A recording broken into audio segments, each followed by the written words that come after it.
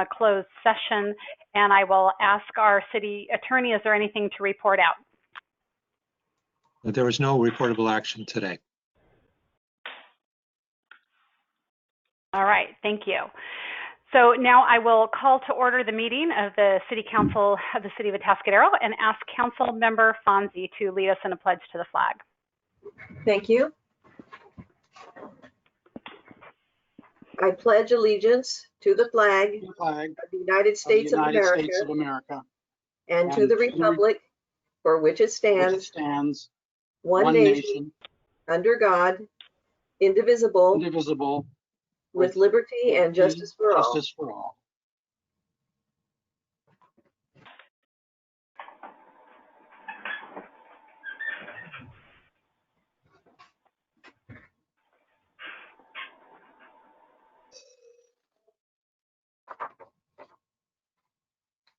You're muted, Madam Mayor.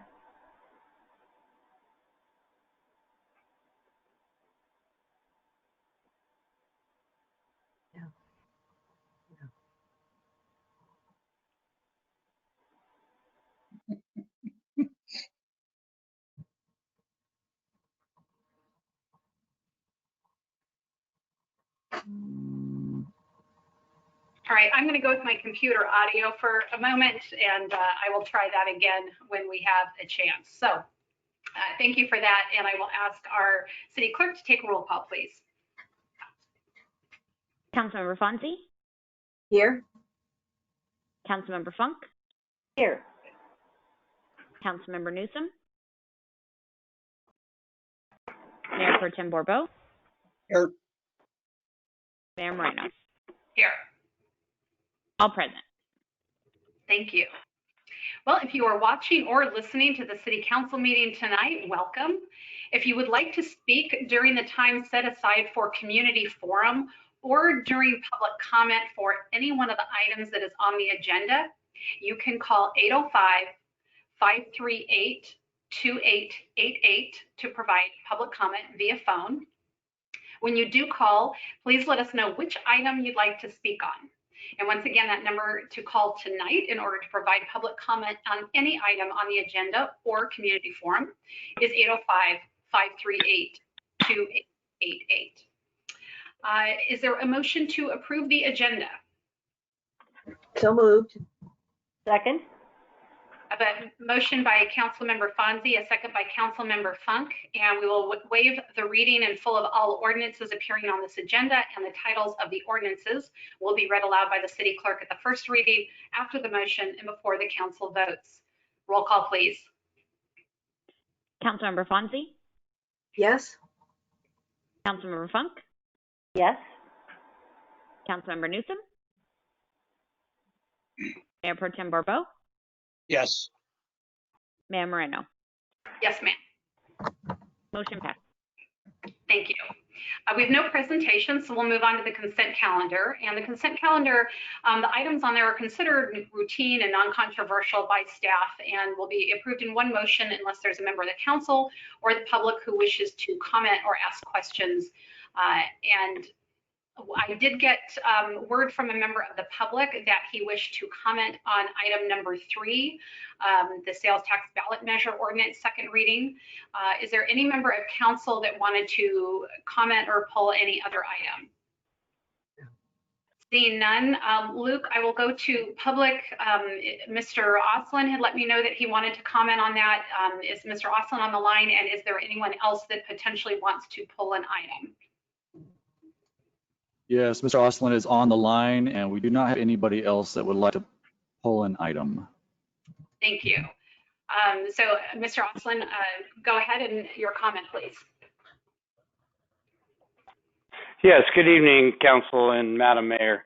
The reason I'm wanting to pull the item for comment on the 1% sales tax increase is as a sponsoring member of this tax increase for the ballot, I wanted to kind of clear the air a little bit because there seems to be some confusion. So my comments are this. We have a very fiscally responsible city. Anybody that believes others should be going to a finance meeting or requesting to look at how things are spent. For the entire county, we are probably the best city when it comes to fiscal responsibility. As we have no money, we're a poor city, and we handle our finances extraordinary. With that being said, the 1% sales tax increase is not partisan by any means whatsoever. It was a unanimous decision by our council, which both houses different views in parties, and you all came together and supported this tax increase, which is a huge thing to state. We need it desperately. There are reasons that I think a lot of the public is forgetting, and that goes back to the establishment of the city of Atascadero and why we became a city, and it became because of response time for emergency services. That was the original reason that we decided to become a city.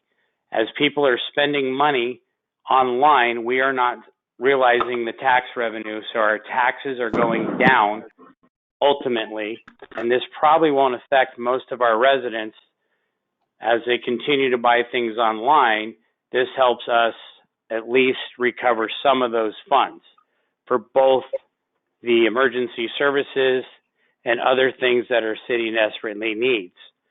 The last comment that I would make to this is, without the passage of the 1% sales tax, and yes, there's no sunset clause, which is probably a good thing, and I'm absolutely normally against any sales tax increase, but this is a direct benefit to the city, and that's where all tax should be, localized and not state and not federal.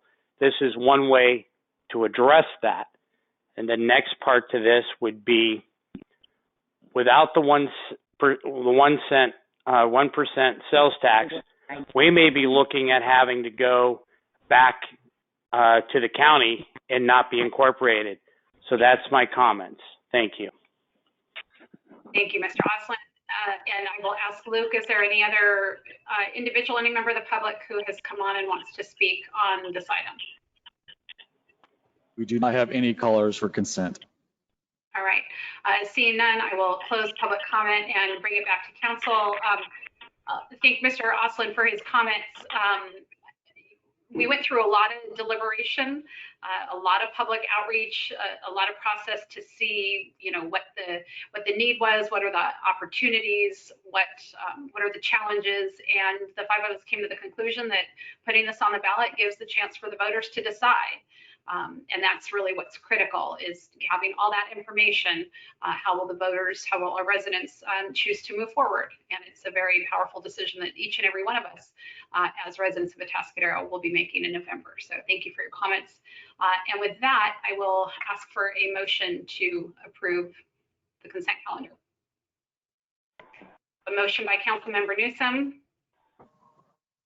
Second by Councilmember Funk. Roll call, please. Can you guys hear me? Yes. Yes. Okay. Sorry. Okay. Councilmember Newsom. Councilmember Funk. Yes. Councilmember Fonzie. Yes. Mayor Pro Tem Borbo. Yes. Mayor Moreno.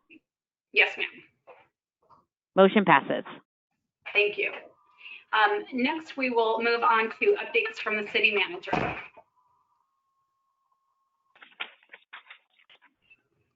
Thank you, Mayor and council members. I have a few short items to report tonight. I want to let you know about some of the things that are going on this summer. Yes, even with COVID, we still have a lot of activities. We are trying to continue to present COVID-safe activities for the community. So wanted to let everybody know about our summer 2020 concert series. They're being presented virtually this year and have been going very well so far with lots of people tuning in. So we're excited about that. They are available live on KPRL 1230 AM radio and on the city's YouTube channel at atascadero.org/YouTube beginning at 6 p.m. Our next concert will be August 22nd featuring Brass Mash. So be sure to tune in and bring this event to your living room or backyard patio to enjoy. And the full lineup and schedule for our Saturday summer market can be found at visitatascadero.com. Another fun activity that we have are drive-in movies in the park. We've had our movies in the park in the Sunken Gardens for a number of years. We now have, instead of that, we have drive-in movies at Paloma Park. So all of the movies are free and reservations are available on a first come, first served basis. We had our first movie last week. It went very well, but unfortunately we had a lot of reservations made for last Saturday, and we sold out. There were a lot of people that wanted to attend but were not able to get in and make a reservation. But a lot of people that had made reservations failed to show up. So that meant that a lot of our community that did want to attend and wanted to be there were unable to because somebody else took their spot. We are asking if anyone has a change of plans to make sure to cancel their reservation online so that space can be freed up for someone else. Our next movie will be this coming Saturday featuring Sonic. Gates open at 7 p.m. and the movies begin at dusk or about 8 to 8:15 p.m. So that's at Paloma Creek Park. You do need reservations. If you made reservations and are unable to attend, please let us know. To make the reservations, log on to my805tix.com to reserve your spot. And Sonic will be playing on August 15th and then onward for August 22nd. And the last virtual event that I want to talk about tonight is Brew at the Zoo. We are actually doing Brew at the Zoo virtually. So we invite everyone to join us for a fun-filled virtual beer festival for our Brew at the Zoo event this year, which will be held on September 26th from 12 to 3 p.m. Participants in the virtual Brew at the Zoo will receive a 14-pack of beer, which will include 13 craft beers and 1 cider, coming from a variety of local artisans, brewers, and delivered directly to your front door no later than September 24th, 2 days in advance. On Friday, September 25th, you'll receive the link to the virtual festival so they can tune in on Saturday, September 26th, beginning at noon to experience the live event, which will be coming to them from the Charles Paddock Zoo. The festival will include behind-the-scene animal tours with our knowledgeable zookeepers. Participants will get to learn about each of the 14 artisan beverages in their pack from each of the brewmasters, and everyone can groove to the tunes of Bear Market Riot and Ricky Montijo. So tickets for the event can be purchased at www.visitatascadero.com. And proceeds will benefit the ongoing conservation and educational efforts at the Charles Paddock Zoo. The cost of our virtual Brew at the Zoo event is only $65, considering you get 13 beers and 1 cider. That's less than $5 per beer, so that's a pretty good deal for some craft beers and a lot of fun. Current ticket holders to our Brew at the Zoo that was supposed to occur in April have various options available to them, including transferring to the virtual Brew at the Zoo or rolling over their tickets to 2021. A reminder, there is no cruising weekend this year. So Cruising Weekend, which we look forward to every year on the 3rd weekend in August, has been postponed until next year. So there's no cruise night, no dancing in the streets, and no car show. It will be back on August 20th and 21st next year in 2021. So we'll have that. So we are still trying to keep as many things going as possible. Obviously, there are some wonderful events that we love during the summer that we are unable to provide. I also wanted to ask Chief Haley if he could talk a little bit about some of our transient issues that we are having. We've all seen an uptick in transients and what we are doing about it and the status of some things. So Chief Haley? Thank you. Good evening, Council. And appreciate the city manager giving us an opportunity to kind of discuss a little bit about what's going on and what we're seeing, some of the complaints that we're getting. By far, I can let you know that this is the #1 complaint that the police department is receiving right now from residents in our community. It's related to transients and transient activity, camping activity, primarily in the area of the Sunken Gardens and surrounding downtown area. There are a couple of things that have led to what we would consider a pretty dramatic increase in the level of activity that you're seeing. One of them is the state going to zero bail. And so, for instance, we have an individual who is in the downtown corridor who has repeatedly brought himself to the attention of law enforcement by his actions and has been a concern to both residents and law enforcement alike. We arrest the individual and have done so on multiple occasions. And because there's zero bail, he's back out immediately and back causing problems. A secondary one has a little bit of a grounding in COVID and the response to COVID. And so we are involved in enforcement and issuing citations to court. Right now, the court date that we are giving on our citations is about 120 days out, sometimes a little bit more. That means that's several months that will go by before the individual who is responsible for the activity that we were addressing will appear before a judge and have the case decided. And so, again, we see kind of repeated patterns of behavior out of one or two individuals doing the same thing over and over again when citations have no effect. And then most dramatically recently has been the fact that the city of Paso Robles is involved in a pretty concerted effort to eliminate some fire danger in their riverbeds. And so they've been going down and cleaning up what seems to be a large number of campsites. I've heard some pretty significant numbers in their area. And as they do that, the natural consequences, some of those individuals are displaced, and we've noticed an increase in the number of individuals coming into our community just in the last couple of weeks, more than likely as a direct result of those efforts. We're also still dealing with many of the issues that we have brought forward to council over the course of the last couple of years.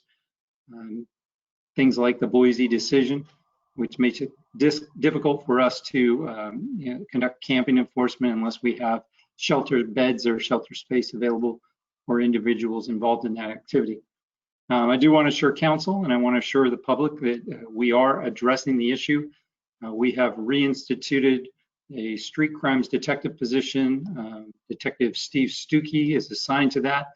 His primary job, his primary function is to operate as kind of a CAT team worker responsible for either enforcement or finding help for individuals who are transient in nature in our community.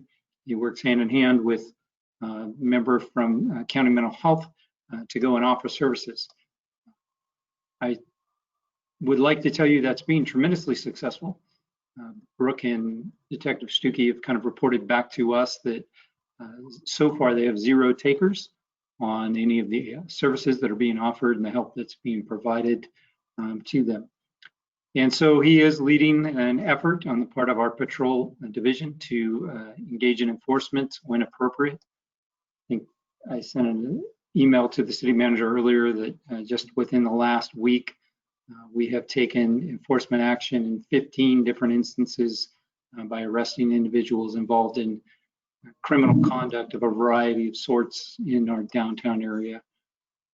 We've also started working with some local groups to help us with some cleanup efforts from some campsites. I know that we've reached out to, or will be reaching out to Kiwanis. We'll be reaching out to CAL FIRE. They have some teams that can assist with some of that potentially. We don't know that they'll be willing to yet, but we're going to try. And we're looking at other ways of trying to make that happen as well. We are a little short-staffed right now in our Public Works division, and so we can't have the burden just fall to them. We need to look for other avenues and other ways to try and affect some of these cleanups, and we'll be doing that. We will continue to try from both sides. We'll try to get individuals help and assistance if they're willing to take it, and we will take strong enforcement action against individuals if they are not.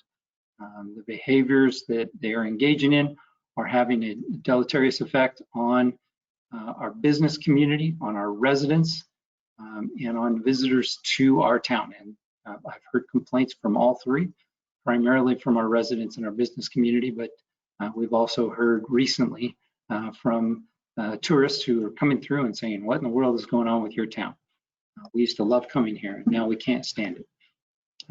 And so we're going to continue proactively working to address those issues, and I'm happy to answer any specific question you might have. Can't hear you. Can't hear you. Thank you. Any questions for the chief? I will start with Councilmember Funk and then Councilmember Fonzie. Yeah, Chief, thank you for that update. I know we're working heavily over the longer period of time in conjunction with Paso Robles, as we did with their application for a HEAP grant to ultimately fund an ongoing shelter building in Paso, but that that has yet to be built.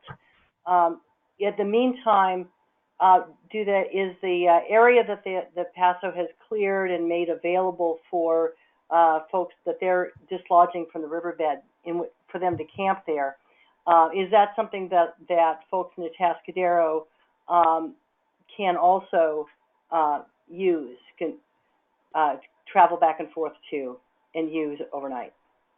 We're trying to confirm that right now. I heard from the city manager today that the city manager of Paso Robles says yes.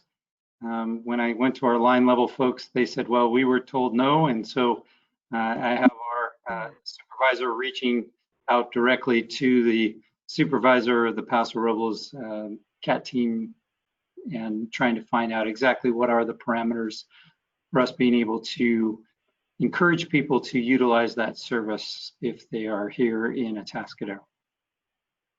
Right, and that would particularly apply to the folks who have been in Paso Robles, have come to Atascadero because their Paso locations have been cleaned out. Yeah, we also have some what's called BSCC funding. It's Bureau of Prison money that was allocated to departments, some of which is specifically allocated to homelessness and homelessness issues. We're being creative. We've even looked at, if they're willing to go up there and take part in that, we'll potentially use BSCC funding to buy a sleeping bag or a tent for somebody and give them a ride up there if they want. We'll be as creative as possible in trying to offer that service. Again, people have to be willing to take what is offered. And oftentimes within this population group, we find that despite our best, most humanitarian efforts, they remain staunchly unwilling to participate in those things. My last word today is that there is space available at that campsite. Well, if you just counted the numbers of people that were in the riverbed and the number of spaces that are available, it should be packed to the brim and there should be a waiting list. And yet that's not the case. And so being humanitarian is great, but you have to encounter people who are willing to take that kind of support and help. And oftentimes people within this population group are not. Right, but if residents here can be accommodated at the Paso campsite for those who are basically in encampments now, does that put us in a position that you mentioned the Boise decision in court, which is basically says that you can't enforce, the city can't enforce camping restrictions on local public property unless people have some other place to go.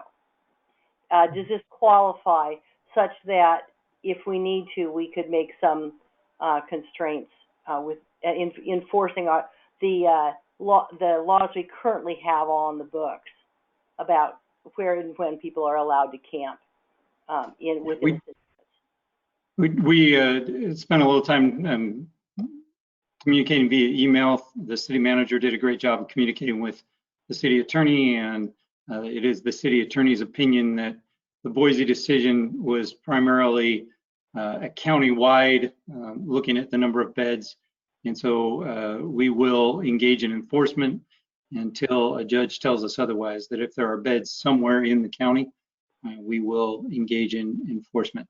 Again, we're confirming that those beds are available and open to us, and as long as they are, we will begin to enforce camping violation laws as long as we have people unwilling to use that service. Okay. And I would note that it's not just that they're theoretically available somewhere, but that we also are working to make it possible for people to be there and be at least sheltered at that site with something to keep them safe and warm. Absolutely. Okay, thank you. Councilmember Fonzie? Yes, thank you. Chief, thank you for your information tonight. I have had several emails from those who have seen someone that was putting up a tent in the Sunken Gardens recently. I actually happened to be down there at that time and saw the police officer come and talk to him, but he did not put it back down. He just yelled at them. And the concern is that can we tell them there's places in San Luis Obispo or Paso Robles or wherever it may be, and then they will have to take them down, or they still have the option of taking a nap during the day and taking it down and not sleeping there overnight? I guess it would depend on our definition of camping here. Yeah, so in another email, I'm asking that very specific question of our city attorney, and we'll give him an opportunity to respond. Also spoken with Nick DeBar about this issue. We are of the opinion that setting up a tent is akin to putting out tarps and other things in our grass, and it will kill it. And so we will take proactive measures to keep that from happening because of the likely damage to the grass and other, park amenities as a result of that. We have taken the tent down, or a tent down, on multiple occasions now. I myself was involved in taking one down. So we have not been shy about it, but we are trying to follow the constraints of the law and be very judicious in how we handle it so that we don't get the city sued. Thank you. And I have a question also for the city manager, that I know that Paso Robles has set up an area where they have actually paved it with asphalt and then put up a, 8 or 10 foot chain link fence and have armed security there. And I can understand why the homeless are not too anxious to go there, that to leave the nice, cool, shaded riverbed and go up onto the asphalt when it's 100 degrees outside seems like complying, in my opinion, with the letter of the law to provide a place for them to go, but perhaps not the spirit. Is there some way that we can talk to Paso Robles about this? Or is there any recourse or conversation that we can have, because this is a regional problem, not just a Paso Robles problem? Yes, absolutely. I have reached out to the Paso Robles city manager, and he has offered both to have the mayor, myself, perhaps one other council member meet with his mayor and another council member and talk about it, because it is a regional problem, particularly here in the North County, where the transients are very mobile between the different areas. He has also offered to give tours of the area. I have not seen the facility that they are providing, but I have certainly read about some of the concerns, how, whether they're really armed guards and some of that, I would love to see for myself, and they have offered that. So. Thank you.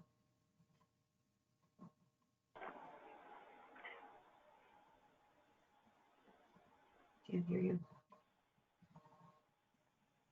You're muted.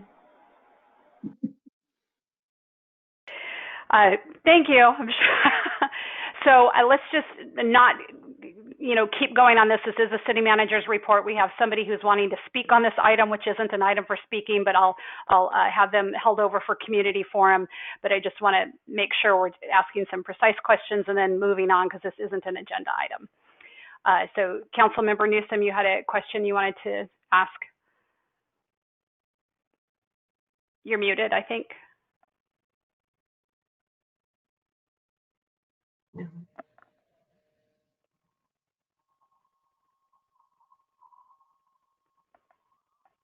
Says I'm unmuted. There you are. There you are. Now we can hear you. The computer thing came on and said you're unmuted. Anyways, I guess my question is what can we tell the citizens of Atascadero that are concerned with the tents? I too have been down in Sunken Garden and seen the tents on City Hall steps. What are you encouraging them to do? Is there a way for them to feel like they can voice their concerns directly to the police department? What do you recommend for us to guide them to? Yeah, I do recommend that they, call the police department, voice the concern to us. It helps us to have a record of complaints for activity. Then when we go into court after having taken some enforcement action and we go before a judge, it's not just a bunch of rogue cops out there doing something that, the community didn't want. We're actually following up on and responding to specific complaints from members of the community of Atascadero. And so I do ask each person to make that call. If they see something and they don't like it, make that call to the non-emergency line of the police department. Make sure that they voice those concerns so that we have a record of that. Now, there may be sometimes when we're not able to take specific enforcement action. For one thing, we could take another enforcement action. For instance, somebody was setting up a tent and we didn't have any bed space available, we may not be able to enforce camping laws, but I can enforce littering laws and smoking laws and other things. And so that's part of what our folks have been doing.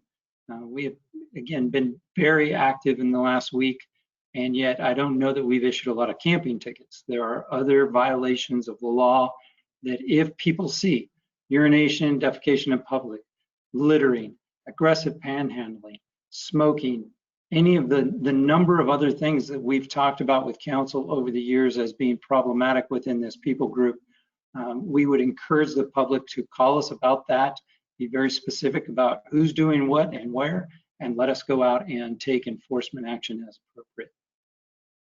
Thank you. I know it's as frustrating for you as it is for everyone else, so thank you for all that you do. Thank you. And Mayor Pro Tem. Yeah, I'll save several questions for Chief or the city manager offline, but I'm curious, Chief, about essentially the zero bail, zero consequence scenario you described. I read something today that that's no longer a statewide thing, but that's now, up to the court in each county, and that our court system is the one that's using that. So my question is there any criteria, that'll has to be met before that might change? Because if I understand you correctly, when you say arrest, I assume you're not even taking them down just to have them turn around released. You're effectively just citing them. Is that what's happening now? No, we engage in both. We've taken a number of people into physical arrest. There are instances where we can assign bail, and the courts have assigned bail. Usually that's going to be reserved for violent felony offenses. Most of the individuals that we're talking about have not engaged in violent felony offenses. There are other things, narcotics related and other types of violations that we're dealing with. And so, yes, we are sometimes citing people out, and we are sometimes arresting them, putting them in handcuffs and driving them down to the jail. But for lower level offenses, right now, we're finding that the courts are releasing them. Thank you. Thank you, Chief. Thank you to you and your entire department. Thank you to Public Works. I know this is citywide. You're sort of the face of it, but a lot of impact throughout the city. So thank you and thanks, staff. Rochelle, a quick comment or question for you regarding the movies in the park. Because I'm thinking, they're all sold out, and I'm wondering, some people probably just went on and said, oh, I'm going to reserve a spot, and they don't maybe necessarily think about they're taking a spot from someone else if they decide not to go. So do we have a mechanism by which, on Friday, they can have an email that says, please confirm, require that they confirm their reservation, something that, kind of tries to do that and then notifies people on a waiting list? Or is that a little too complicated for what we have going on right now? No, we are looking at all of that. We are contacting everybody that has reserved a ticket, asking them to confirm. We are looking at instituting a policy that other places have instituted successfully, which is if you reserve a spot and do not show and do not cancel in a timely manner, you are prohibited from reserving a spot for a certain period of time in the future, so that there is some consequence to not letting us know. We are also adding some extra reservations, knowing that some people will cancel late, but we are really trying to get people to cancel and reaching out to make sure that they do. So if somebody just, we'll call it, say, flaked, right, doesn't show up, and they've made, reservations for the next 3, can those be canceled then?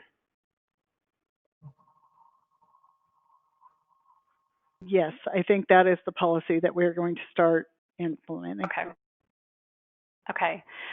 Thank you. And thank you.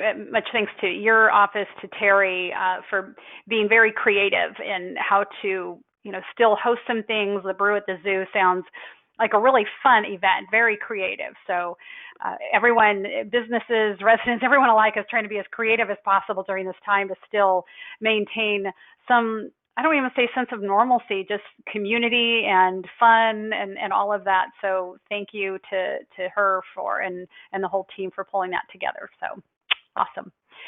All right. And anybody, I think, who had kind of raised their hand during the update, please, we're going on to community forum right now. So we'd love to have you speak on that if you wish at community forum.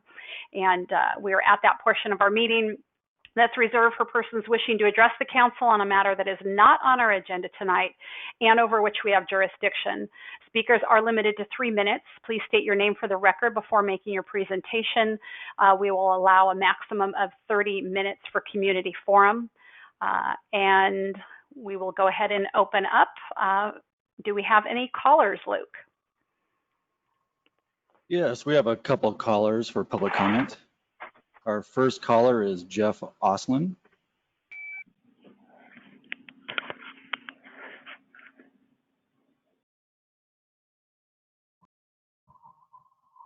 Good evening, Mr. Oslin.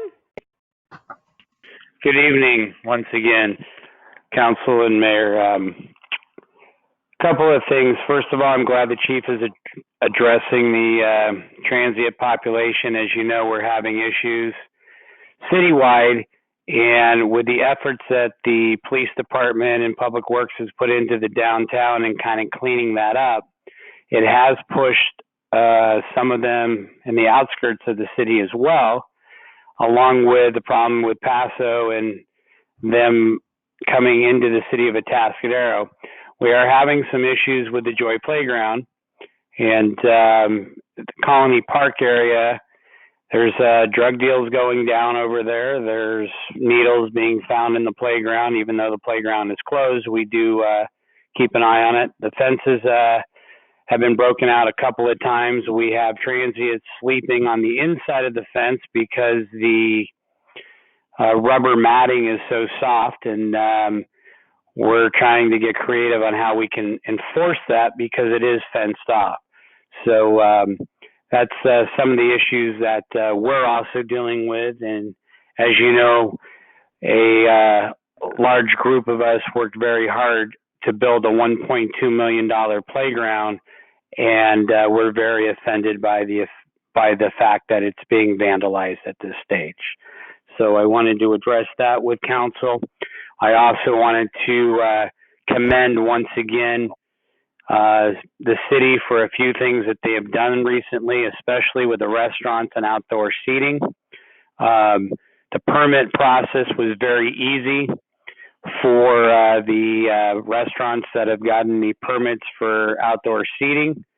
And we, I believe, are the only city that did not charge for this service. I commend the city for doing this fee-free and being so diligent and flexible to help our restaurant community and the community development office, when they made mistakes, corrected things right away. And I want to once again thank Phil and his team for being so positive there. Thank you.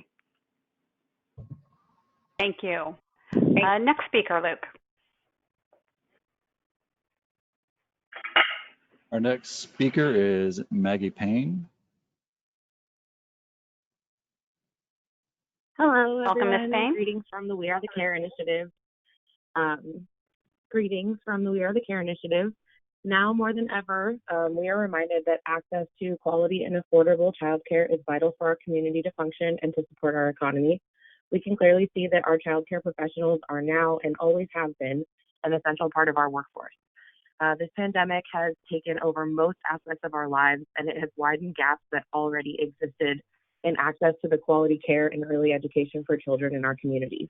Awareness of racial and socioeconomic inequity and privilege has recently been brought to the forefront of our society, and these issues unfortunately also impact childcare.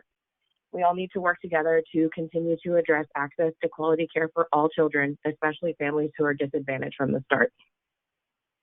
When we last spoke to you all, we asked that you support early childhood and childcare by identifying a member of this council to serve as a childcare liaison.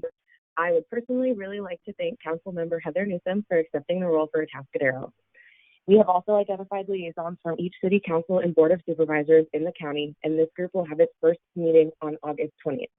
We're really looking forward to building our regional partnership and hope that we're able to come together to find a solution to the childcare crisis that is really being impacted in our community.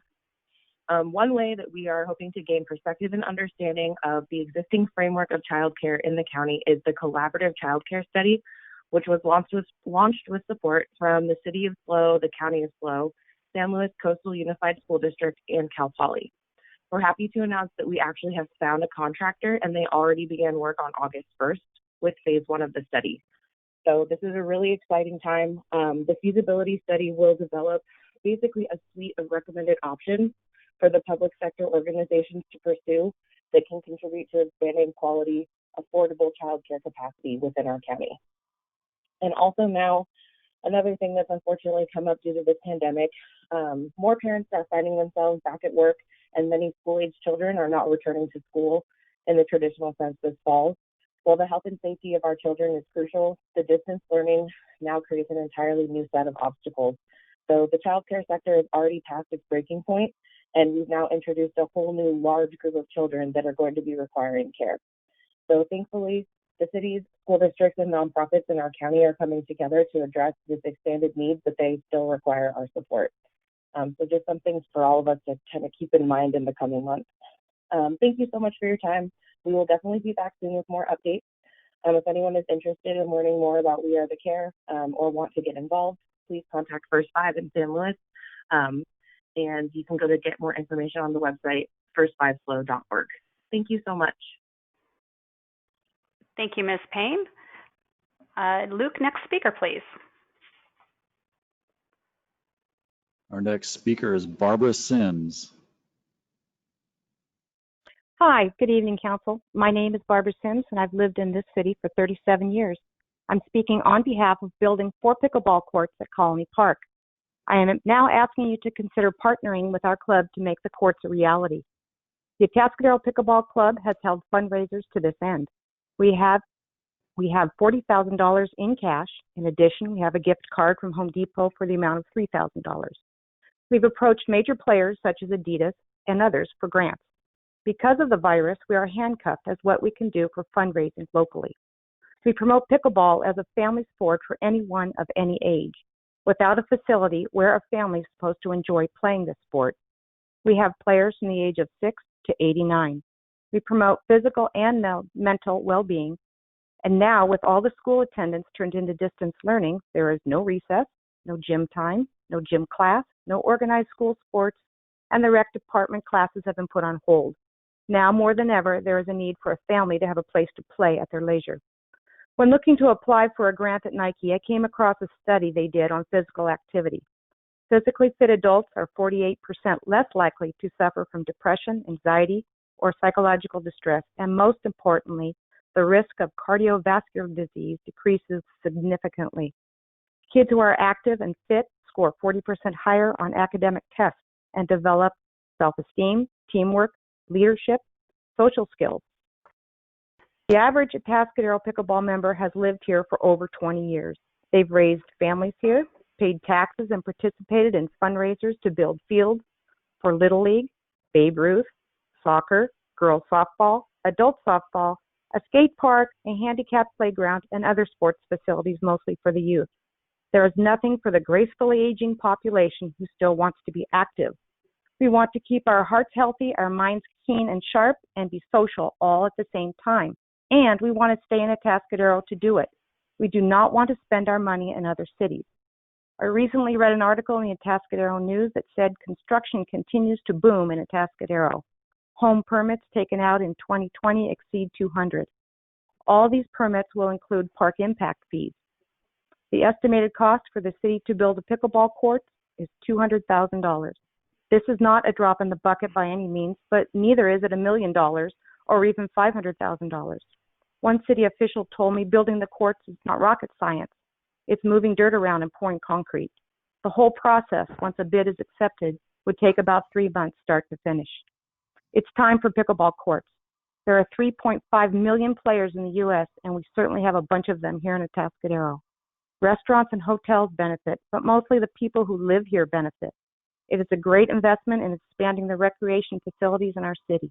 The council unanimously voted on December 10 to change the master plan to incorporate permanent pickleball courts at Colony Park.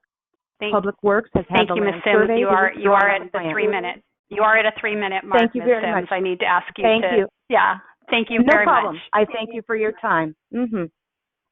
Sure thing. Luke, do we have someone else wishing to speak? And I know, I think a Mr. Davidson was wanting to say something on the city manager's report. And so if he's there and would like to speak here, we would love to hear from him. Our next caller is Haley Penny. Hi, my name's Haley Penny. I'm a lifelong resident of Atascadero.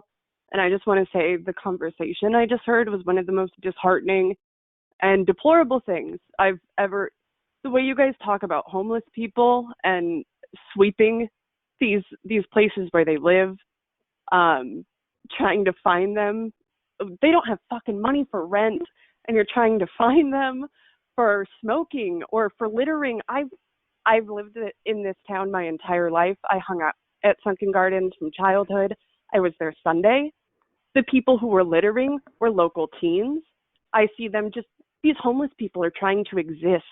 They're merely trying to exist. We're in the middle of a pandemic. You're trying to put them in jail. They're here, they're in these areas because they're well lit. They go to parks because they're well lit. They go to downtowns because they're well lit. They feel safe there. Homeless women are more likely to get assaulted and raped. This is a problem that we have created. Have you seen how high our rent is? I lived in the Bordeaux for 13 years. It is now $1,200 for a 2-bedroom apartment. Minimum wage is $10. How do you think people can survive? And now you're trying to sweep people from the one place they feel safe because you don't like the aesthetics of dead grass. It's absolutely deplorable. I am so upset. I am so upset at this entire council, and I am so upset at Officer Haley for these callous remarks. You guys, I hope you have nightmares. I swear, this is terrible.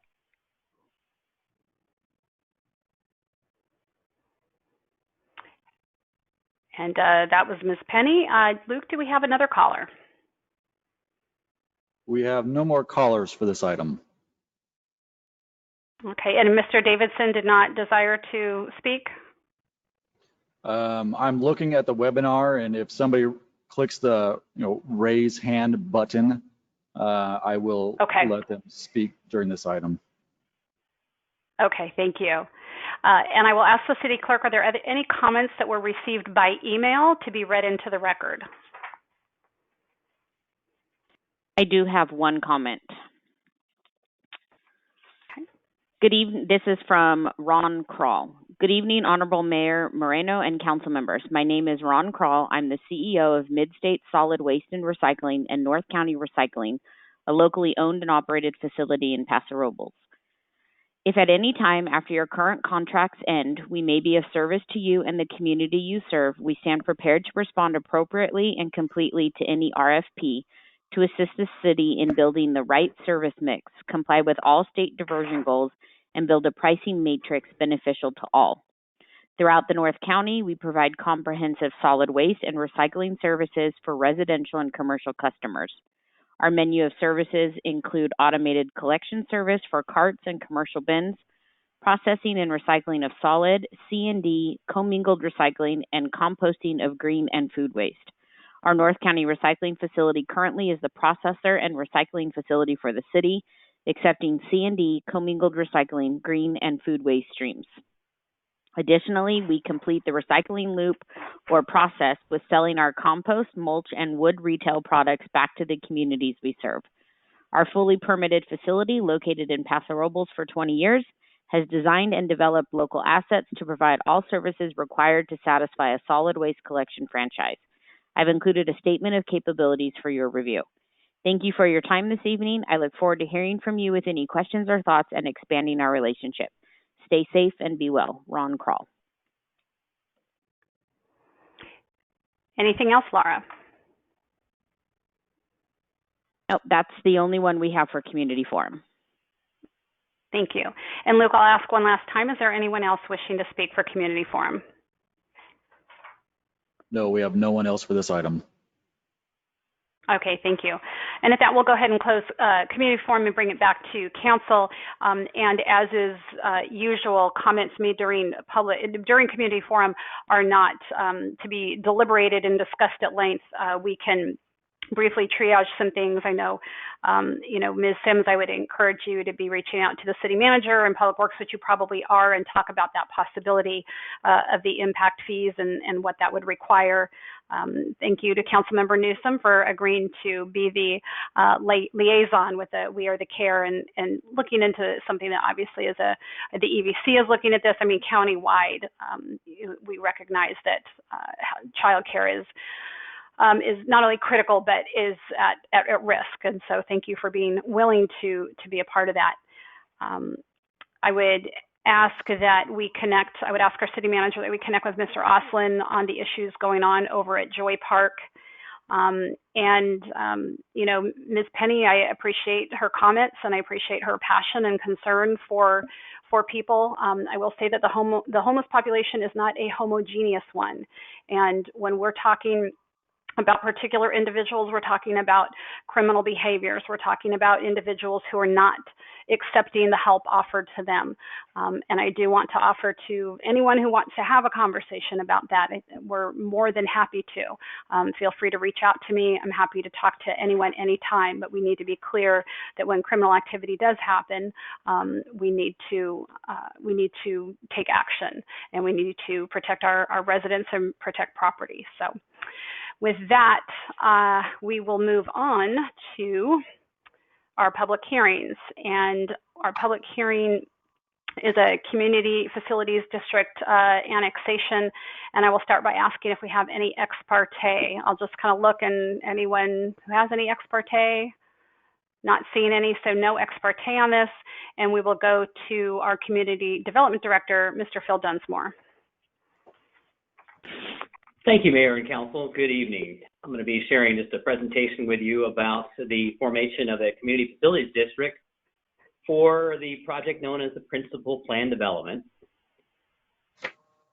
And that's the primarily residential project that is across the street from the Miners Hardware store. Let me just get this running up here. Here we go. All right, just want to verify you're able to see my screen there. Yes. Excellent. All right. Okay. Well, just a little background on the CFDs, what they are themselves, as we call them, Community Facilities District. The original one was established in 2005, May of 2005. And in general, the state allows for the formation of these districts to provide a financial mechanism for new development, new properties that will need services. And in these particular cases, these projects were actually given conditions of approval to be fiscally neutral. And this means of annexing them into the community facilities district is that methodology of trying to maintain that fiscal neutrality. Just a little quick background on this particular project. It hasn't been built yet. It's behind the Quickie Car Wash, south end of El Camino Real, just north of Santa Rosa, and it's known as the principal project. There is a total of 52 units in the project. 46 of them would be eligible for the community facilities district. There are there's 6 units in here that are affordable, and the affordable ones are actually exempt from the CFD. So you might remember back on June 23rd, we did bring this to you with the intent to annex this into the CFD. That also was a discussion of the establishment of the annexation boundary, and of course we set the date for tonight's particular hearing, which is the actual action and the vote on that annexation boundary.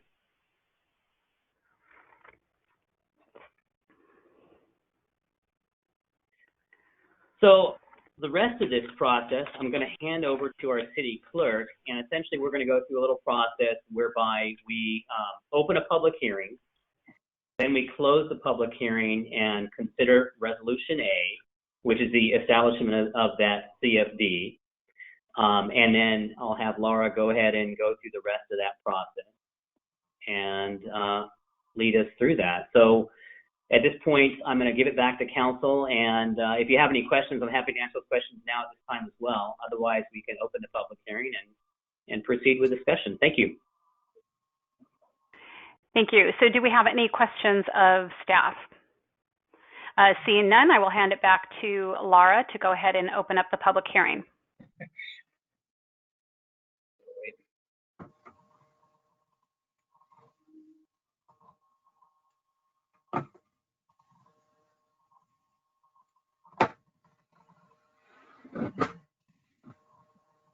Laura, are you there?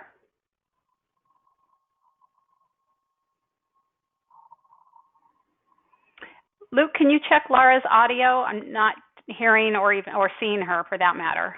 I'm good. I'm here. Let me put my webcam on. Okay, thank you. Can you see me? There we go. Yes. So what we're going to do is, once we're done with this part, we will,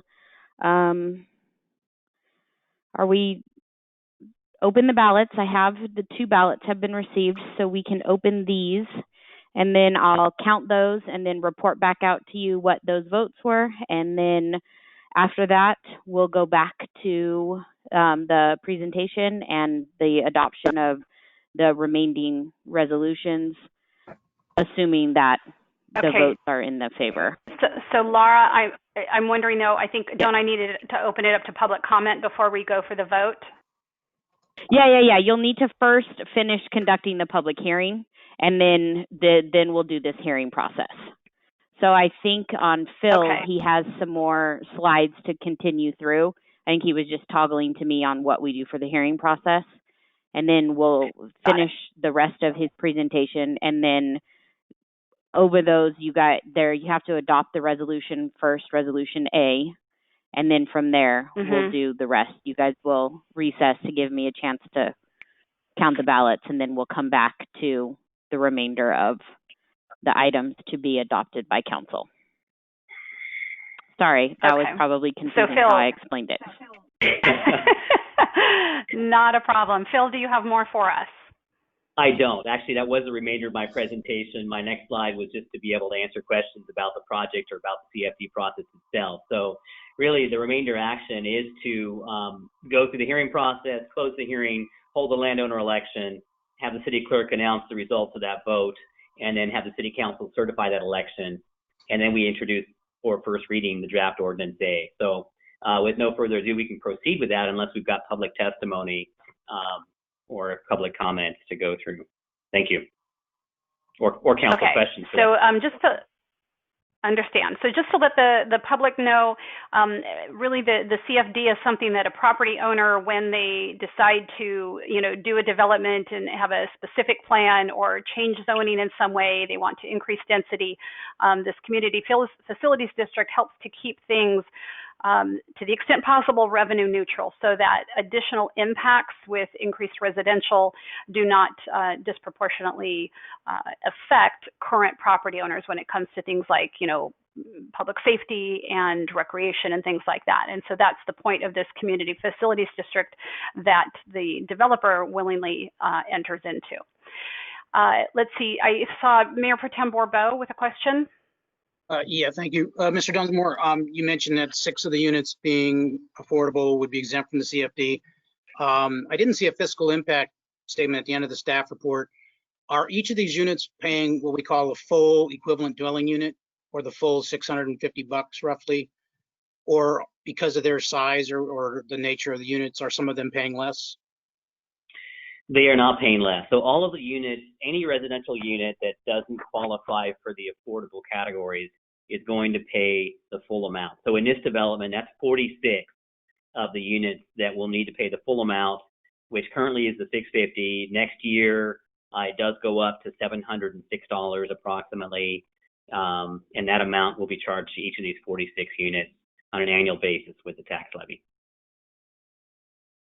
Thank you. I must be mixing the EDU thing up. I thought there were certain cases where apartments paid less, but I guess that's on assessment districts. Correct. All right, thank you. Thank you. Any other questions from council? Seeing none, we'll go ahead and open up public comment. Are there any members of the public on the phone wishing to speak on this item, Luke? We have no call-in members. Rochelle Rickard wanted me to mention that if you are in the webinar and would like to comment without calling into the public line, you can click the raise hand button. It's a little button on the toolbar that pops up with the software, the GoToWebinar software. You can click that during public comment, and I'll announce your name, and then I'll allow you to speak through the webinar if you'd like to give that a shot instead of calling in. But right at this moment, we have no callers and nobody in the webinar wishing to speak. Thank you. And do we have any emails, comments that were received?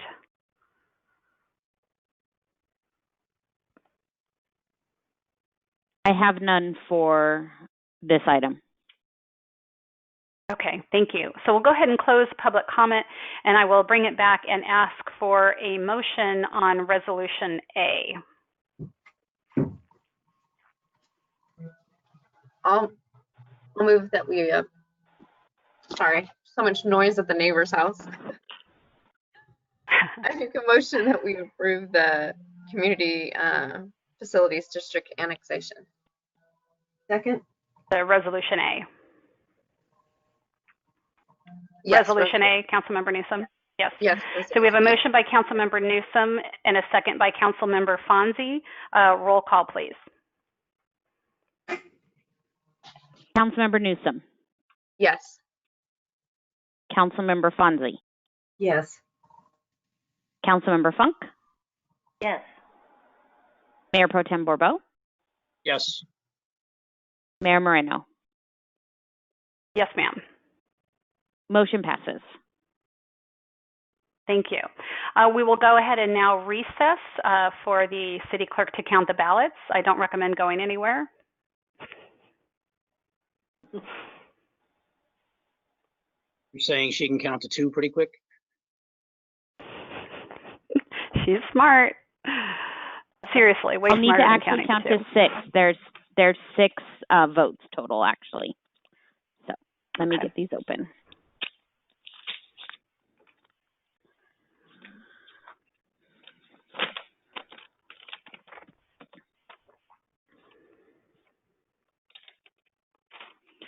Okay, a total of 6 votes were received, and all votes were yes, so it passes. Wonderful. So I will now go ahead and ask for a motion to approve the ordinance. So move. I'll second. Okay, was that a move by Fonzie? Yes. And a move by Funk? Okay, thank you. If I'm not looking at the right square, so motion by Councilmember Funk, second by Mayor Pro Tem Bourbeau, and now the city clerk will read the title of the ordinance.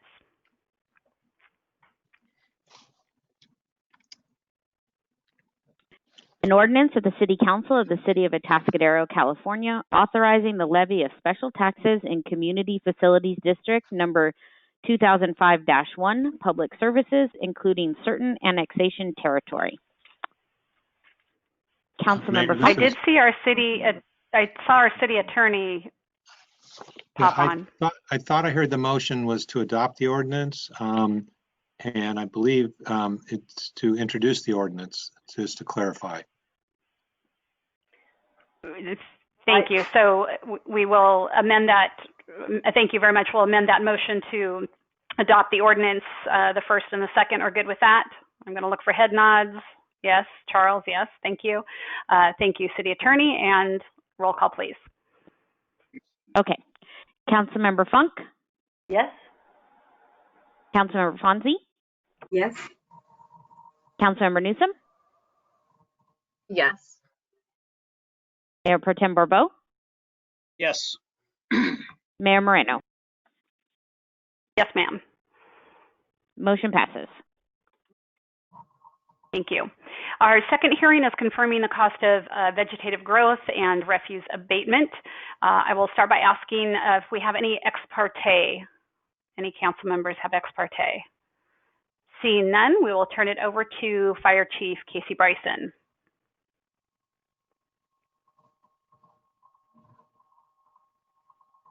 Good evening, Mayor and Council. Can you all hear me tonight?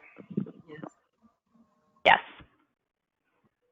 Okay, and are you able to see my screen? Yes. Yes. Okay, perfect, thank you. Okay, so tonight I have a draft resolution to confirm the cost of vegetative growth and or refuse abatement for you tonight. This is our last official weed abatement task of the season. Just a little bit of background here. In April, City Council adopted a resolution declaring that vegetative growth is a nuisance. We then went on to inspect over 11,000 parcels in April of 2020, and we mailed out 4,795 notices in April, which is up a little bit from 2019. And those notices instruct people to go ahead and cut their properties, with the deadline being of June 1st, 2020. Here's a short history of parcels cut over the last few years. I do want to make a quick note that is in the staff report that when this presentation was made last year in 2019, we had only 15 properties had been abated, and then an additional 4 were cut after the deadline and are included in this 2020-2021 submission. So that increases 4. If you look at last year's presentation, that would have said 15, and now it says 19. I do have one amendment to the Exhibit A also tonight. It's up here on the screen. When submitting the data to the tax assessor, we were advised that one parcel, it's APN Chief? Up there on the screen, 031. Chief, we're only seeing your very front slide. We're not seeing anything else. Oh, okay. Hang on just a moment.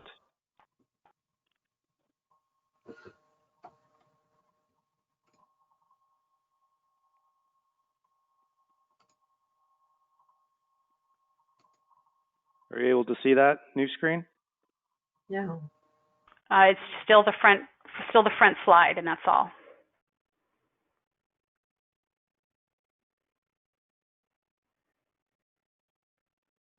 Okay, give me just one moment here. Sure.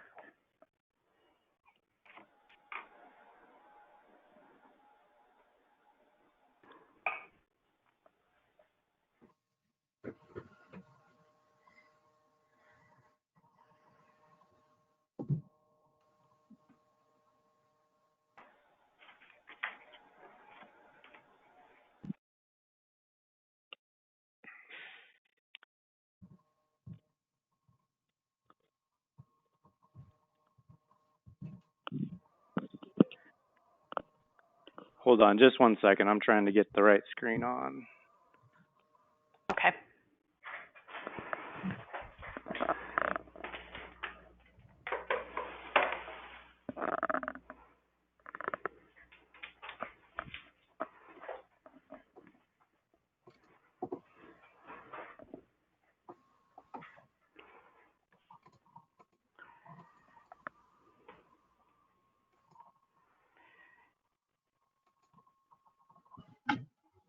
Are you able to see that new screen? No, still not. Is it maybe something that you could easily talk us through that's in the staff report and give enough direction that the public kind of knows what we're looking at? Or do we need to wait and put this after our next item and come back to it?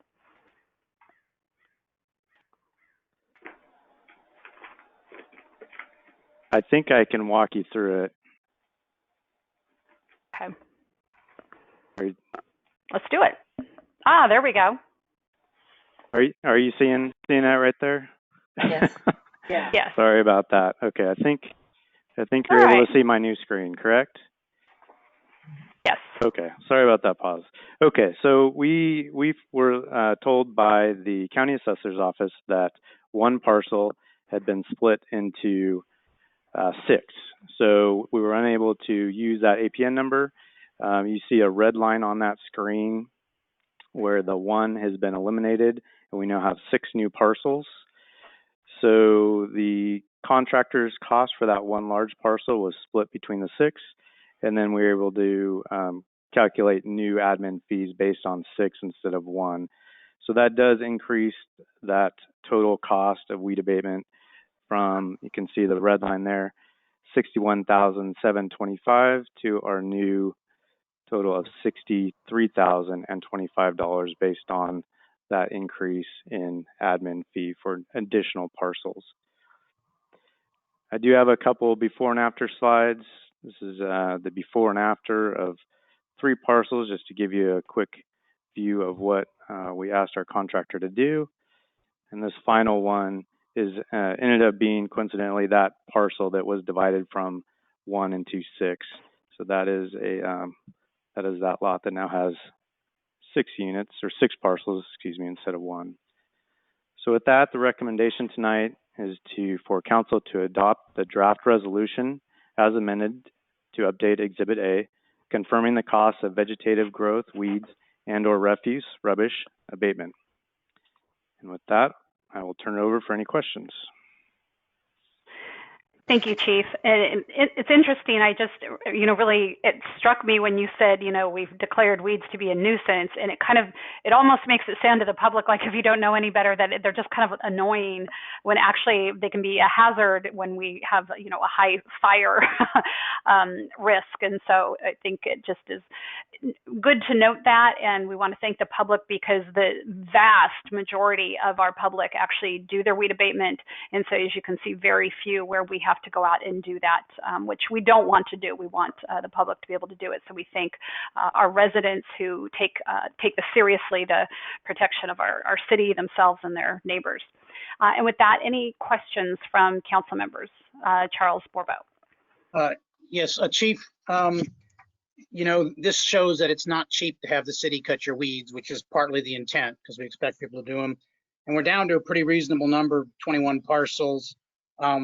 For $61,000, and no one, well, 2 parcels on this list got away at less than $1,000, but several of them are paying $3,000 to, in effect, have the city take care of their weed abatement. What I'm wondering is, when people get that on their property tax bill, I imagine a couple of them might be surprised, even though they shouldn't be, because they got ample notice.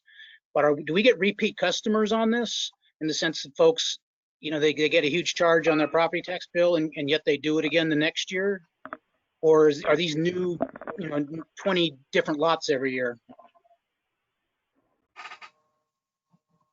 Yeah, that's a great question. And I think there are a handful of repeat customers, but not many. Most of them are new, maybe new to town, newly purchased one of these lots, or they're purchasing and then subdividing, that sort of thing, is in the case with this last one. But if we have someone that we continue to have over and over, we do talk to them, make contact, and work with them, and make sure they don't stay on our list of repeat customer year after year.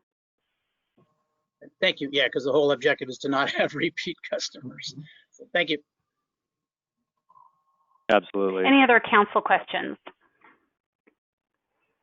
Seeing none, I will go ahead and open it up to public comment. And just in case you're wanting to call in and don't have that number at hand, it is 805-538-2888, 805-538-2888.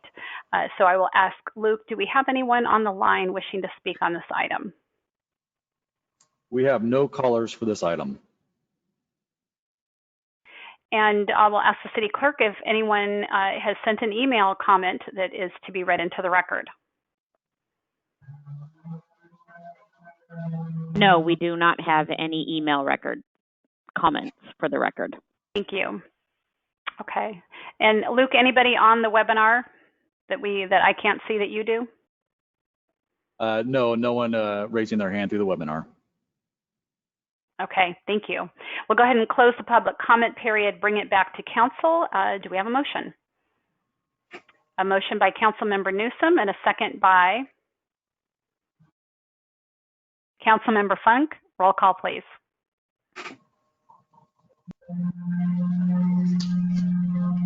Councilmember Newsom. Sorry, my neighbor's doing tree abatement. Councilmember Funk. Yes.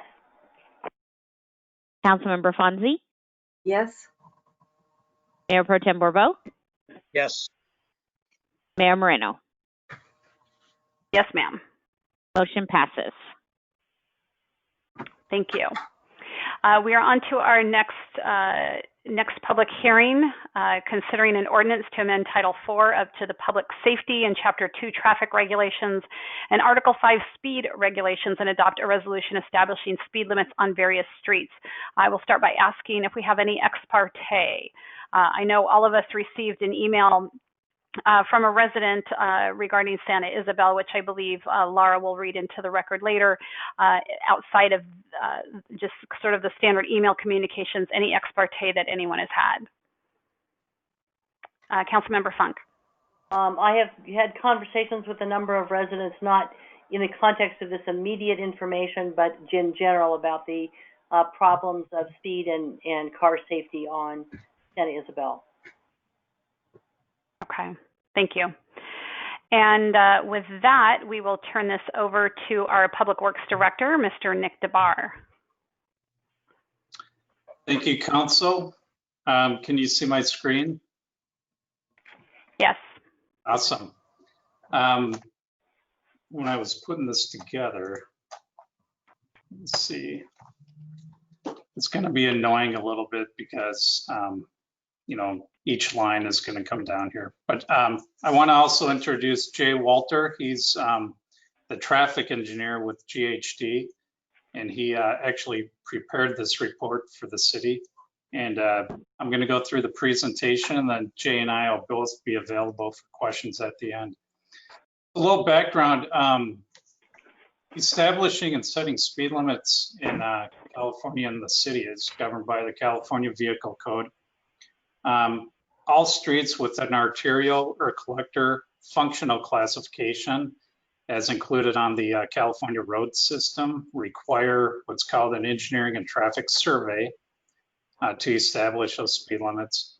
What we call ENTS are valid for 5 years, but also can be extended to 7, and then another 3 years to 10 years by the city engineer if certain conditions apply. So our last full speed zone survey was completed in 2010. So we were able to extend it out for 10 years because there were a lot of conditions that just really didn't change in town. So this survey is really, ENTS is a survey of highway and traffic conditions that really consider the prevailing speeds and driver behavior. It also incorporates collision records and other conditions not really readily available to the drivers. You're going to see in the report this 85th percentile speed. Just a quick definition, it's that speed at which at or below which 85% of the sample speeds were observed. So basically, most drivers are conscientious drivers. It kind of assumes like 85% of them are going to be traveling a street section in a conscientious manner at a speed in which they can react to a kid running out in front or a basketball rolling out in front of the street. There's also this 10 mile per hour pace speed, and this is the range, 10 mile per hour range that contains the greatest number of the recorded vehicles. So also, California Manual on Uniform Traffic Control Devices apply to setting speed limits. There's certain factors that apply that allow these speed limits to be able to drop down 5 miles per hour. These aren't stacked, so if you have more than one of these, it doesn't mean you get to drop it down 10 miles per hour or 15 miles per hour. It's just if any of these apply, you get to drop it down 5 miles per hour. And this is something that Jay and his team put together and evaluated in the individual ENTSs. So again, considers residential, business density, road characteristics, where that critical speed, if you hear that, that's the 85th percentile speed. And that's usually rounded to the nearest 5 miles per hour.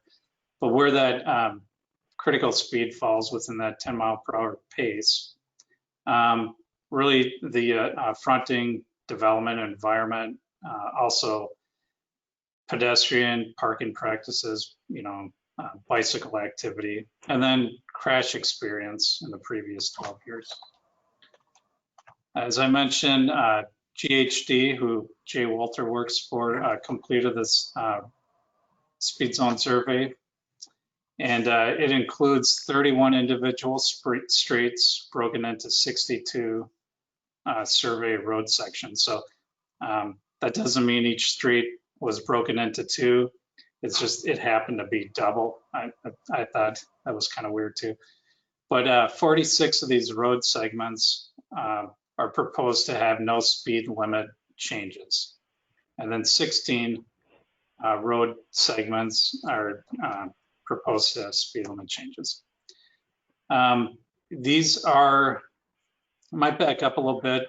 We added quite a few sections into the speed zone survey that were not part of the 2010. And, there was a question I was asked earlier today or yesterday by the city manager that asked, how did you pick these streets? So basically we included all the streets that were part of the 2005 and 2010 speed surveys. And then we added all the roadways that are listed as a functional classification of arterials and collectors on the California road system. And then there are 4 road segments that are actually considered local on that California road segment. That were 3 of which were included in those previous speed surveys, and which would be Venado,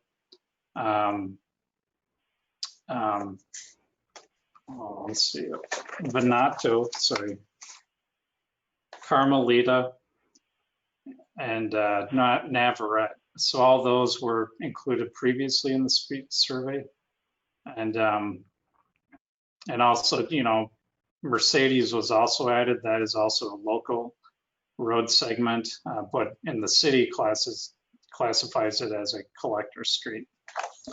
On your screen here, table 1, these show the road segments that have no speed limit change. And these are from the previous 2010 speed survey.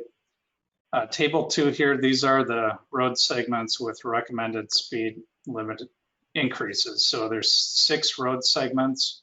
Atascadero Avenue has 2 segments from Highway 41 to Santa Rosa Road. It's currently 35 miles per hour. It's recommended to increase to 40. El Camino from Rosario Avenue to Highway 41. This is going to be also our next item that the council will talk about, the the downtown El Camino infrastructure enhancement project. Currently is 25, it's proposed to be 30. Santa Isabel from Highway 41 to Kerberal is currently 25. The recommended speed limit would be 30. Del Rio Road from Potrero to San Anselmo, 30 to 35, and then Sycamore from Capistrano to Kerberal is recommended to be 40 to 45. This table I'm happy to talk about because we're actually talking about decreasing speed limits on 10 segments of road. So Atascadero Avenue, which is funny because 2 segments increase, but this will be consistent with the speed limit that'll be on 41 to Santa Rosa, but 50 to 40 Kerberal actually is going to be decreasing. Currently it's 35 from Highway 41 to El Camino. That would be decreased to 30. And then Kerberal from El Camino to Sycamore would go from 40 to 30. So that's really a good consistent speed limit through that corridor. Currently it's 25 miles per hour by Walgreens for maybe about a quarter mile. So that would actually go back to 30. At 25 miles per hour is not really enforceable. I don't like to say that out loud, but currently it's not, but this will be enforceable after we're done. El Camino, again, 15 and 16, decreasing. This is on the north end of town and then north of downtown. Portola from 41 to Atascadero would decrease 35 to 30. San Gabriel Road, 45 to 35, so that's a 10 mile per hour drop. Santa Lucia from Ardea to Portola, this is a section of road that we just repaved last year, 40 to 35, which was kind of surprising because usually when you repave a road, it goes up. But and I might add to all these speed survey that they weren't taken during the coronavirus months. These were actually done last fall and September, the majority of them. Vio Camino along Portola Road there would drop 10 miles per hour, and then Santa Lucia Road past Portola 5 miles per hour. These are road segments not previously surveyed in the 2010, so there's quite a few of them, and it's in the report, and we have individual engineering and traffic surveys for each of these. And again, all these, with exception of those local roads I mentioned earlier, are all part of the California roadway system. These are the results for all the road segments, the 62 road segments. In the resolution that's attached to this, the staff report, it has the table. There was one typo I want to just point out for road segment number 24. It's listed as Portola from Del Rio to Traffic Way. That should be Potrero from Del Rio to Traffic Way. So it's just a typo that we'll want to make sure it gets changed with that resolution. Speed regulation ordinance. So we do have that covered in the city code under Title 4, Chapter 2, Article 5. It's a very short code article. It was actually established when right after the city incorporated by Ordinance 34 in 1980, and then amended by Ordinance 40 in 1981.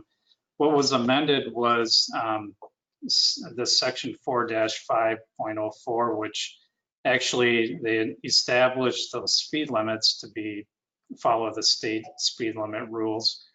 And then that last section was added after they had done probably some speed surveys. And so previously we had in 1981, the city adopted those speed limits on certain roads by ordinance, and then since that time we've been adopting them by resolution. So some of those road segments in the code do not match up with the speed limits that have been done with previous speed surveys. So what staff is recommending with this ordinance amending that speed regulation article is to delete that entire section that has the specific speed limits in there. And those will be adopted by resolution going forward. So there's not a conflict. And then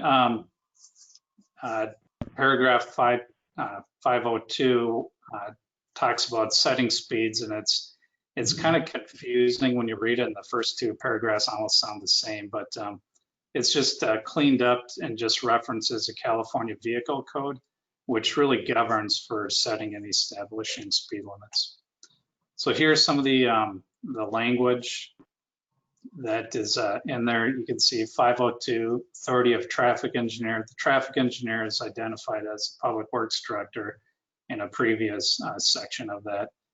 And really just eliminating paragraphs A, B, and C, and just replacing that with prima facie speed limits shall be determined by the traffic engineer pursuant to provisions set forth in the California Vehicle Code. And then that D would just become B, which just says those will be established and become effective when appropriate signs are set up. And then this section here is 504, which I mentioned has actual speed limits for various roadways in town. So as I mentioned, eliminating this paragraph will there won't be competing speed limits with this traffic survey and future ones. Some of the fiscal impact with this item, there's 16 road segments with revised speed limits. So we're estimating 32 signs that need to be replaced at $75 a sign. I know these signs are very expensive. I'm always flabbergasted how much they cost. 34 road segments that do not have, these are those other roads that were not in previous studies that we're assuming will put one sign each direction, so 68 signs and posts at $100 per location. And that totals up to $8,000 for the material cost. And then installation will be performed by city staff and going out there.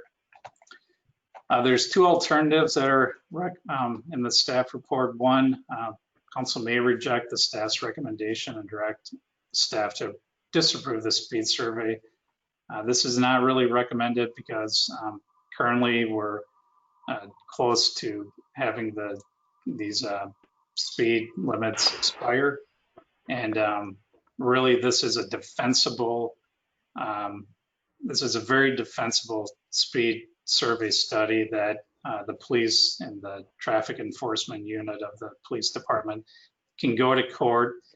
And often the judge will ask, okay, well, I want to see the engineering and traffic survey on this section of road. So they can produce that, no questions, and it's very defensible. And you can imagine how many court cases in California have been decided on for how do you set speeds and what's defensible and protecting everybody really. And then another alternative is council could reject our staff's recommendations and direct us to restudy certain road segments and return at a later date with those particular ones. So you could pull out, some of those road segments that are proposed, and maybe you want us to, say, Grays Creek, that's an increase from 35 to 40. That doesn't seem really quite right. We want you to look at it again. The thing is, it might come back, the same or higher. You know what I mean? Especially now with, no school in session and everything else. That's kind of a risk you run as well.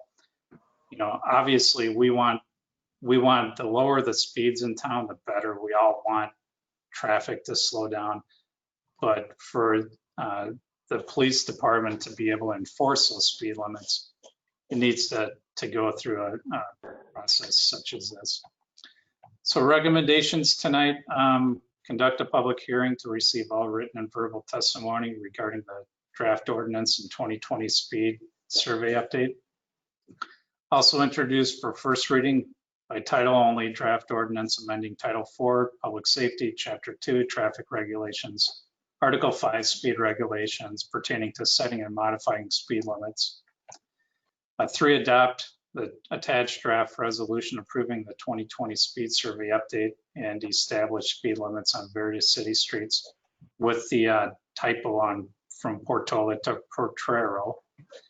And then authorize the Director of Administrative Services to appropriate $8,000 in general funds to replace revised and new speed limit signs.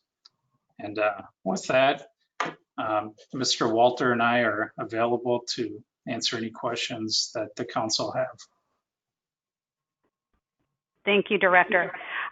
Just to let the public know, we all have more than 400 pages in this item number that we've looked at. So I want you to know that there is yes, Councilmember Funk's holding that up. There is a significant amount of backup and information. It's not like we've got 3 pages here that we flipped through and said, hey, looks good.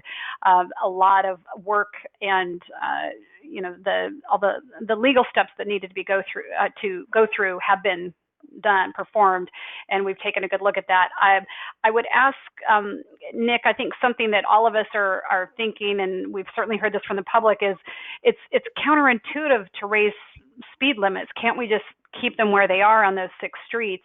And you alluded to it, but I'd like it if you could really explain, like, what is the risk if we don't increase those speed limits? What happens? Sure. So if these 6 streets, you don't increase them, you keep them as is. The risk is that if the police department were to enforce those speed limits, it's not defensible in court. And Gerald might want to weigh in this, the police chief might want to also weigh in on this as well. I doubt he would probably want his officers to be spending their time and writing tickets on roads that they can't win in court. So that is really the major thing that could happen. Okay. So thank you, because I think that's, again, just sort of counterintuitive. Did I hear someone? That was me. I was just going to say too, if we get calls on any of these road segments about speeding cars, it's going to be difficult to address those concerned citizens, knowing that we don't have a current, recommended speed limit that's based on an engineering and traffic survey. Okay, thank you. I've seen a couple of hands, so let me start with Councilmember Fonzie, then we'll go to Councilmember Funk. Thank you. And this is a question for Jay Walter. Thank you for coming to our meeting tonight on Zoom. I had a question regarding the criteria that was put forth for changing the speed limit. And if I'm correct, one of them was parking practices and bicycle pedestrian activity. Is that right? Yes, that's correct. Okay. So if that is the criteria, I have one street that really stands out in my mind as needing that applied in perhaps a slightly different way than it is being implied in this study. And that would be Santa Ysabel. That they don't consider the density of the housing that's in that area. That is not one of the criterias, but the density is very high on this street. It's a multifamily residential. There's many apartments. It's a walking way for kids going to the middle school, which is also on Lewis Avenue, the other leg of Santa Ysabel, a straight shot. And there are not always any sidewalks. This is a prime area for buses to drop off and pick up kids, including special ed kids and preschool kids going to EOC schools and others. And you may not have hit it when you were doing your traffic study, but this is an area that's extremely busy. Not just the speeds of the cars, but the speeds of the children, the density of the children, and the play time after school, going to the library, going downtown. It's just a little bit different than any of the other streets in our study. And so I'm wondering if we could look at this from the bicycle pedestrian activity criteria and perhaps bring that speed limit down, or is that not possible? Well, let me start by talking about the way that the the person who goes out and actually measures the speeds, he's supposed to be looking for a time of day which has relatively free-flowing traffic. So he wouldn't be out there when if there was a morning commute time or an afternoon commute time where traffic is very congested, because generally you wouldn't get a good representation of the speeds for people who would be using the roadway under free-flowing conditions. So it's a little harder to take into consideration pedestrians that are going to school when you're trying to measure the critical speed on a particular segment. Generally, speed limits in and around schools and on routes to school are handled with a 25 mile per hour. That's a state speed limit that's set within certain areas of a school and on certain routes to school. So the thought is that the speeds would be lower then, excuse me, because then you would have people who would be walking to and from school, and motorists would be need to be more aware of them. So I'm not sure if I answered the question properly, but it's the way that the criteria is set up to measure the speeds. It's typically not done when you have lots of school children going to and from school. How do we get that criteria changed at the state level? Because it would break my heart to see a child hit on that street, and I can see that coming, particularly if we're raising the speed limit. It's a really busy street with kids. Well, the criteria for establishing the speed limits has been in place for many, many years.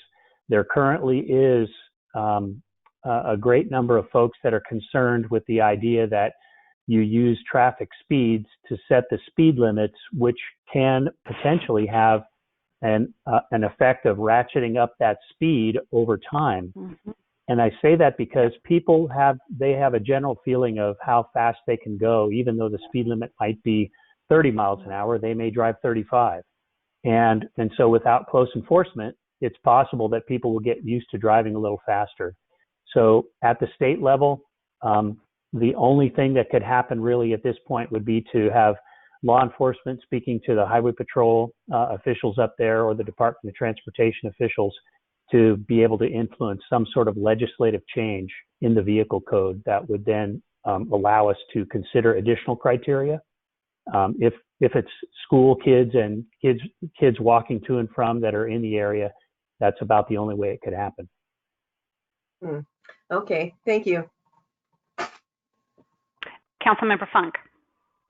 Yes, following up on Councilmember Fonzie's questions about Santa Isabel, is that requirement the relatively that be measured in relatively free-flowing traffic? Is that a regular requirement or a statutory requirement?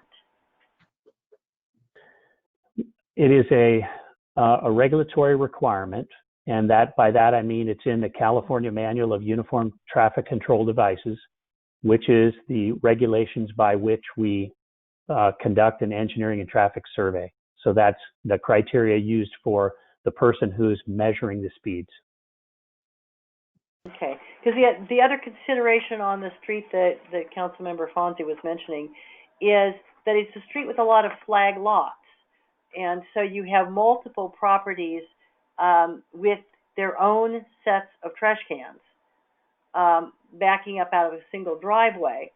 And when on trash day, you have major challenges of people moving around and parking on that street as well, and moving in unusual ways to try to manage around all the trash cans, which creates additional hazards that and makes speed all the scarier and more difficult.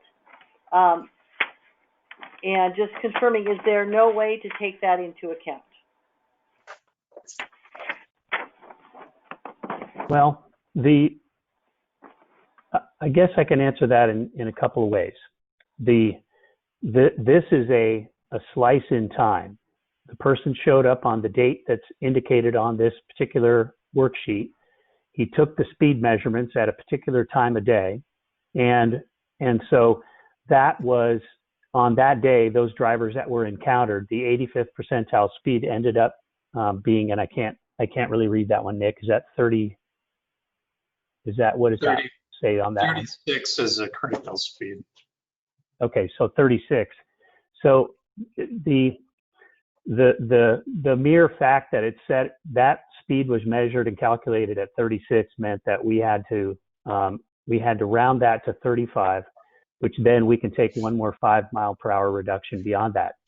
Had that speed measured come back at 32, then we would have been able to round that down to 30, and then we could have taken another 5-mile-per-hour reduction down to 25. So the nature of the drivers on that particular day created the situation for this measurement.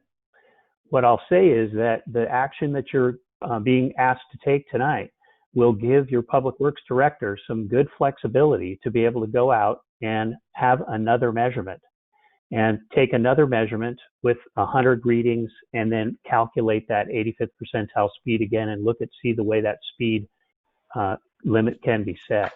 So this method that Nick is proposing gives the city the maximum flexibility in terms of being able to, well, you know what, we want to go out and we want to take that speed survey again, but we want to take it at a different time.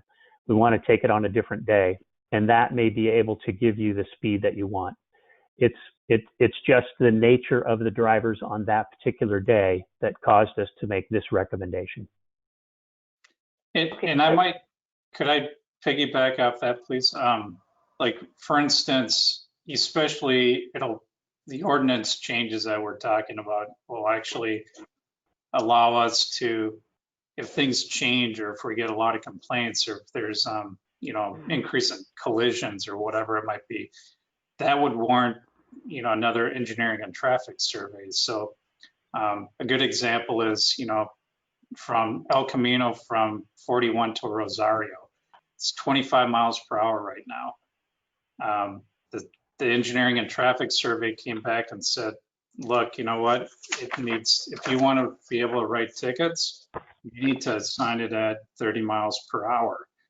And, the 85th percentile on that section of road was 35 miles per hour. So, you're still being able to reduce it 5 miles per hour. But if we do that infrastructure enhancement project, so now all of a sudden you substantially change that, that doesn't mean it has to stay 30. What happened is we could order another engineering and traffic survey and then see where that comes back at. It would definitely drop, probably be 20 or 25.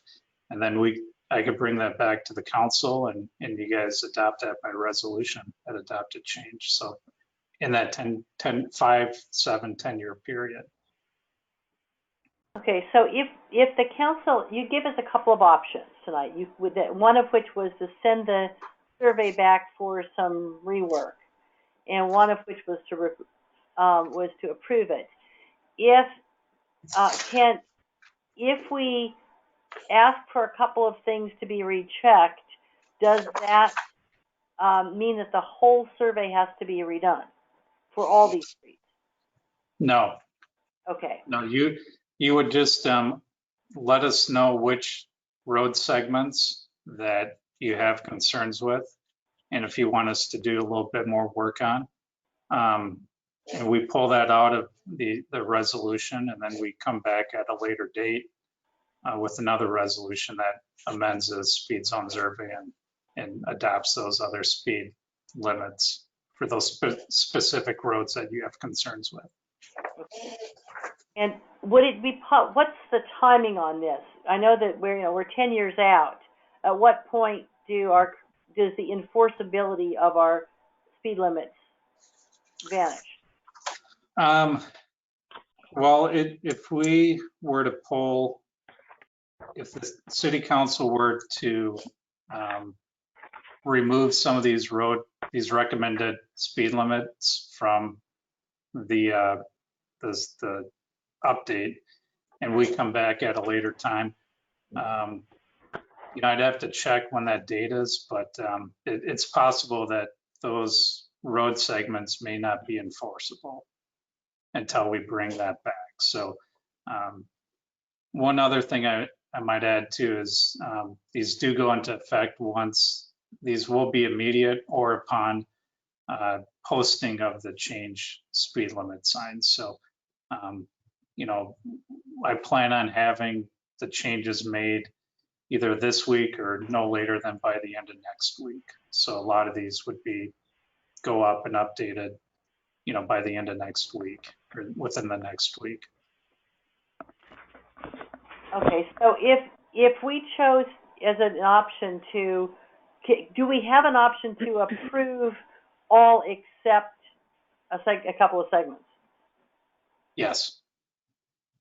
And does that create significant problems on your end with management or enforceability, or significant costs if maybe a couple of segments have to be resurveyed? Not on my end.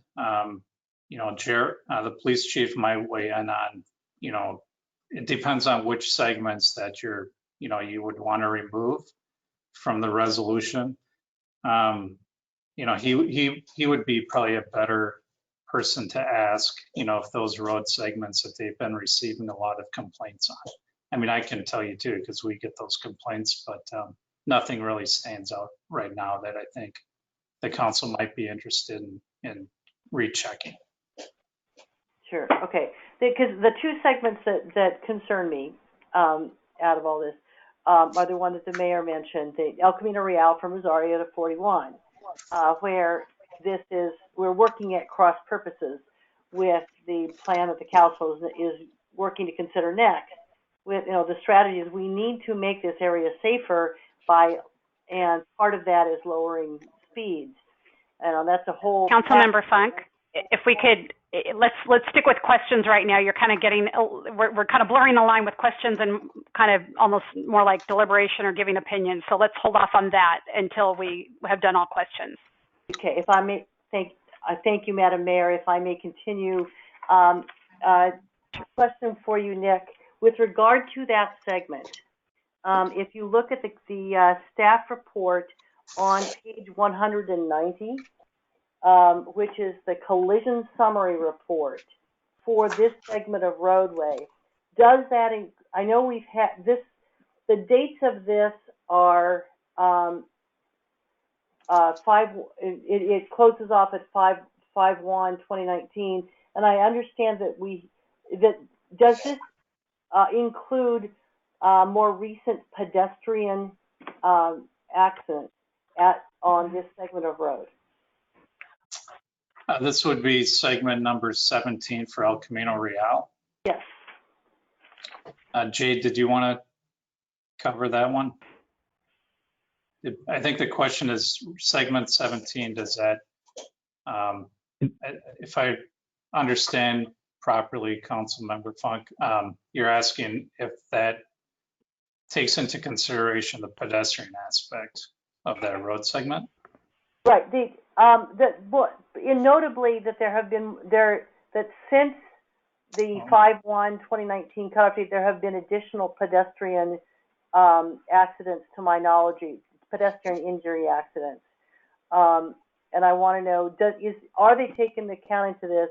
And if not, could that information be used to cause a reconsideration of the speed limit increase on segment 17 in the road? Yeah, I'll answer that. So the collision data that we received from the city and then basically confirmed with the state was up to May of 2019. So it's possible that we did not get anything that was more recent than that. But one of the factors in this particular case, if I remember right, was that we had a higher than average collision rate, which is noted on this worksheet, which was one of the reasons where we were able to take that 5 mph reduction. So we did, based on collisions before that date, then it was still more than what is considered the average rate. And so that means that that was a factor that we could use. So an additional pedestrian collision in between that time or more recently then probably wouldn't have changed this, because we still were able to take that 5-mile-per-hour reduction. And again, in this case, that critical speed was 35 miles per hour. So that's the speed of the traffic on El Camino during that particular day at that particular time.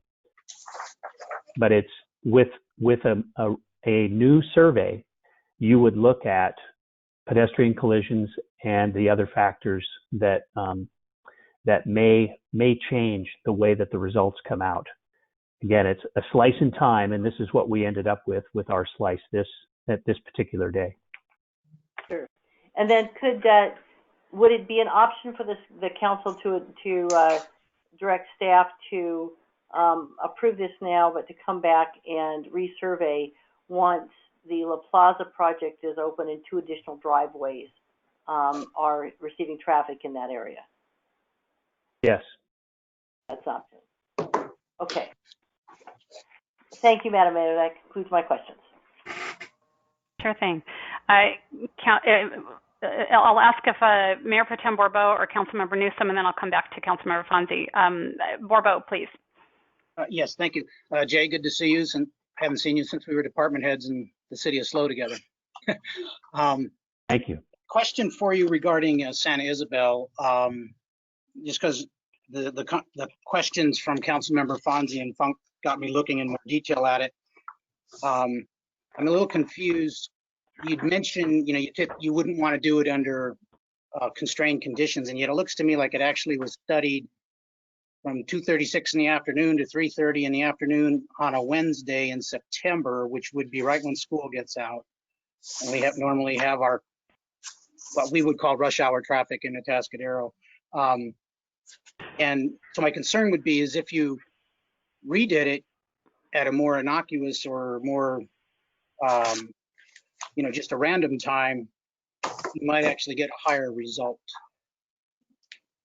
But I thought you'd indicated we typically don't do the studies during, special circumstance situations like rush hour, or in this case, school's out, that kind of thing. That's right, and that's the instructions that are given to the guy with the speed survey gun as he goes out and about on the various segments. That's made clear to him that we don't want the surveys done during rush hour for either school or commute time. And so this one looks like it was right on the edge of when there would have been school traffic on that street. And so, because I think you were trying to caution everybody that you do it again, you can get a higher result. I mean, just as much as you could get a lower result. That's correct. Okay. And then, and it's just a technical thing, because I was looking at each of the 3 different worksheets, which is why there's 400 pages total on this thing. This was done basically within a 1-hour window, and yet the last table down in the page 494, it shows 24-hour traffic counts. How did we get 24-hour traffic counts if they were only observed for 1 hour of the day? So a second portion of the project that we performed was the traffic counts, which they're basically cameras that are set up, and they record traffic going by them for a 24-hour period. Okay, thank you. So that's different than the guy with the radar speed gun that is actually measuring the speed of traffic as it goes by their position. Gotcha. Okay, and then I see that it says the 85th percentile speed was 34 miles an hour, but then somewhere we were saying it was 36, or maybe it's a different technical term. But even at 34, you have to round up to the nearest 5 or down to the nearest 5, right? You got to go to the nearest 5. And then we took the 5 off. Yes, that's correct. You go to the nearest 5, and then you begin determining what your reduction is from there. Okay. And last question for you: what would happen on any given segment of road if you just had a horrible accident history? I don't mean just higher than average, but you were having consistent and constant. How how many accidents would you have to have where you would consider there's special circumstances and this has, you know, just needs to have a lower speed limit? Well, simply as it relates to the speed zone survey and the criteria for that, a higher than average collision rate gives you the ability to consider reducing that speed by that extra 5 miles per hour. So I'd hate to say it this way, but there is no worst case that gives me an ability to reduce it even further because there are so many collisions. In my mind, that's really where the city would need to make a very determined effort with some other type of traffic controls or physical controls on that roadway that would change the nature of it so that the collisions weren't occurring. So if you had 3, 4, 5 times the average, you would need to take some other either enforcement or physical action to change the situation. Yes, I think that's where it's much more serious than just slightly more than an average rate. Which there's an advantage to. That's the wrong thing to say. There's an advantage to having collisions. There's not, but it's a fact of the roadways that allow the city to take that extra reduction when there are collisions that occur. Okay. All right. Thank you. And Mr. DeBar, in general, one of the things that struck me about the staff report is we're adding a whole bunch of signs on roads that previously haven't had posted speed limits. And you know, we've been a city for 40 years. Why? I mean, it seems like a significant change. Why over the last 40 years, you know, 10 years ago, 20 years ago, 30 years ago, when we did these things, did we make a policy decision to not, as a city, to not post speed limits on some of these major segments? Like I think of Graves Creek over here, which is, you know, pretty significant collector and you know, it has no speed limit, but now you're going to put one on. But was there a policy choice not to do that? Or is this something we just never got around to and now's a good time to do it? You know, I can't necessarily answer that question because it could be a number of different factors. You know, it could be that maybe former councils decided, you know what, let's not put that speed limit there. There's no issue out there. The police, nobody's complaining, things like that. Graves Creek actually has a speed limit on it right now. It's 35 miles per hour.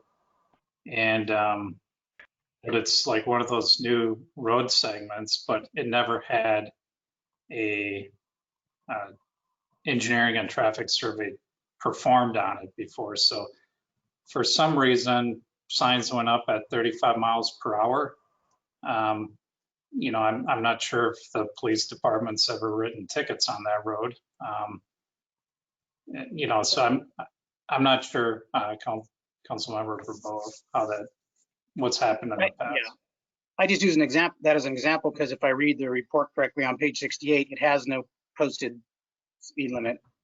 And that kind of goes to my next question, which perhaps might be a Chief Haley question, which I'd asked, and the city manager sent us all an email, but to be honest, I didn't understand the answer directly. What happens on all of the smaller segments of road or farther out segments of road that in some cases might be pretty long, like, you know, way out Santa Cruz or, you know, Balboa or whatever, that have no posting at all? Is there a practical speed limit or is it just a basic California don't drive faster than is safe, you know, rule? Because as everybody knows, we have a lot of very curvy roads with blind corners or blind curves, etc. You know, that would argue the safe speed is pretty low, but there's no posting. And I'm wondering what that does to the police department's ability, especially if neighbors do complain that, you know, hey, there's this, you know, person that constantly races up and down the road or twice a day or what. I can address that maybe real briefly. There are 2 speed limit sections in California code. One of them is the prima facie speed that says 55, unless otherwise set, 55 is the maximum speed limit. There's another section that says you can't go faster than is safe for the conditions.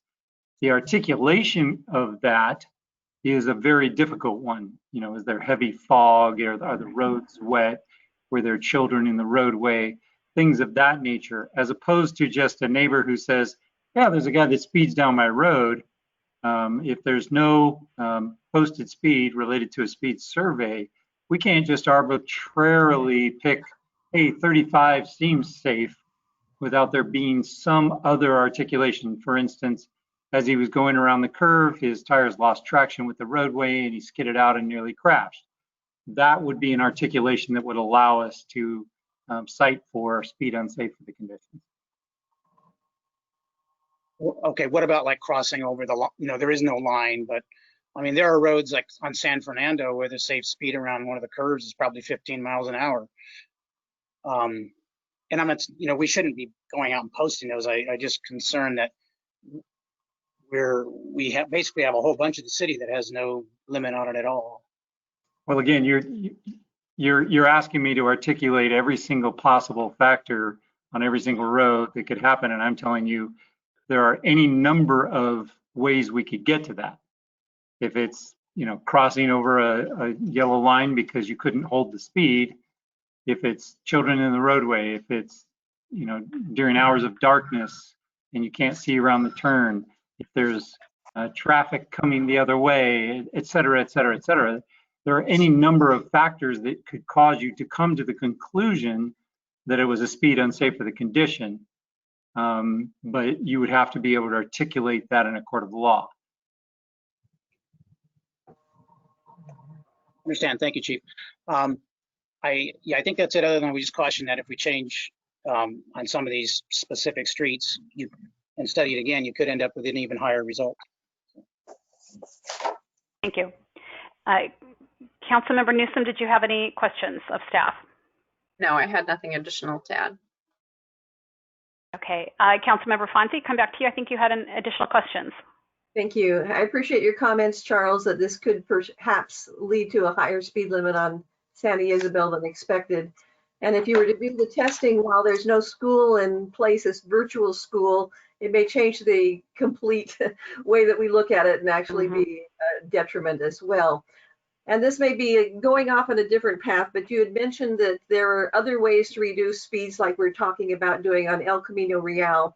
And I'm wondering if Santa Isabel would perhaps qualify for one of these safe routes to school or safe routes home. I can't remember quite the name for it, but along San Gabriel Road, all the way from Highway 41 to San Gabriel School, they did some changes to the road with sidewalks and striping and so forth to make this a safer place for kids.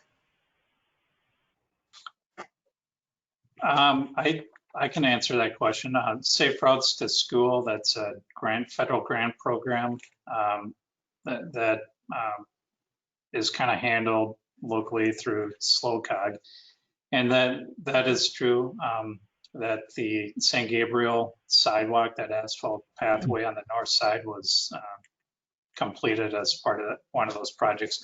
I believe Atascadero Avenue as well had that. And the city, I'm happy to report, we got partial funding for a Safe Routes to School grant for Santa Rosa School on Santa Rosa Avenue, like back behind Champions, and then going down to Atascadero Avenue. So making that connection. So we did get a partial, and we'll probably get the remainder next funding cycle. So that'll be a nice little connection. Santa Isabel, a lot of times it depends how far from a school, and the number of school kids that use that corridor for the Safe Routes to School. There's other traffic calming measures that could be employed as well. I know Santa Isabel right now, it has the bump outs along the road. So you've got the parking lanes, and then every so often it might, you'll lose that parking lane. There's a curb that runs along there. That's all meant to be traffic calming, or what we call side friction. where you're trying to slow cars down by making it less comfortable for them to go fast. So we can certainly look at that for St. Isabel and see if there's other things we can do to slow traffic. Very good. I think it may be a subject that we need to discuss on another time, but if you could just put a little note in your tickler file and we'll come back to it and give it some more attention. Sure. Thank you. Have we completed council questions? Okay, looking like we have. Mayor Moreno? I had one quick question, if I could, Nick. Sure. So I did ask this question of the city manager. The response that I got back, I just need some clarification. So page 84 that says the California Vehicle Code section 40801, and it's like a very, it's, you know, one of those long run-on sentences that you get in code. But basically, the way I read it is that an officer cannot use a speed trap or of, you know, either type, but it doesn't say in what situation. It just simply says no peace officer or other person shall use a speed trap in arresting, et cetera, for alleged violation. So I'm not understanding that paragraph / sentence. So it's page 84, the second full paragraph. Right. At least part of the riddle of the CVC is there are very few of the sections that stand alone by themselves and make perfect sense. So 40801, it talks about no peace officer shall use a speed trap in arresting or participating or in assisting the arrest of a person for an alleged violation of the code. But in 40802, that's where it defines the speed trap, the conditions of a speed trap. And so when you read those two together, you get a better sense of, oh, okay, so that means that if there's a speed trap, then 40801 would apply, that the peace officer would not be able to make that arrest. But if it's not a speed trap, then they would be able to make that arrest. So if you can't arrest based on a speed trap, why does an officer ever have a speed trap? Isn't that part of what you do? You kind of wait for somebody's speed?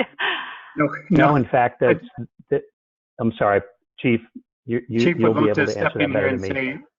Yeah, speed traps are illegal. We don't use them. What we're mistaken on is what the definition of a speed trap is. And so an officer, standing out in plain view with a radar gun, that is not a speed trap by definition. And so we just have to be careful on what terms we're using. That is just traffic enforcement with the use of radar. A speed trap would have a very select set of criteria wherein the officer was uniquely or in some way concealing himself or doing something surreptitious that would be unknown to the driver of the vehicle that was going through the area. And thank you, that's helpful. I've got the exact definition from section 40802. It's either one of two things: a section of highway marked so that an officer can calculate speed based on the time it takes a vehicle to travel the marked distance. So if there's like 1,000 feet between intersections and they time them with a stopwatch, they can't do that, I believe. And maybe the chief can. They can or cannot? Cannot. That is a speed trap. Cannot. Okay. And then the second is the use of radar or other electronic devices that measure the speed of a moving object on a section of highway or road, which does not have a current engineering and traffic survey as required under CVC. So those roads which is why we're doing this tonight. To have them are the ones that are arterials and collectors in our town. So if you don't have one of those, it becomes a speed trap. Is that right, Chief? Those are two very good definitions and very good descriptions. There are others that are prohibited as well, but those are awesome. And that's, again, why we're not able to conduct radar enforcement on many of our roads, is because we did not have an appropriate spot. All right. Thank you. That helps to clarify. And then, Director, I think you wanted to say something before we go to public comment. I do. And you could look at the slide here, but on section, I found one more typo, and I apologize for it because I thought I had other people check and double check this. Section 56, Carmelita from Curb Rail to Portola. The engineering and traffic survey actually has a recommended speed limit of 25, not 30. So you can see on kind of this slide here, that's one other typo that we need to change. And then one other thing I might bring up too is talking with Mr. Walters before, the question of how do you, enforce speeds on a road that doesn't have a speed limit sign? Well, if it's a local road, it defaults to the statutory speed limit rules. And if it's a local road that's 2-lane road, no more, it's less than 40 feet wide, and it's got a segment length less than half a mile, you can sign those specifically to 25 miles per hour. So there's one road on here that kind of meets that criteria that and I hate to put Jay on the spot here, but Mercedes Avenue, section number 58 from Highway 41 to Capistrano, that's only 1,070 feet long. So it's like a quarter mile or less. And the speed on it's a 2-lane road. There's portions of it that are narrowed. Jay, is that something that we could pull out and just sign at 25 miles per hour? Yes, that meets the definition of that local road. And because it's not on the California road system, the city has discretion to do that. And so the ENTS technically is not necessary for this segment. So we could just pull that segment out from the survey and then sign it at 25 if we deem fit.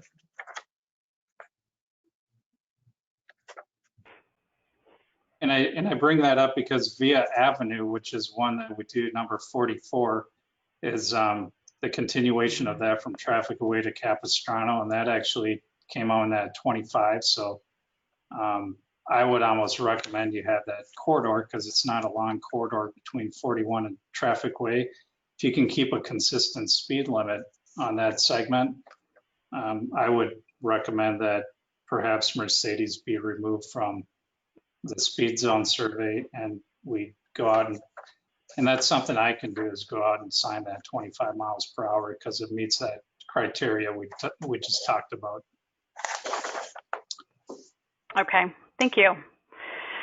And with that, let's go ahead and open this up to public comment. The number again is 805-538-2888. And I will ask Luke if we have any callers on the line who wish to speak on this item. Yes, thank you, Mayor. We have a couple callers. Our first callers are Victoria Carenza and Brian Ingleton. They're sharing a phone call, so both of them are going to speak on this item.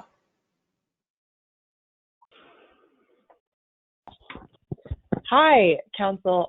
This is Victoria Carranza, and I live at 7275 Graves Creek Road. My husband and I own and have a family that we're raising here. And I wanted to speak on behalf of this particular road that we live on Graves Creek. So we do have a speed limit sign that's been mentioned in the report that is at 35. Whether or not, that was correctly done with surveys or whatnot, it seems like that's unclear to me from hearing the report. But regardless, for the folks that we see on a daily basis, it seems like 35 to 40, even that is kind of a little bit of a joke, because I think that a lot of folks normally are going higher, and it's concerning as far as having a 2-year-old. And we don't have fence out front, although we do, teach her the safety rules and whatnot. But we walk on a daily basis too, up and down Graves Creek. There isn't any sidewalks, and nor do we necessarily think there should be, but definitely, I think raising the speed limit, it wouldn't really make a difference as far as the safety concerns go. And we also, you know, we have neighbors that are walking their dogs on a daily basis too, up and down the road. And a lot of times we have to swerve off of the street. And I'm strolling with the baby stroller. And also there's a bicycle club that comes here and has that route. And that's part of their weekly routine. So I think that one item that I'd really like to have considered for our street in particular, but maybe for all the others, is speed bumps as a way of a precaution on some of the drag areas of our road. And then also just making our town more bike friendly and being able to have those signs that have share the road, bicyclists. So that's all that I wanted to add for right now. And I'll hand it over to Brian.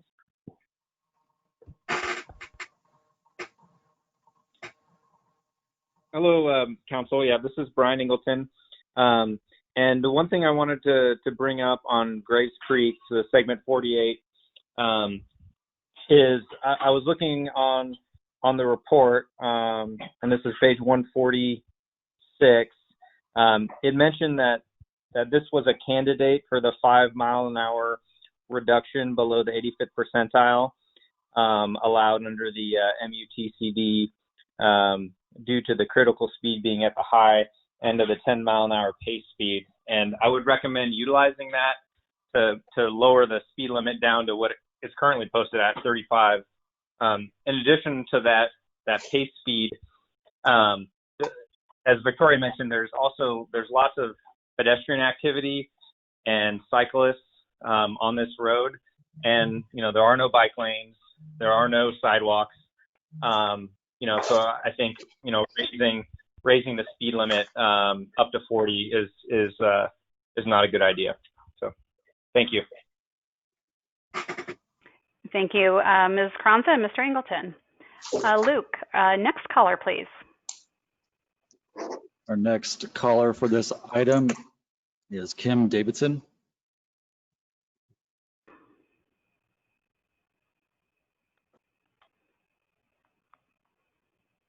Apologize, my clicking wasn't working. Okay. Hi. Hello. Hi. Yes. So this is Kimberly Davidson. And I just heard what Nick said, and I'm very happy. So 25 for Mercedes, correct? Go ahead and leave your comments, and I will address them after all of the public comment is finished.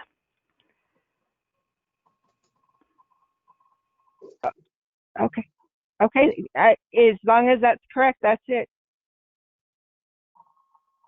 All right. So you're calling to let us know you want 25 on Mercedes, correct? Yes. All right. Thank you, Ms. Davidson. Next caller, Luke. All right, our next, we have no more callers. We do have a couple through the webinar. So our next speaker is going to be Gary Davidson.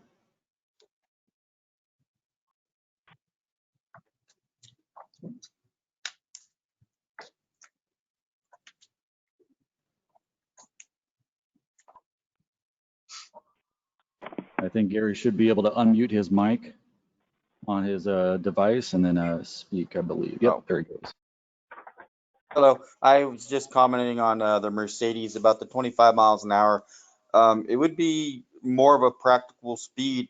When the guys come down off, your cars come down off the hill, they're doing 35 to 40 miles an hour off 41.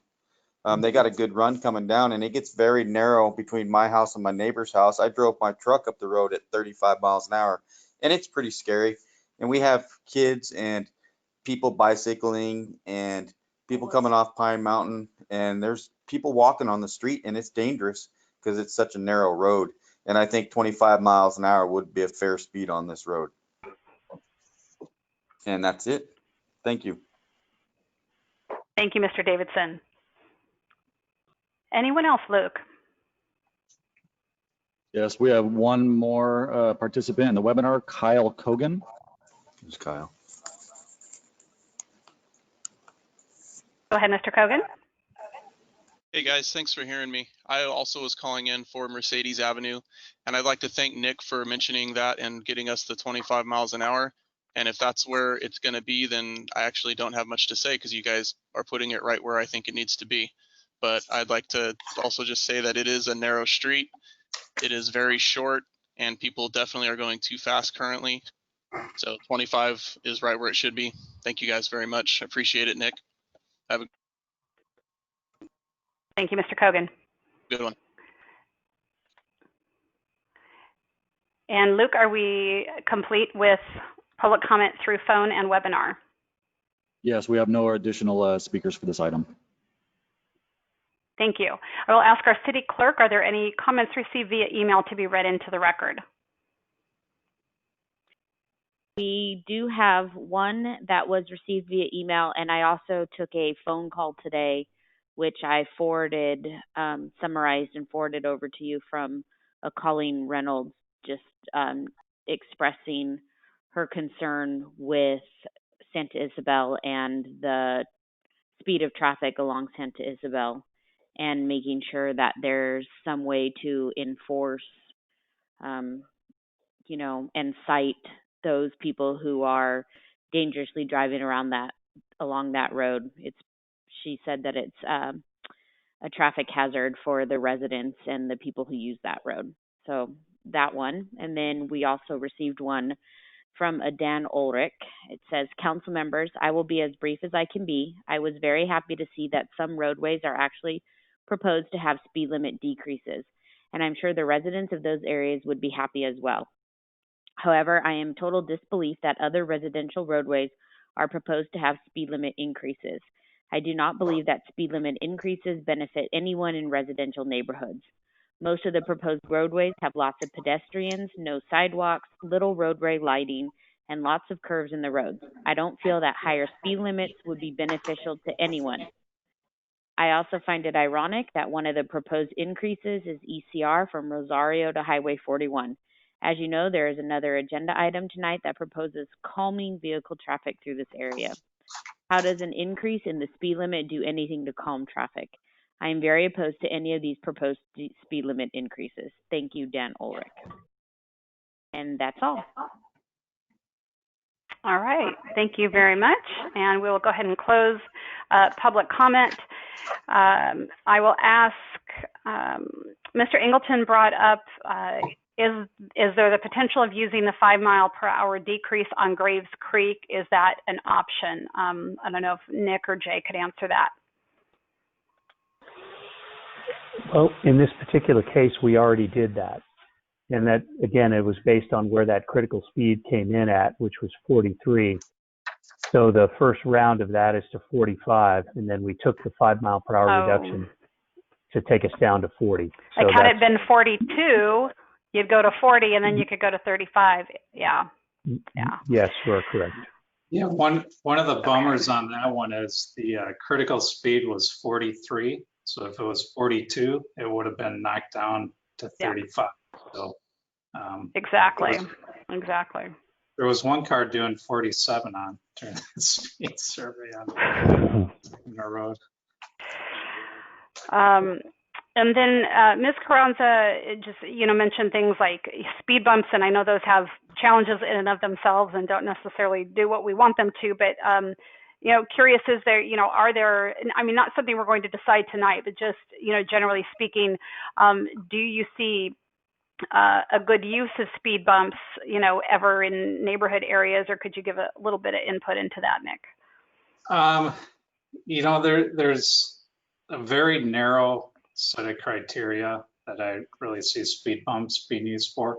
It might be, say, in a residential neighborhood that has cut, and there's like a park in the middle of a neighborhood. Like, I think back where I'm from, where I've seen speed bumps effective, and you have cut through traffic on there. So you might have, a school or, park or whatever with a lot of cut through traffic. That can be effective. I think there's more effective things than speed bumps. Speed bumps the problem with them is if you put them on one street to slow it down, let's say Carmelita. All right, we're going to put speed bumps on Carmelita to slow cars down. Well, now you've kind of set a precedence. You need to put them on all the other roads like that potentially. But if people aren't, because you need to be consistent with how you handle traffic control devices. So you can't just have it on one street and not employ it elsewhere, because if somebody's speeding down that road and they do not expect to hit a speed bump, that can be, could cause a very serious accident with that motorist losing control, maybe going through somebody's front door of their house or, whatever else. And so that's kind of the problem with speed bumps, is they are a serious obstacle for people that might be going a little too fast or might not expect them. So, but there's other things that we potentially could do. Sometimes these trees right next to the road, it's, when I first moved here, I couldn't believe it, and because I live where there's a lot of snow, or I came from a place where there was a lot of snow and ice on the road for about half of the year. And, I saw those trees right up against the road, and I thought, oh my gosh, what if it was icy? And it's like, oh, it doesn't get icy here, so it's all good. But it does help slow traffic down, bump outs and things like that. Okay, thank you. And, certainly I think many people understand Mr. Ulrich's frustration with the increase in speed. I think most people would say that, hey, wait a minute, that doesn't make sense, especially when we're talking about safety and we're talking about the downtown enhancement after this. And, as our city engineer and Mr. Walter have explained, is that the alternative to not doing this is basically having unenforceable speed limits, which, create problems. I don't think we're going to slow anyone down, but then we can't even enforce. And I know there have been times when we'll get complaints in an area and we do some enforcement, and that will actually have an effect and start slowing people down. And so, sometimes that, is the method that we need to use. I think, based upon the conversation that Nick brought up with Mercedes and the past history with that, and the residents have called in, I think we can probably all agree that we would like to go with the 25 on Mercedes. The issue that we've talked about with, say, pulling out that downtown from Rosario to 41 or pulling out Santa Isabel, the problem we run into is, those were on the cusp. You could have them come back 2 miles an hour higher, and now we're at a 5 mile an hour increase on either of those roads. And I think with COVID right now and fewer people on the roads, you don't have the schools, you could have people going faster, and we could end up, I think, in a worse situation. But I think what we're understanding, Nick, is in the future, we don't have to wait 5 years or 7 years or 10 years. We could say, as a council in a year, could say, hey, in looking at Santa Isabel or this road or that road, we can do a new speed survey if we think it's warranted, and see if that doesn't change and maybe bring down the speed if it's necessary. Absolutely, and that would be something, that I would work with the police chief and the traffic enforcement units and neighborhoods, honestly. If those characteristics change, we don't even have to wait for a council to direct us to do that. We can just go ahead and do that, and maybe have Jay and his team come back out and do another speed survey and see where it comes in. Okay. And for folks who have ideas like Ms. Caron, road signs with bikes, things like that, are there ways that if, residents want to get involved and maybe do some fundraising for that or be a part of that, maybe a bike club would want to do something like that.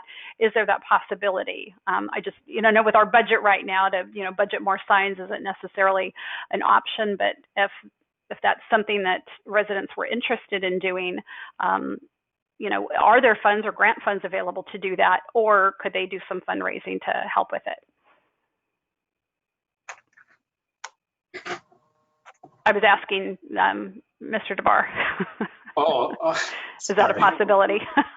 Oh, sure.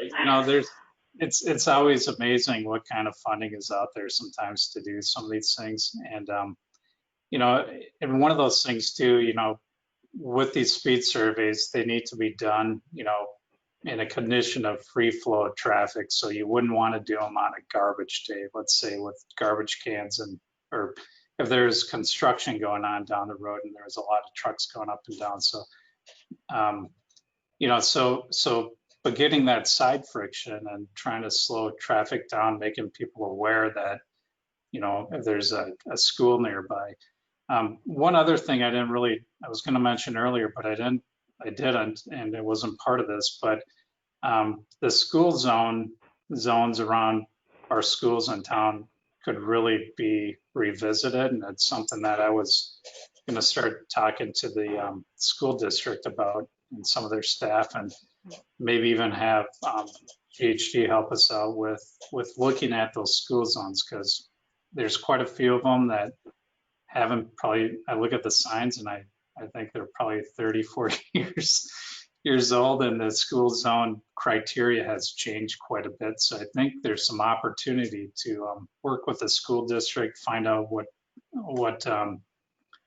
patterns their students use to get to and from school, and then like really look at that and update what those school zones might be, and really try to get speeds down around the school as well.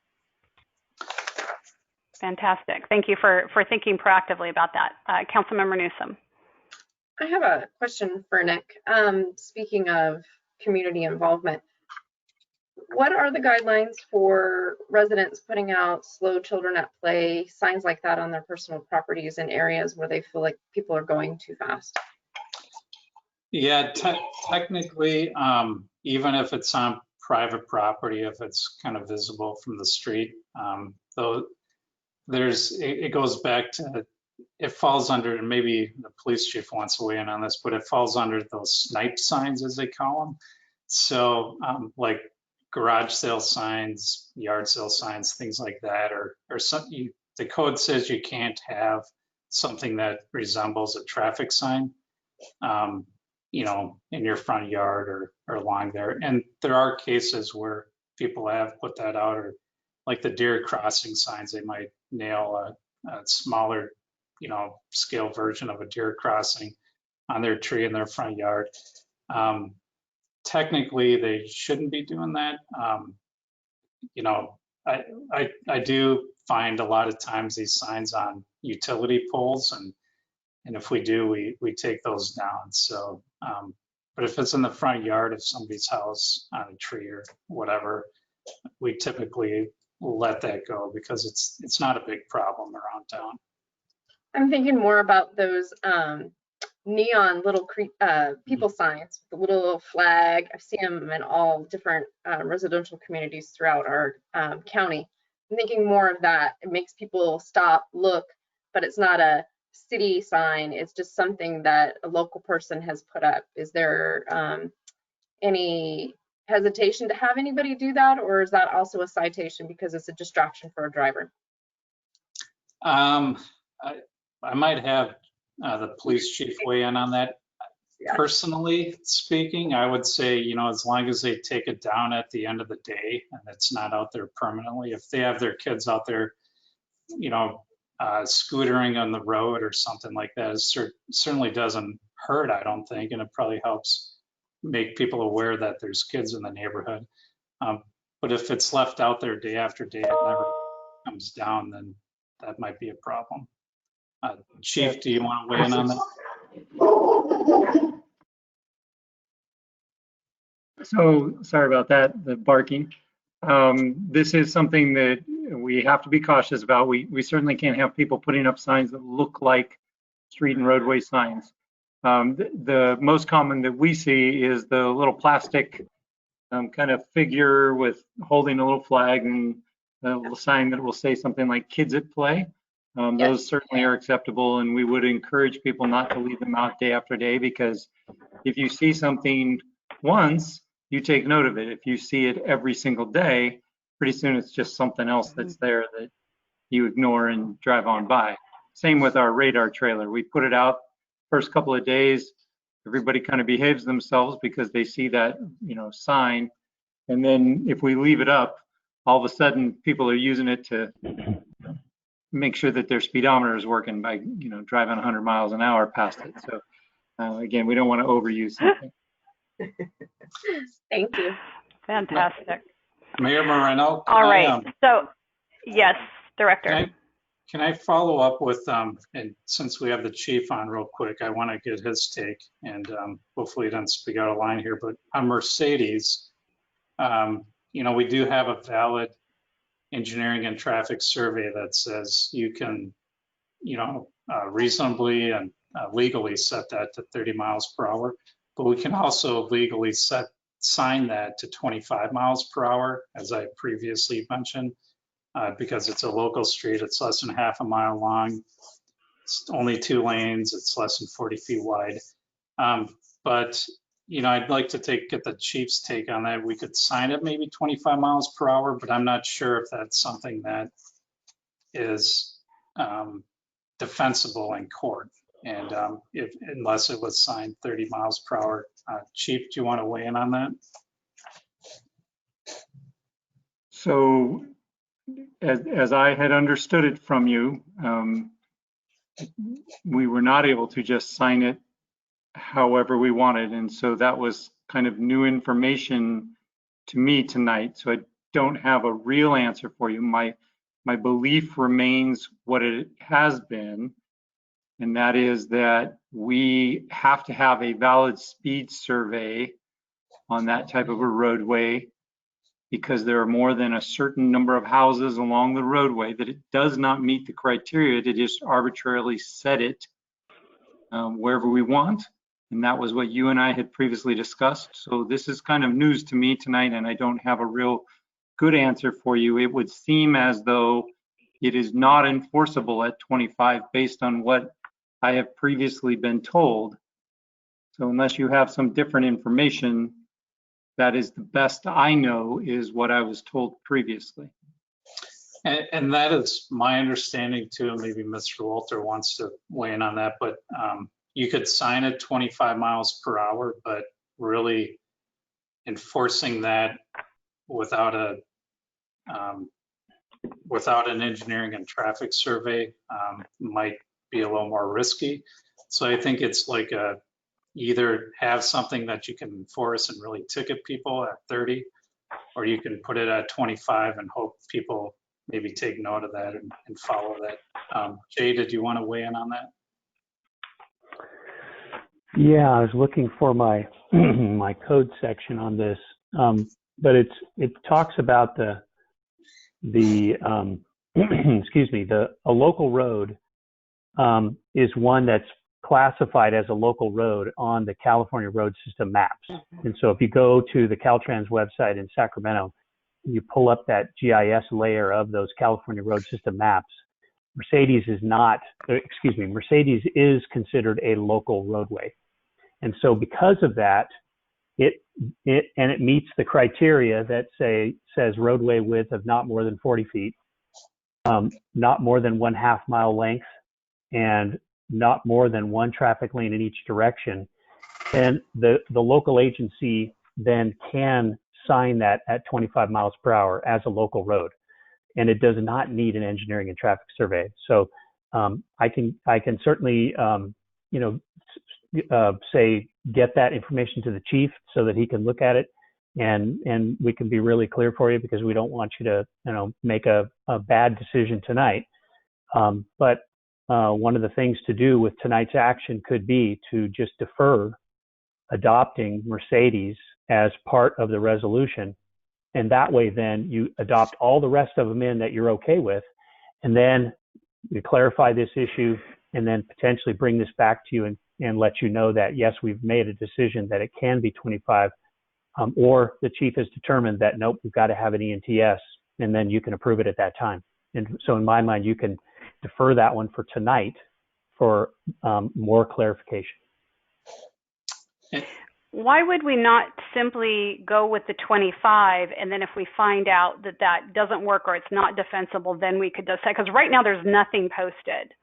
So people feel free to go 35, or, it's hard to go much faster. I travel that road a lot. It's hard to go too fast there because you have just come off 41, but you've either made a left or a right-hand turn, and it's narrow and it's short. So, it's not that people are going down at, 45 and 50, but still it's not at all posted. So wouldn't we be better off posting 25, even if it's indefensible? Because right now nothing's defensible. Well, go ahead, Jay. yeah. So my professional opinion says that an engineering and traffic survey is not needed for that street, that segment of Mercedes. So my solution for you tonight is do not adopt that street with that engineering and traffic survey as part of your resolution. Leave it out. Then it defaults to a local road, which can be signed at 25 miles per hour. Got it.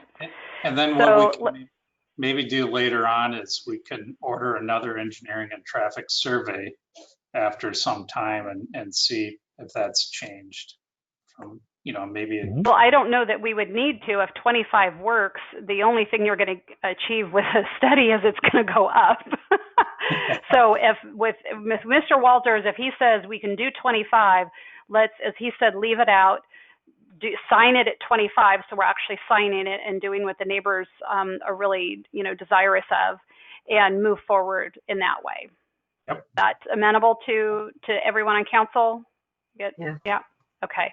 So I want to make sure we get through this. We still have a big item in front of us, so I don't want to belabor this. Let me, but we all want to get our input in, so I want to make sure what we're looking at is pulling the Mercedes and going ahead and posting that at 25.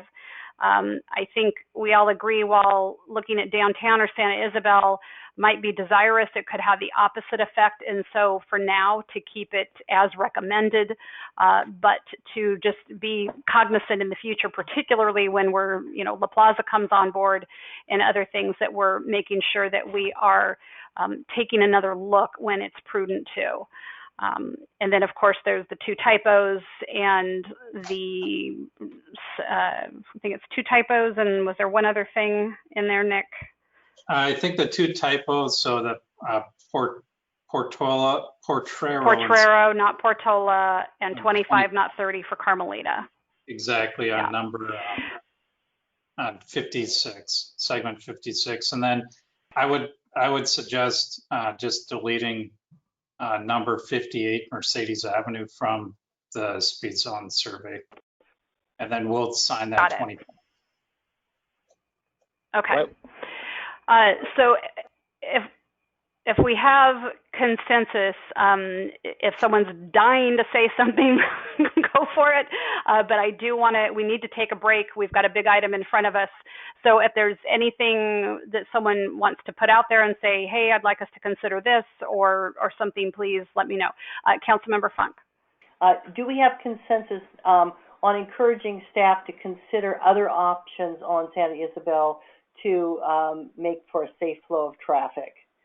That doesn't have to be a formal portion of the motion, I think, but it is worth cementing whether we agree on that direction to staff, because it would be more than a couple of hours worth of work. And the other thing would be to encourage staff to consider something on Graves Creek Road that was mentioned by a couple of folks, callers, and also the Mayor Pro Tem,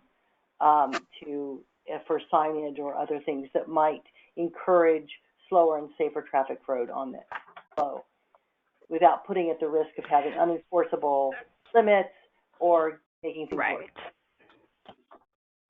I think the overall, signage, like, the sharing the road, things like that, that could be something that, we're looking into. It could be, Nick finds grant money. I don't want to wrap that into this motion that we're saying, hey, go find money for Graves Creek, based on tonight's conversation. So I want to make sure we're, because we don't necessarily know what all of that entails. So we can say, hey, go do this on Graves Creek, go do this on Santa Isabel.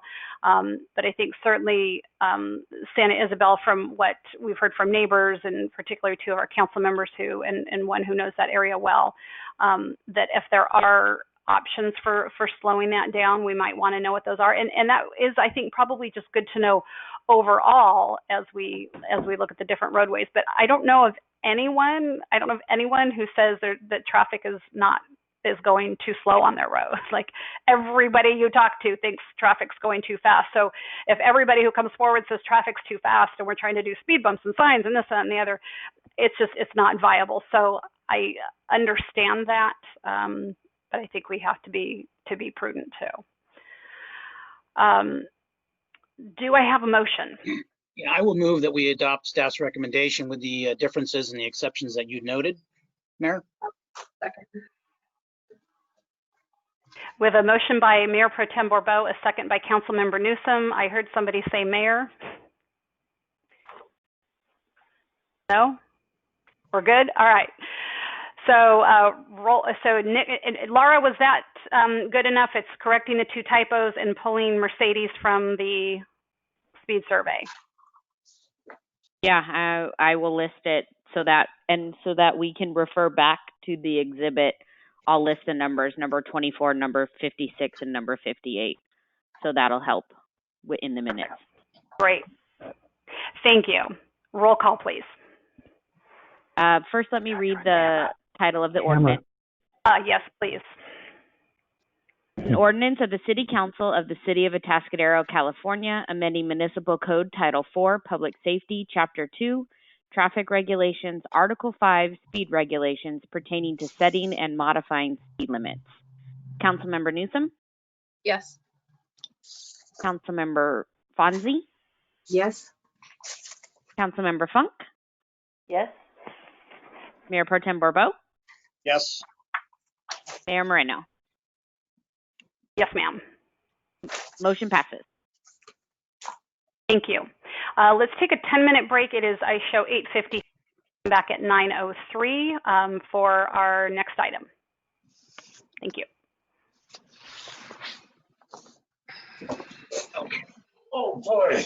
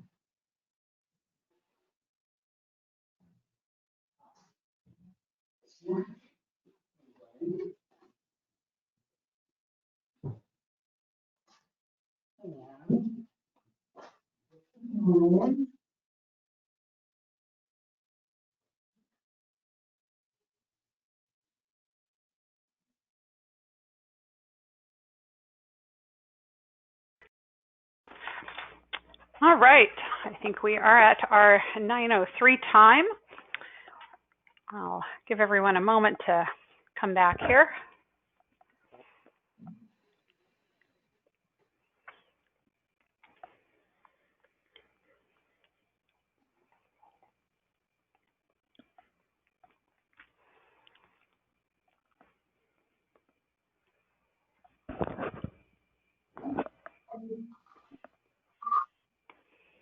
Right, I think we're still waiting for Councilmember Fonzie and Mayor Pro Tem Bourbeau. We're not seeing you yet. There you are, Charles.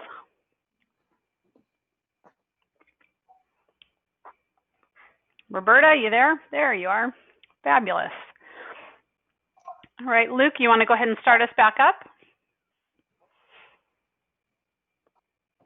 Yep, we're up and running.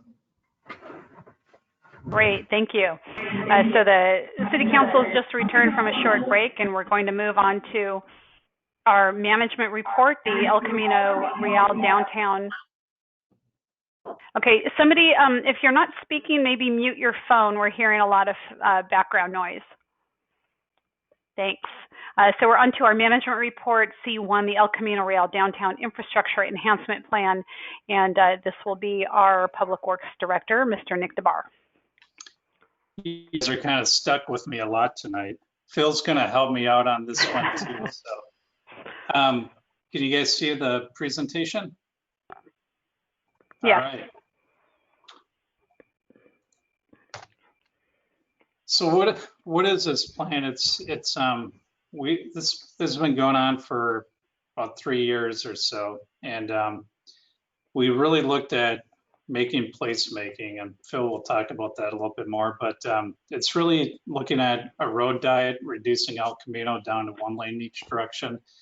El Camino, it was designed and operated as a state highway for many years before US 101 came in. So in all practicality, the geometry hasn't really changed from when it was used as a highway. Highways are really meant to move traffic, be efficient traffic movers, and get people through corridors quickly. Highways are not pedestrian-friendly places typically either. You don't see many people walking along highways unless their car broke down. But the other thing is like really making that placemaking, getting additional parking, really, greening up the corridor, having complete streets, so making it a corridor for bikes, pedestrians, and cars as well, making a walkable downtown.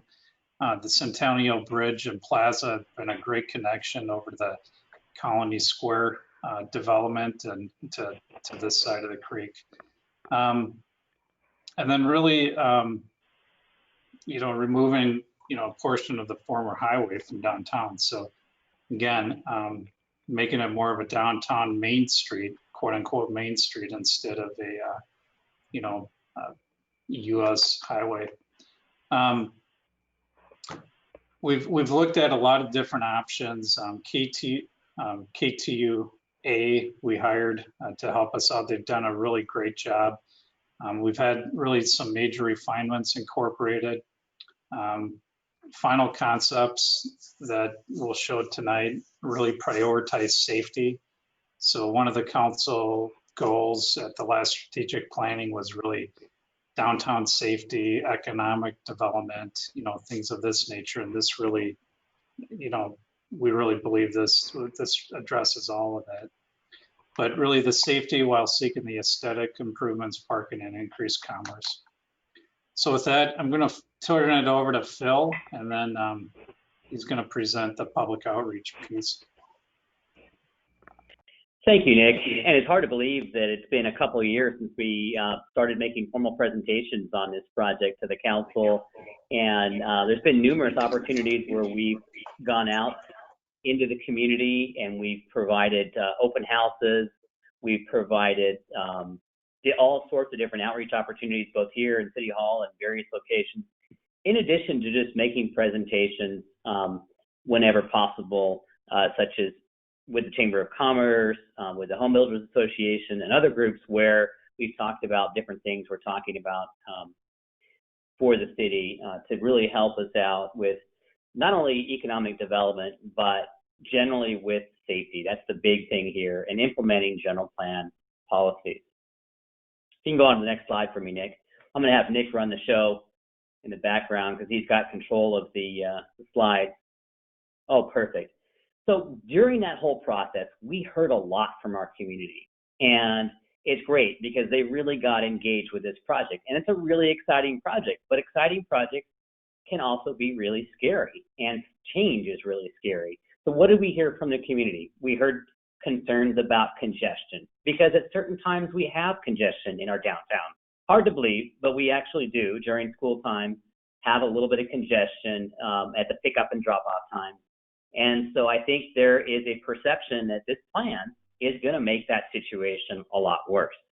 We also heard concerns about public safety, not only safety about people crossing the road, safety about vehicles backing up into each other and backing up into pedestrians, but also about emergency services and can they utilize this corridor if we make dramatic changes to it. Those are all valid concerns. We also heard concerns about parking, the difficulty of parking in angled parking, the difficulty of parallel parking, the number of parking spaces, the future, what will hold for our city if we have a lack of parking. definitely valid concerns, and these are things we took seriously into account. And again, a lot of it relates back to school traffic. It's not something that we're going to see for a few more months yet, unfortunately. Normally this time of year we start to see that. School actually starts tomorrow for the Atascadero district, but unfortunately, yeah, they will be remote. My wife's a teacher in 5th grade, and she'll be working from the classroom, but without the students. So we won't be seeing that for a few months yet, hopefully sooner rather than later, but that is a valid issue that we need to consider because we have 2 to 3 schools that rely upon our Sunken Gardens Park and our downtown as the pickup and drop-off zone, especially the high school and the junior high school.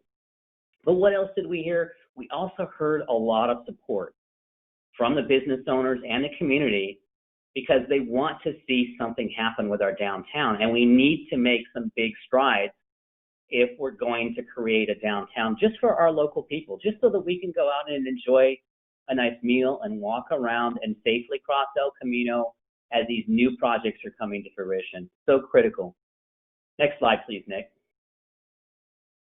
So what did we do with that information? Well, initially we came out to the community with different concepts about how we could really do something with our downtown. And with those different concepts, we collected those comments and we changed the concept to really address all of those issues. We looked at enhancing the crosswalks. We looked at improving the vehicle congestion. We hired a traffic consultant to do a whole number of things. We're going to tell you more about that in a little bit. And we worked closely with emergency services, both police and fire, to evaluate how they circulate through the downtown and how they can circulate with this kind of a plan. And we made some dramatic improvements to the plan to accommodate that. And we also looked at parking. We know someday, we hope someday, that we're going to have a parking shortage. I say that because a parking shortage is really a good thing. It's a sign of success. But with that, you've got a plan for parking, and you can either build a parking structure or you can utilize your existing right-of-way in your street to do something different. And that's what this plan does. It increases the parking opportunities in land that the public already owns, in land that we no longer need for a former highway, and we can get up to 130 spaces in that area. Fantastic opportunity. And lastly, we looked at improving the design to accommodate all modes of traffic. And when I say all modes, I mean making it better for cars, making it better for people, making it better for bicycles, making it better accessibility for all folks. And that's a really critical thing. Next slide, please, Nick. So the main premise, why are we even doing this? We are having safety issues with El Camino in the downtown. We have had a number of collisions in the downtown that involve pedestrians. Myself, I've witnessed a lot of near misses. I cross El Camino daily. The owner of the gas station there that had resided there for many years working out of that gas station said over the years he's witnessed many, many, many pedestrian collisions. I know we've had 2 just in the last few months. That's the biggest deal. Really getting this area safe so children can cross the road safely, so people that are walking can cross the road safely, so that we can have better bicycle and vehicle safety. But it's also really enhancing the look of our downtown, increasing the commerce, increasing retail and restaurant opportunities, and the parking, and connecting both sides of El Camino. As we see La Plaza develop, and we have a new beer garden coming along, and Colony Market and Deli, and all these businesses north of Traffic Way, and other businesses south of us here, we've got to be able to commute back and forth across this road without it being a significant barrier. That connection is critical for that success. Because beyond that, all you have is the freeway, and the freeway is like a solid wall through our downtown.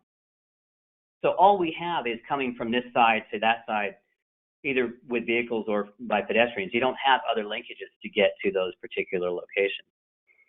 So critical. And then tying right in to the long conversation we just got done with, you've got to design a road for traffic speed. You can't just set a speed limit sign and make it happen. You've got to design the road to make speed happen.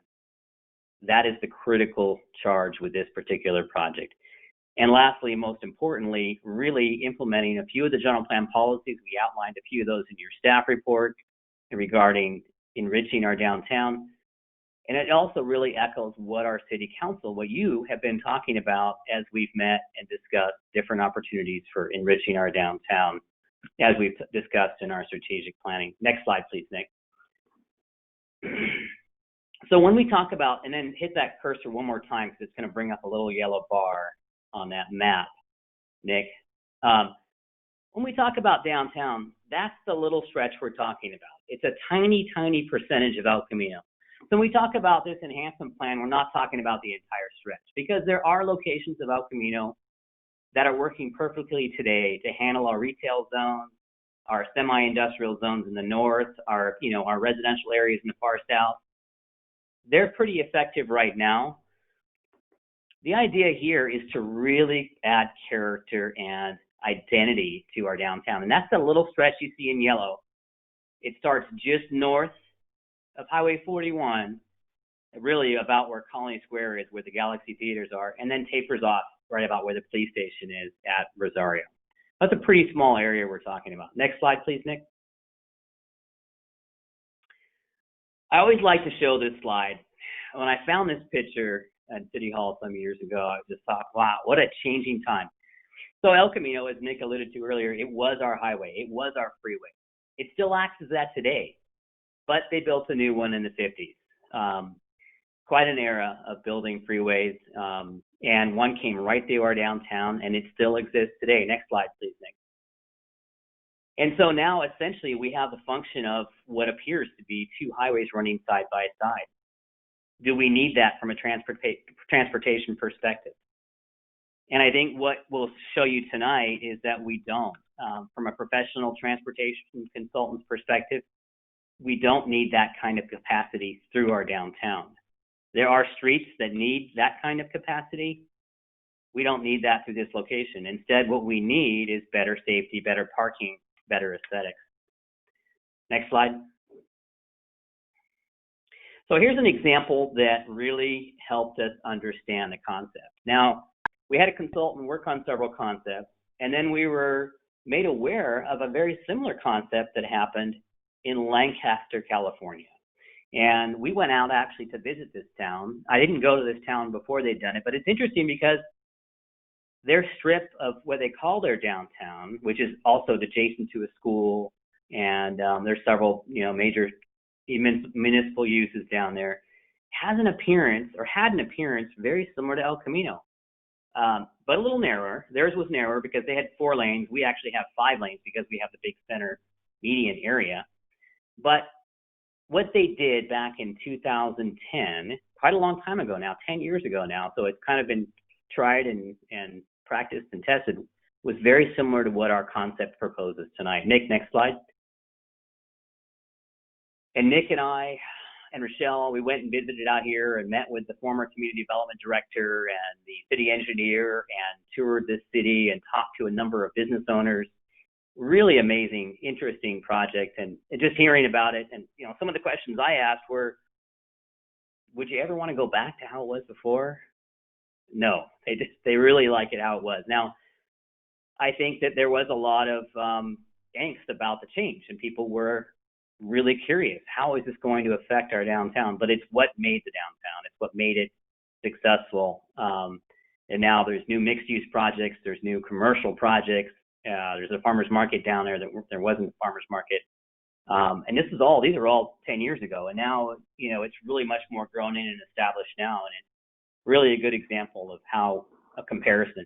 And similar examples have happened in many cities throughout California. Some of the more simple ones locally, like Pismo, and Ventura has a similar concept, and other cities very similar, with creating a space that's able to be used for a number of different activities. Next slide, please, Nick. So what I'm going to do is I'm going to go through and show you the latest concept plan, segment by segment. We're going to talk about it a little bit. Nick's going to talk about it a little bit too, but I kind of want to give, first of all, sort of a broad overview of what it really consists of. What is really going on? What are we talking about here? And we can use all the buzzwords we want, but we really need to look at what is the proposal. Well, first of all, on the right side of the image, we're looking at an aerial photo altogether, part of our downtown.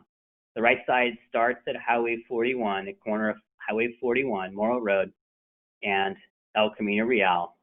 And at that far right corner right there is where the new Jamba Juice development happened there.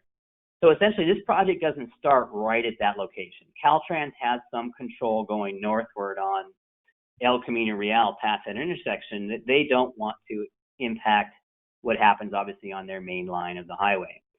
So this is a transition zone where a number of turn lanes will get you into the Mechanics Bank parking lot, the Tesla station, and then of course the opposite direction going into Galaxy Theater. But right after that starts this particular project, which again, this could be a great location for an identity sign for the downtown of Atascadero. So just imagine this. What happens there is you gradually taper into a much slower traffic zone, angled parking in the center, street trees, but then you still retain the parallel parking on each side.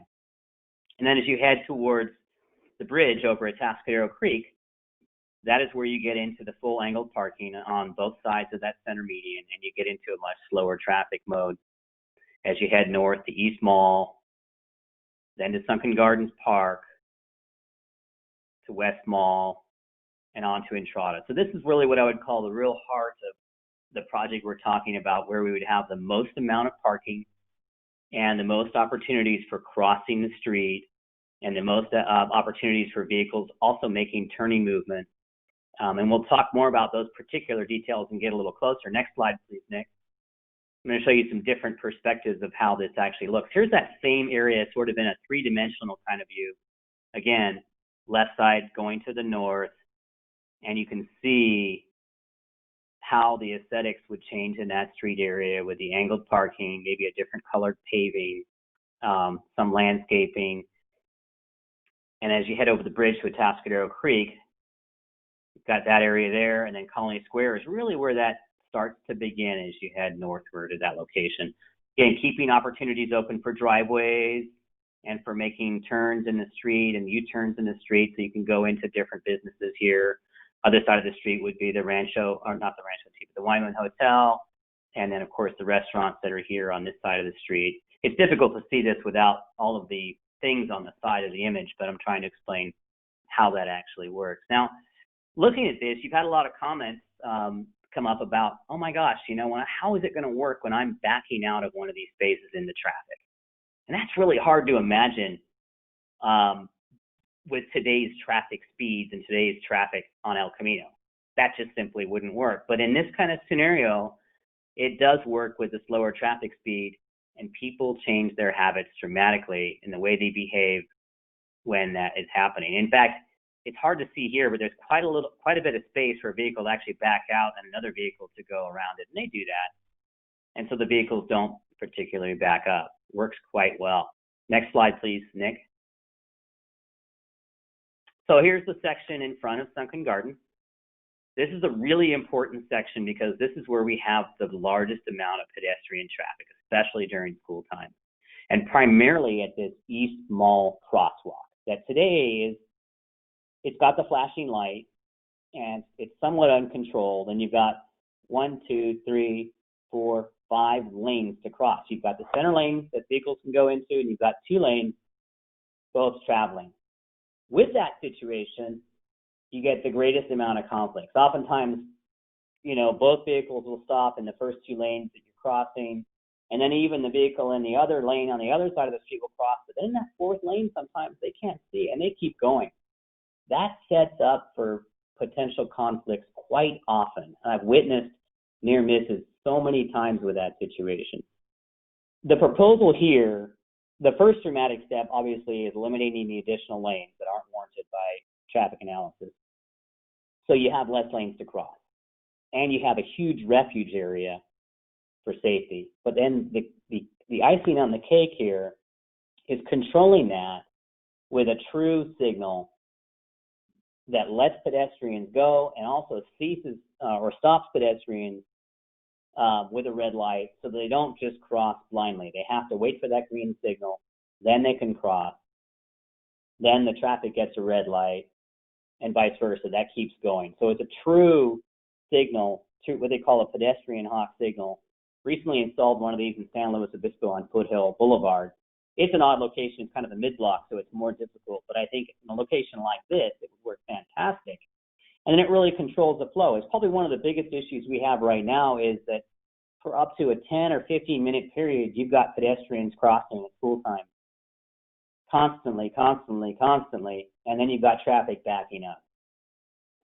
So that's a perfect solution to fix that, because then you're going to allow traffic to meter through, and you're going to allow pedestrians to meter through on a regular basis. Next slide, please, Nick.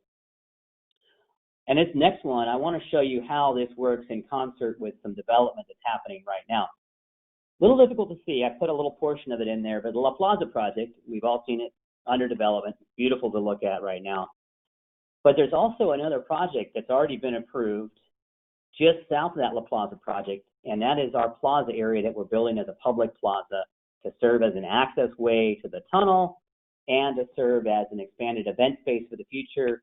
And it's also really an adjunct to this proposed downtown El Camino enhancement project. The way this would work together, I wanted to show this illustration of how this would work. Here's both those crosswalks that we were looking at, the east mall one on the bottom and the west mall one on the top. This new plaza concept, which is actually going to start construction perhaps this fall or winter, if I'm not mistaken. Nick can talk more about that, but we've already got the construction plans together with it. It includes the 2 rows of trees, an area with 2 shade pergola structures, and a very large area of plaza. Essentially allows pedestrians to walk through that plaza area while retaining a vehicular driveway to serve Clem and La Rosas from El Camino. And instead of a road like it is today, it'll actually be a driveway where drivers will come up onto a driveway ramp, come into that driveway. They can either go into Clem's or go into La Rosas. But that driveway will be separated by a low barricade, we call it low fence, that will keep pedestrians on this plaza area, and then they can navigate to either one of these particular crosswalks. Today and in the near future, this crosswalk at West Mall will have a traffic signal, and unless we do the enhancement project, the one on the south end still has the flashing signal. Anyway, so this helps to separate that vehicular driveway from that plaza area.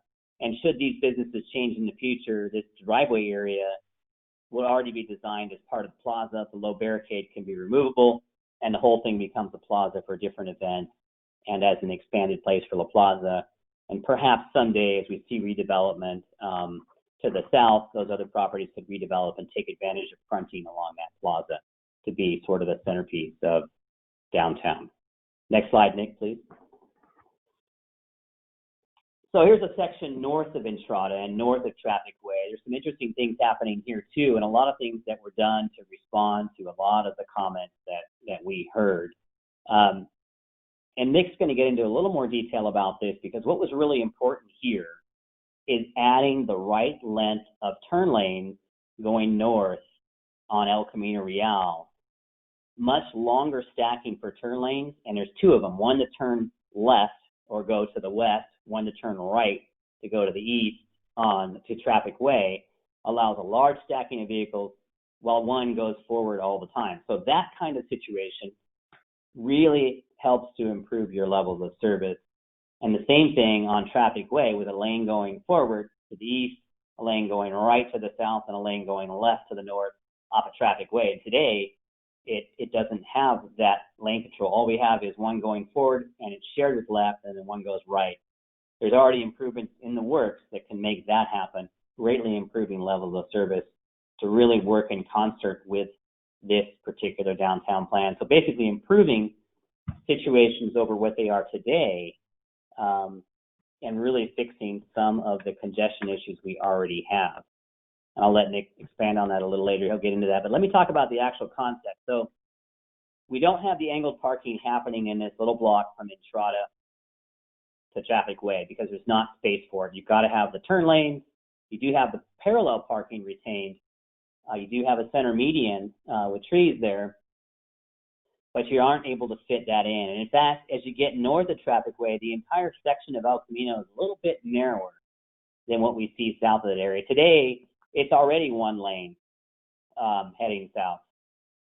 It's hard to, you can't envision that, but it still is only one lane, and then 2 lanes going north. So we only have room to do a little bit of angled parking in the center in that section. But instead, what we do have room for here that's really important is the bike lanes. Now, you didn't see those in the section in the south because what happens is those bike lanes get combined with the driving lanes into what we call a sharrow.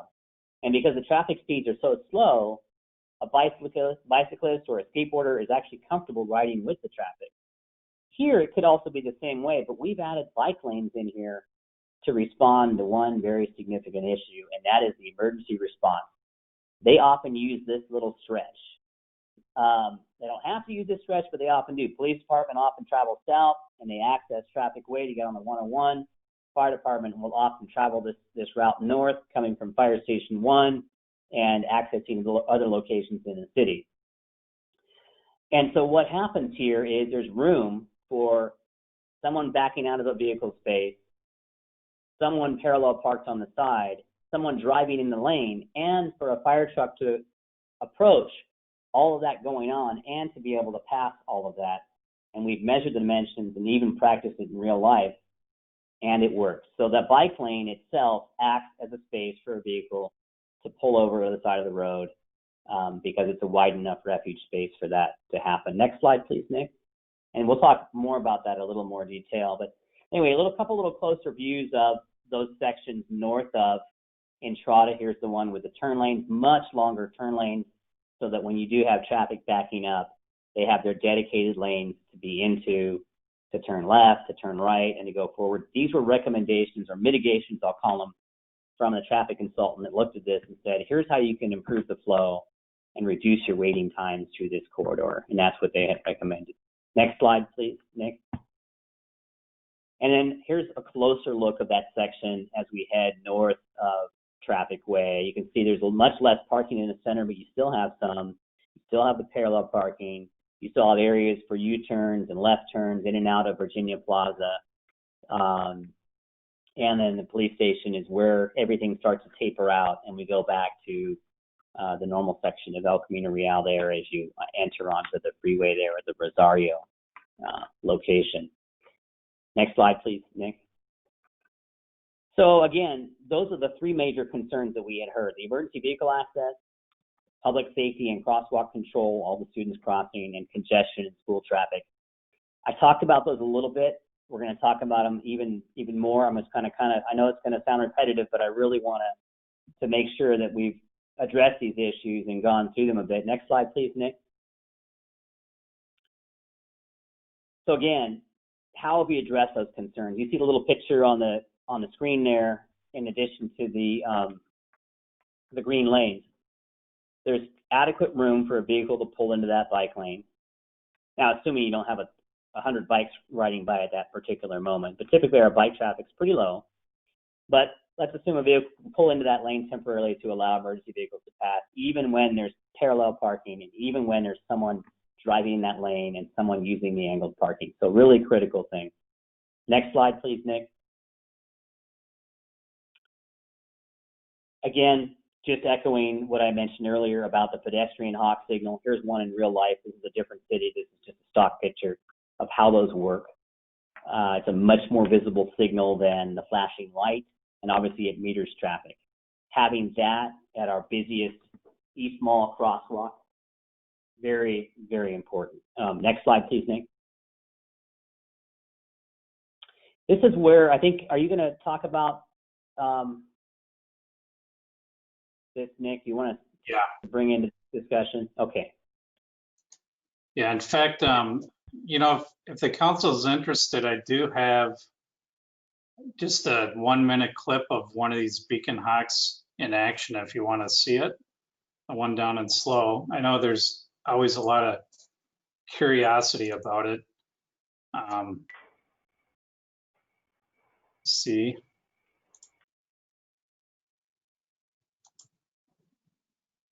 Here it is. So this is at Foothill Boulevard. So you can see the people on the left there, they just pushed the call to cross. And this was on a Saturday, so it wasn't very busy.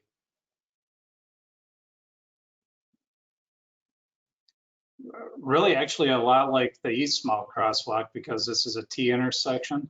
On the left there, there's nothing, but the cars wait.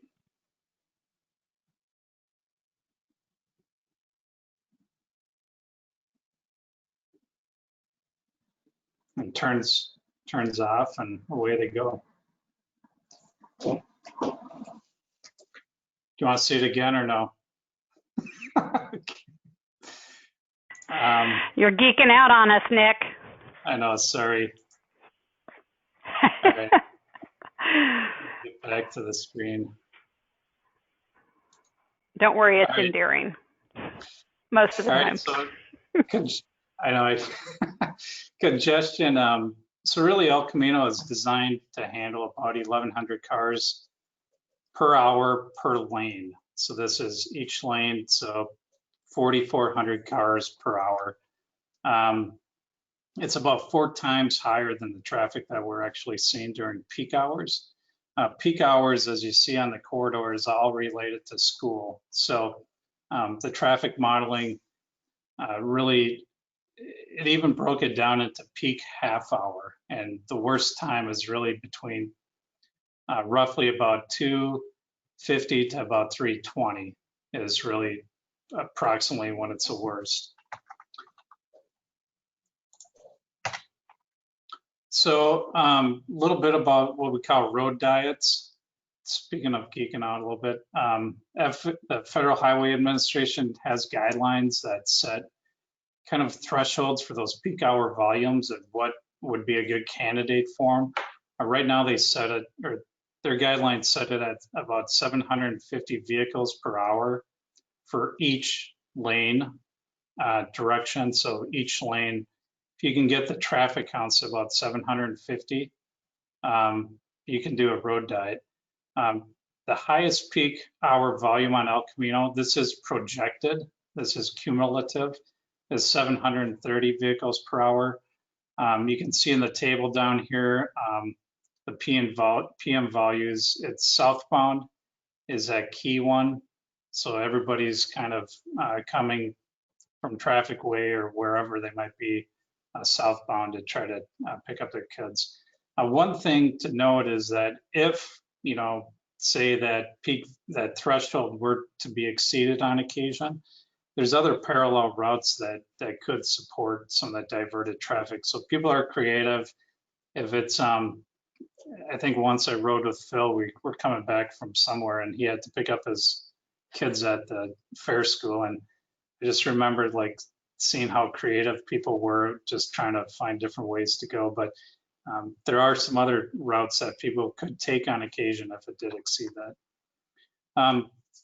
So how do we improve the congestion? Phil kind of touched on a little bit about northbound. Traffic way intersection, northbound was always a key thing that was identified early on, as you need to address that. Also extending that turn lane on Entrada southbound at traffic way helps prevent some backing up. But and then the additional of the beacon hawk that I just showed you with new turn lanes, that is a really key thing. East Mall, metering when the people can cross El Camino, the students in particular, at that 3 o'clock time, making them wait until the beacon, the signal at West Mall will be interconnected with the beacon hawk at East Mall intersection. So really like tying those together, making sure that the traffic is flowing in an acceptable, efficient manner, and then stopping, waiting for the pedestrians to cross, and not just crossing whenever they want, is a really key component to make this work and decrease congestion. The traffic can be improved with the addition of new turn lanes. The pedestrian or beacon hawk signal is a huge improvement. And then really the school pickup and drop off time will remain congested. It's really economically infeasible and really engineering infeasible to fix that half-hour period that we're going to have in the afternoon, 5 days a week for 9 months out of the year. I think I calc that out to be like in the course of a year, it was like 0.1% of when, that 250 to 320 time period 5 days a week, 9 months out of the year that you're talking about. And really to design and spend, a lot of money on trying to fix that 1/2 hour period, it just becomes really somewhat infeasible to do. And it's just going to be difficult to fix. It could be fixed, but it will cost a lot of money. So intersection delay along this corridor, just having a little definitions here. Existing would be as it exists today. The traffic levels, the geometry of the road. Existing plus project would be the traffic demands today with the changes made with this plan. Cumulative is full build out, general plan build out. That's traffic as it would handle it today. And then cumulative plus project would be future demand when it's full build out with the new project in place. So you can see here delay, the first row there is traffic way at El Camino. AM and PM, it's 24 and 28 second delay per vehicle. That is actually the average delay per vehicle of all movements. So traffic way, eastbound, westbound, El Camino, north and southbound. The level of service that corresponds to doesn't necessarily correspond to that delay. What it does is that's the worst level of service for one direction. So there's 4 directions, traffic coming, being delayed. C is the worst grade that intersection would experience in one direction. Again, existing plus project, it goes up just a second or 2 seconds, really no big deal. So it can handle what traffic levels we have today if that project were to be put in place. General plan build out, you can see really it goes up another second or 2 and the level of service is the same. And then with that demand and increased traffic, that project can handle it. So I'm not going to go through all these because I know it's getting late, but one thing to note is Entrada at El Camino here. That's a side, in parentheses, that's a side movement, the delay in there. But you can see nothing goes below a C for any kind of delay analysis. And a lot of times we could talk about congestion by delay and then also by queuing. So what is the available stacking or storage that we have with the road, in between intersections and whatnot. So this kind of analyzes that. This is all from the traffic modeling we did. Again, the same kind of existing plus project, cumulative plus project applies. We got northbound and southbound, but I guess the takeaway here is that if you look at that second row, Entrada and El Camino, 225 feet of queuing, and this would be in the southbound direction. So really, it's less than a vehicle. I mean, and this 50 percentile is 50% of the worst portion in that peak out PM hour or peak AM hour. So, it's 95th percentile is getting close to that peak traffic demand that occurs in the AM and PM. Really, the only thing, I guess, it handles it is what I'm going to tell you. The only thing that of note that does have an issue is at West Mall and East Mall in the AM peak hour. What that means is this available space in the Rambla is exceeded. So that as cars turn in and we change that so they have to yield in the intersection to cross, that is what that is referring to, that there's not enough queuing. There's probably about 30 feet to queue up, so that would be like 2 cars. But there's plenty of queuing back in the main line. So really southbound at East Mall and West Mall, that's really where more of the demand is. But again, There's not the delay, and there's plenty of queuing in the block to handle these cars. And this is what Nick, I always like to add that those analyses just don't take into account human behavior.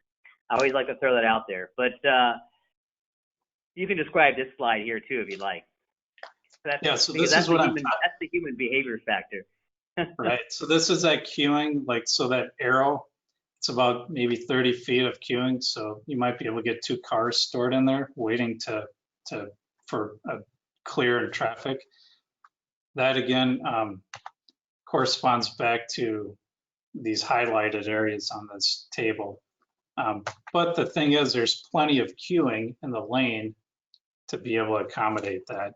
And if it becomes a problem where it's blocking southbound traffic and it's backing up, what we could do too is a mitigation for that could be maybe you restrict the left turns southbound, left turns onto East Mall and West Mall during certain peak hour times, like so no left turns between 3 and 3:15 or 3 and 3:30 or something like that. So people have to be creative and find other ways.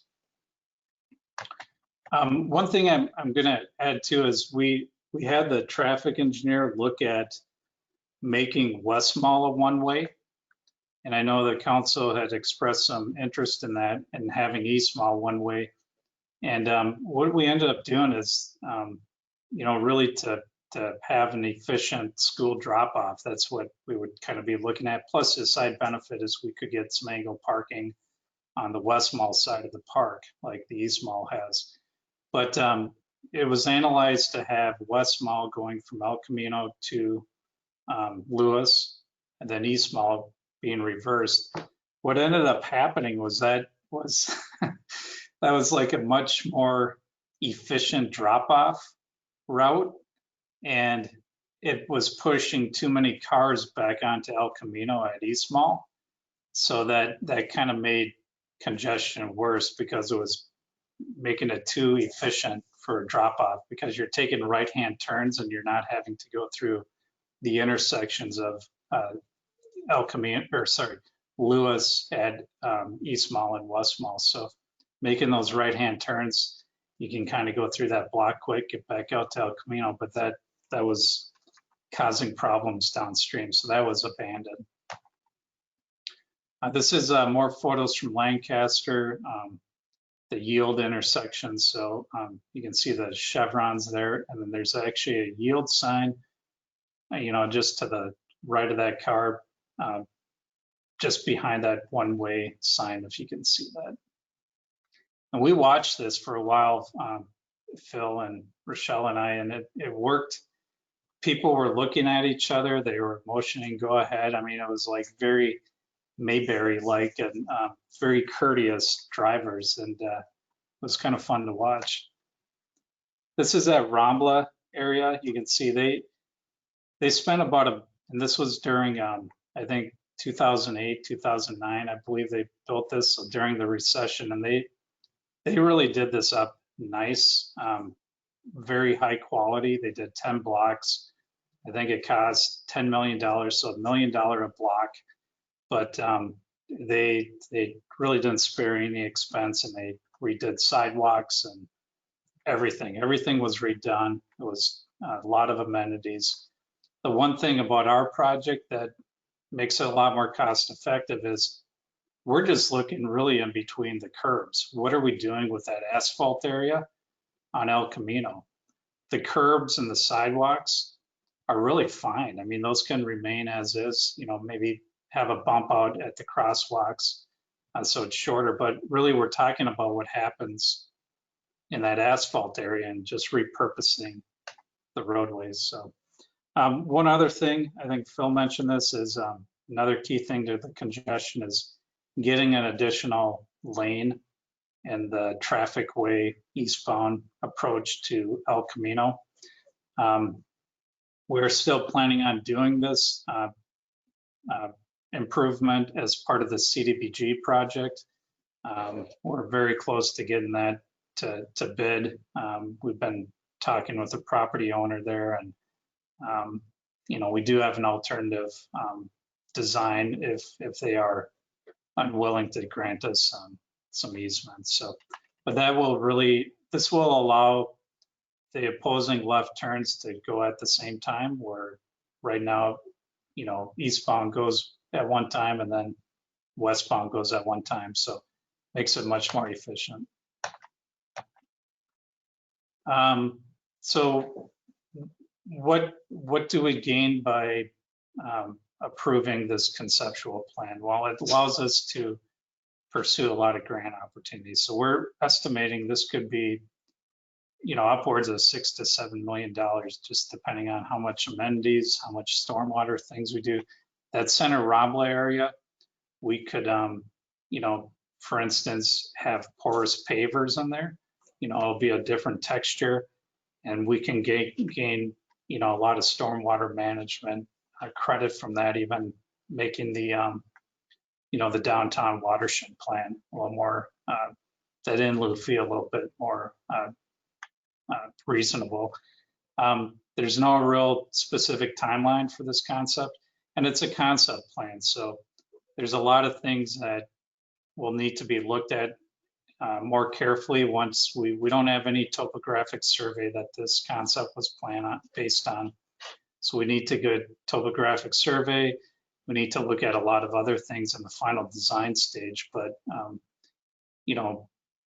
drop-off zones, for instance. So there's a lot of parallel parking that we show on these concept plans, but there's, I know strategic planning, we had talked about having like loading and drop-off zones around different parts of town instead of the parallel parking. So, a lot of those things need to be looked at still, but this is an overall, are we on the right track? Is this kind of what we want to do? But a lot of these grants, like the ATP grant, requires that we have,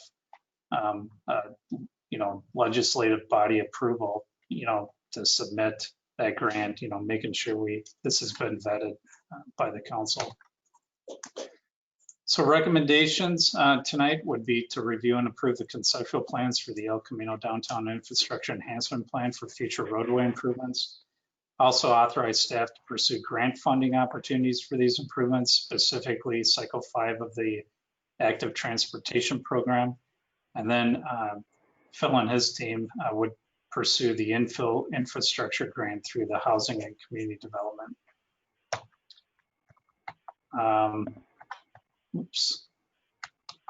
And I think with that, is it Phil? Did I miss anything or?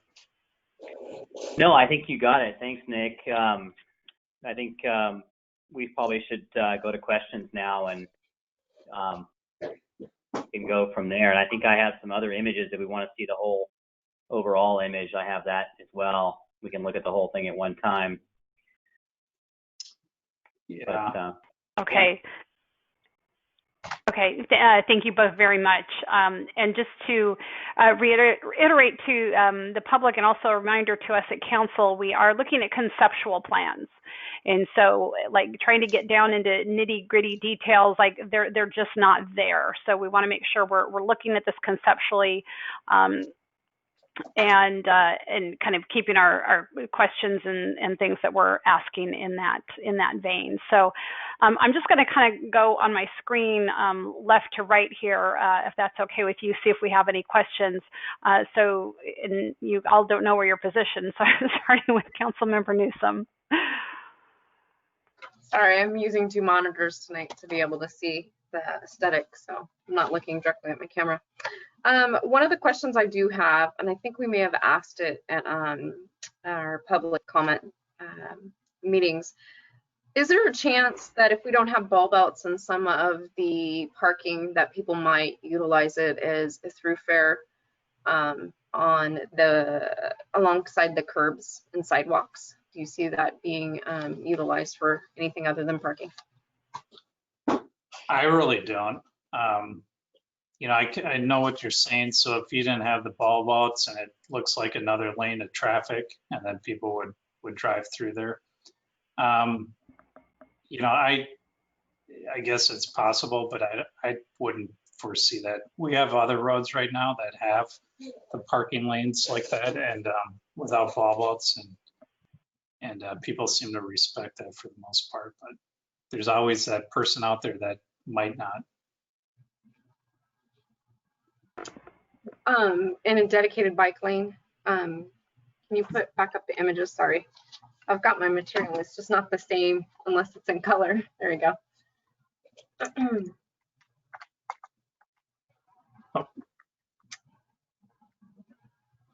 I guess the question is the dedicated bike lanes, that's in green on both sides, is that correct? Okay. Yes, that would be north of Traffic Way, and then south of Traffic Way it would be a Sharrow, and it'd be a shared lane with the traffic.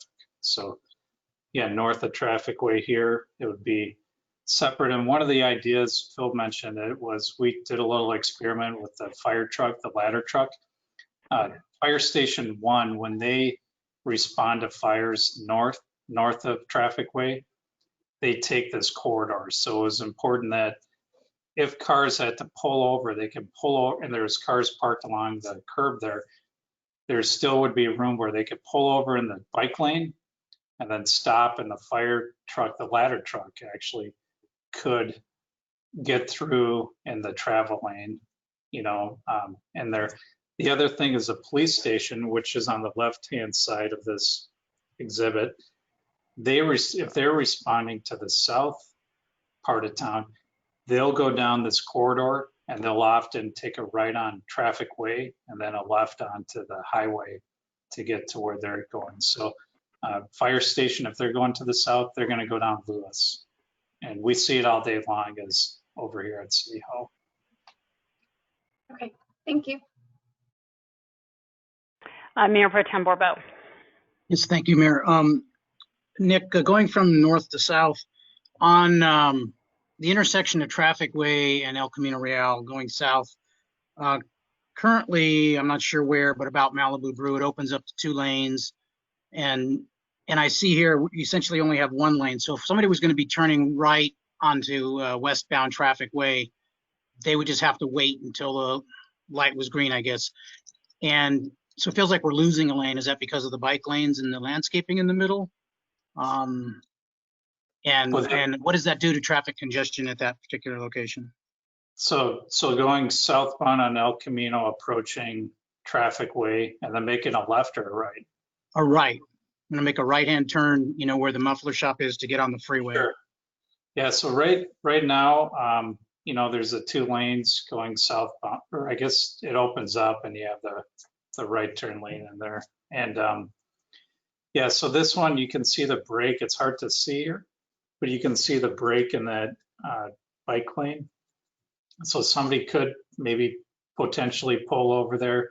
The other thing too, again, I mentioned these are conceptual plans. So in final design, we could really look at that and what queuing and how many cars we need to stack to make a right-hand turn there.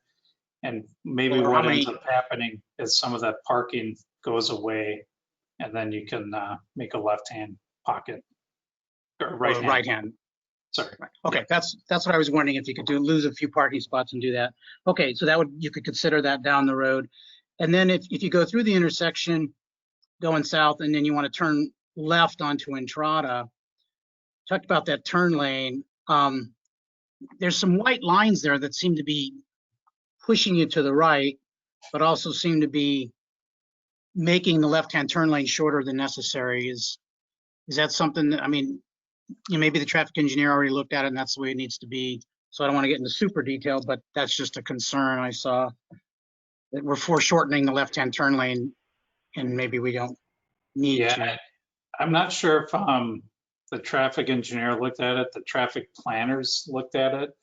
And one of the things because there's a shift, right? So if you're coming down El Camino and you go through the intersection, if you kept going straight, you'd go right into that left turn lane. So what it's doing is it's making you drift over to the right. And to be able to do that, there's a certain, depending on speed, there's a taper that you need, and that length of the taper depends on how fast the cars are going and how far over you want them to move. Now, if this can be shortened and everything, we can certainly make that left turn pocket longer.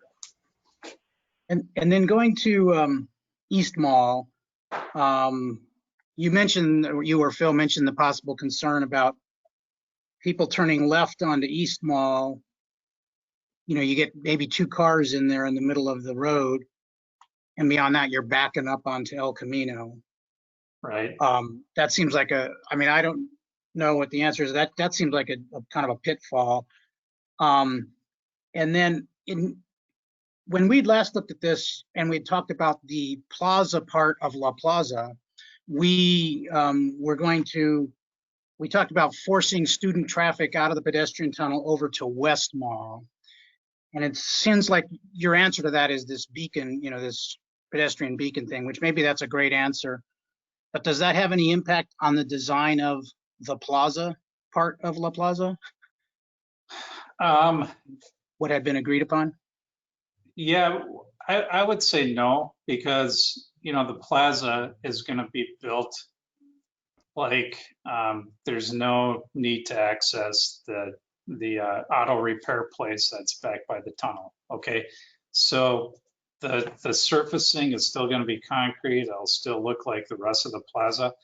And what you'll be able to do then, that red line that's shown in this exhibit is kind of a fence, right? So that the idea is like, okay, you want to kind of keep the students or the pedestrians kind of out of that,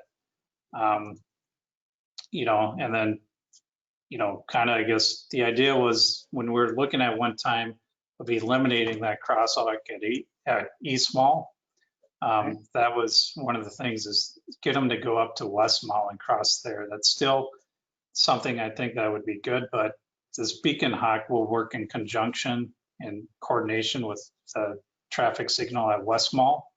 So I think, you know, I want to remember, maybe you guys remember, I wasn't here then, but I thought there was like a barrier across there at one time, you know, trying to deter people from crossing, but people still crossed.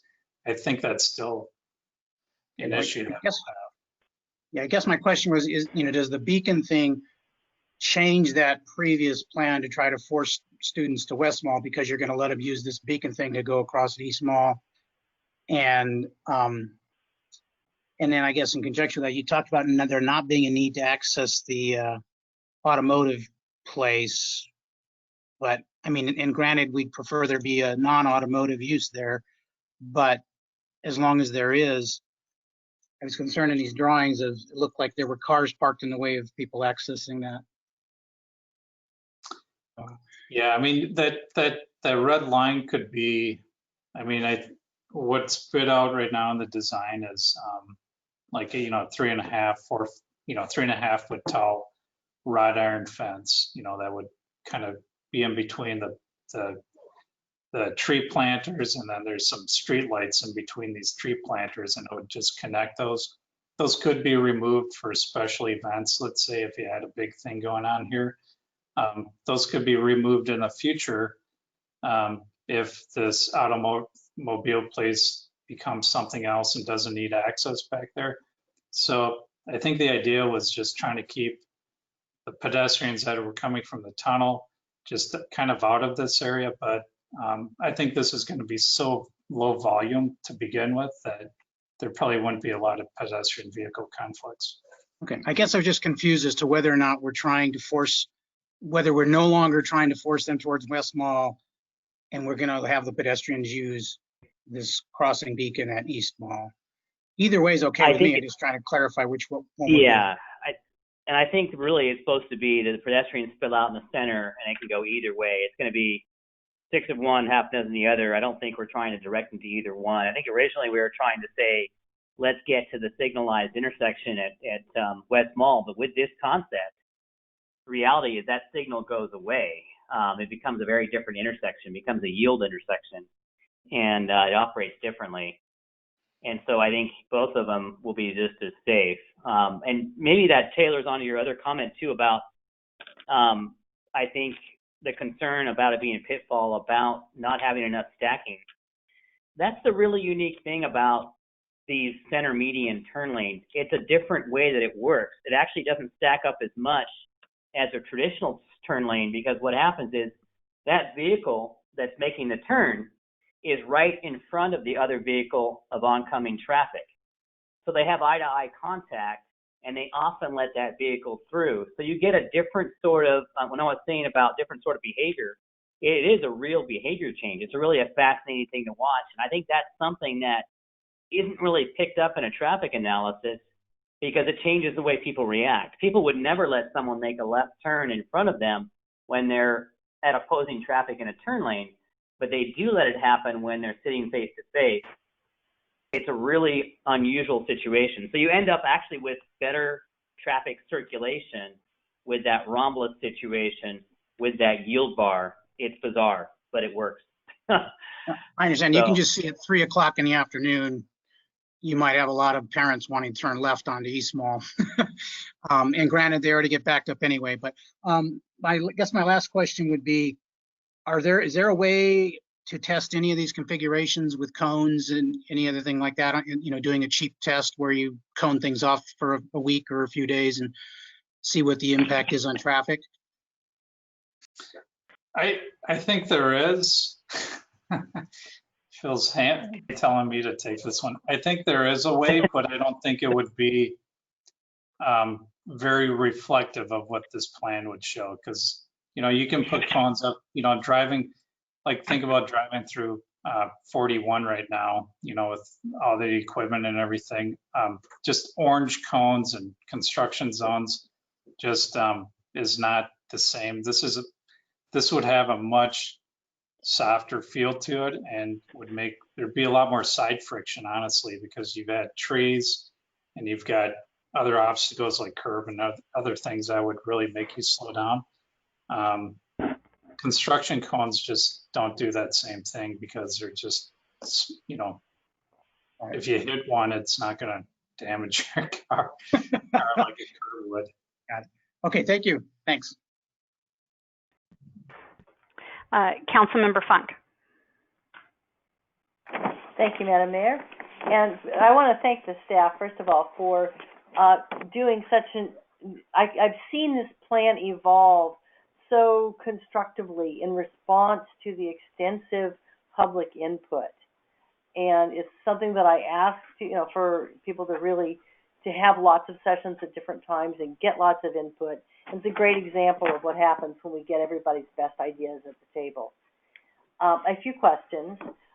You mentioned U-turns.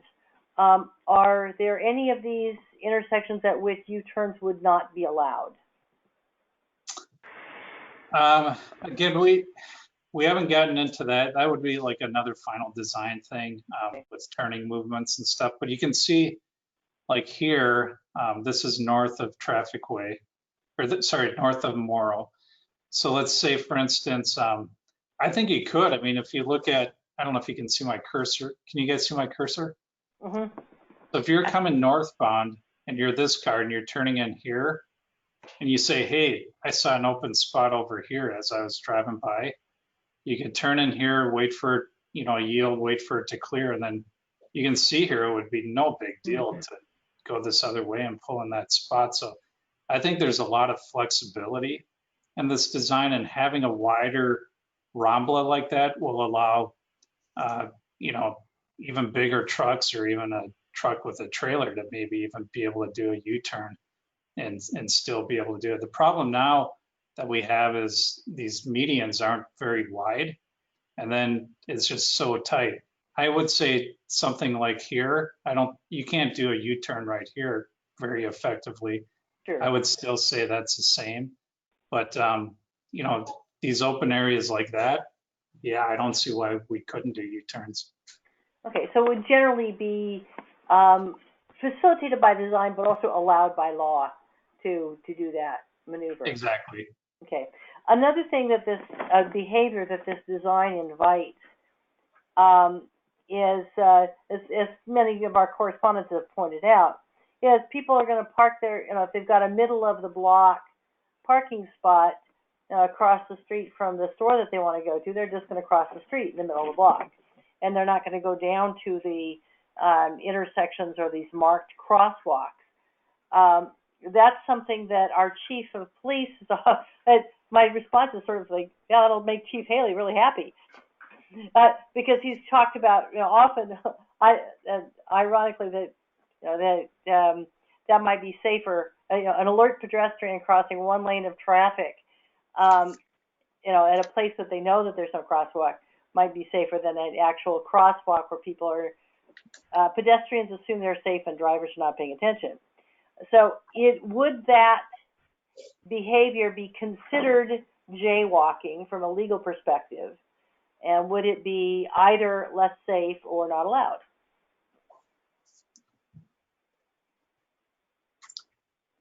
That's you, Gerald. Yep. Gerald, there, yeah. I'm getting all unmuted. Thank you, yeah, Gerald. thank you, Councilwoman Funk. It really is counterintuitive. You would think, a crosswalk makes everything safer, and in reality, it's quite the opposite. That it would certainly be much safer for people parking in that center and crossing a single lane of traffic where traffic is going at a much slower speed than what we currently have, where there's 5 lanes and a crosswalk, and everybody thinks it's like an invisible barrier that protects them somehow, and so they just dart out into traffic. The question of jaywalking, jaywalking has a very specific definition, and that is crossing the street, which that's specific, and then within a certain amount of, or in between 2 controlled intersections. There's actually 2 different sections that apply. In this case, as designed, neither of those would apply. Obviously, you're creating a parking area that's designed for this intent, that people would simply cross over and go into the store directly across from where they park. And so even if it did apply, I can assure you that jaywalking is not a ticket. I'm at 29 years as of the 17th, and I've never written a jaywalking ticket in my career. So it is not a commonly used thing anyway, but even if it, in this case, I don't think it will apply. Obviously design has a lot to do with it, but even if it did, it would be unlikely to be used. Thank you, Chief. Okay. And then another safety issue that has been a concern is the what happens when you're backing out into traffic from these angled parking spots, particularly where you have vehicles of different sizes. So I have a little electric vehicle that's a lot shorter than vehicles like Nick's smiling because his truck's a lot bigger. And so you get those mismatches, and it's hard for a driver to see. At the south end of the project, we can see that there's a certain level of attention to that, where after you've got the block that Caltrans basically controls, and then right about Denny's where this picks up, the first section of center parking that we see in that section is currently depicted as only being for the southbound traffic. So it basically gives a whole other little segment for the northbound traffic to slow down and behave themselves before they're in a section where people are backing out in front of them. And you have to have that little dance of allowing each other to move properly. So that really addresses that concern, I think. At the north end of the project, you don't see the same thing. And I know that this doesn't have to be a change done right now at all, but is consideration potentially given to either similarly reserving some of those very first spaces when people are barreling along El Camino from San Anselmo and coming into downtown at Rosario, and currently they slow down somewhere about the Carlton. They're barreling down there. In those first section of center parking spots, maybe reserve some of them only, the first ones only for the northbound, where people have already slowed down, or consider something, marking them as compact spaces so that larger vehicles don't create an additional safety hazard for smaller vehicles in that one, for 3 spots. Is that I something think that, that can't be considered as this design goes forward? no, I think those are great ideas because, you know, there's a deceleration zone, right, as you're entering it. And this on the left-hand side here, as a car is approaching southbound, you know, it does have to kind of make this little shift in the lane, which is going to make them slow down. But I think Councilmember Funk, you're talking in these first spaces, maybe have them reserved for northbound traffic only, and maybe have some trees or something, because if they're backing out, maybe they're not quite aware. We can certainly look at that in final design. Very good. And I also just really appreciate the attention while we're looking at having less traffic for the lanes, the serious attention at multiple points to improving the flow of traffic with, in particular, getting rid of that problematic,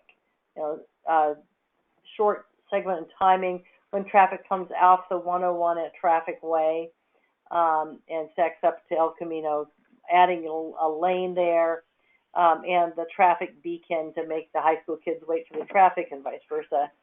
And these kind of dances. And then I just want to note, too, that what you have described and what Mr. Dunsmore has described about the way in which these center median areas work for left-turning traffic is you're describing a change to the physical environment that invites people to behave with greater courtesy and to be more of the small town charm that we appreciate in our community. And I just think that that's a really interesting aspect of this design. Okay, that concludes my question. Thank you. Councilmember Fonzie. Thank you. My concern this whole time that we've been planning this the last 3 years has been the safety issue. And the one concern I have is how are we going to get the kids to actually use the crosswalk instead of going down to Clem's and taking the other corner on East Mall across the street to go across? Could you address that? I understand you're channelizing them from the tunnel, but still, that's the way they've always gone for years and years. And we need to, make them go someplace else here. I think, are you saying this area here crossing on this side? Yes, that's where they traditionally have crossed.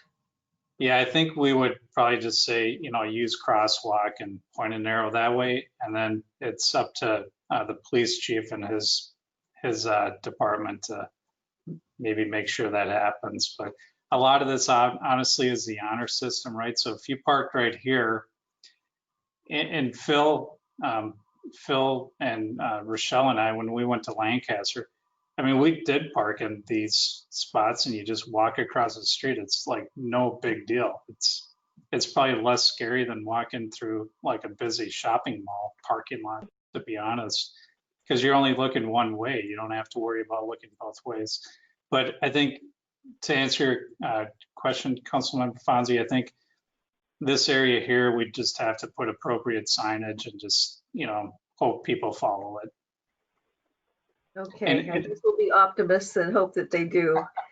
I wondered if maybe this could be like a scatter walk where they could cross over to that corner in front of Century 21 rather than by Sunken Gardens, so you could diagonal or go straight or otherwise, because half of them are going to Malibu Brew and getting something to drink.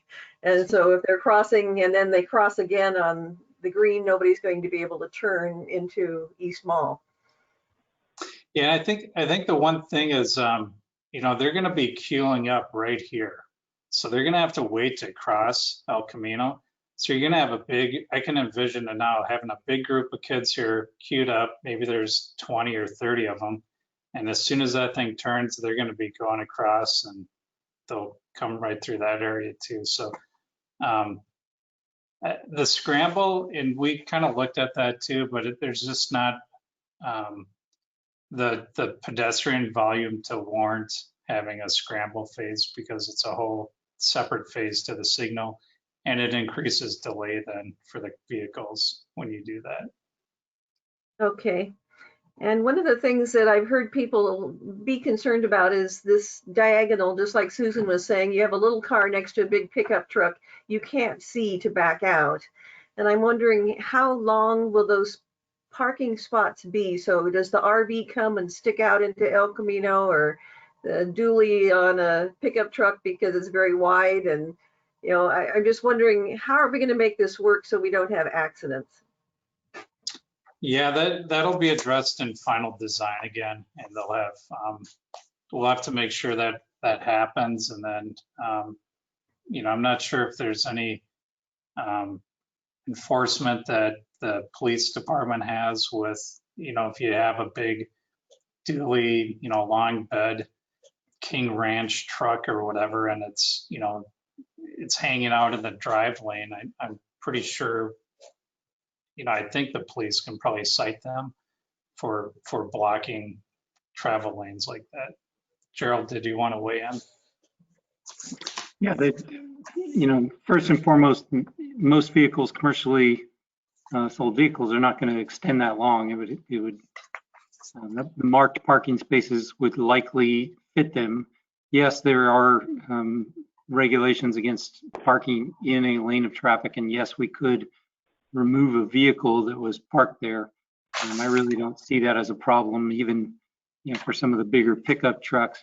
If somebody has a very long camper, they're not going to be pulling in there anyway, because it's just not going to fit, one would hope. But we've talked about the human factor, and so yes, if there was a human factor where somebody pulled into one of those spots, we would likely be called and could come along and tow it and remove it.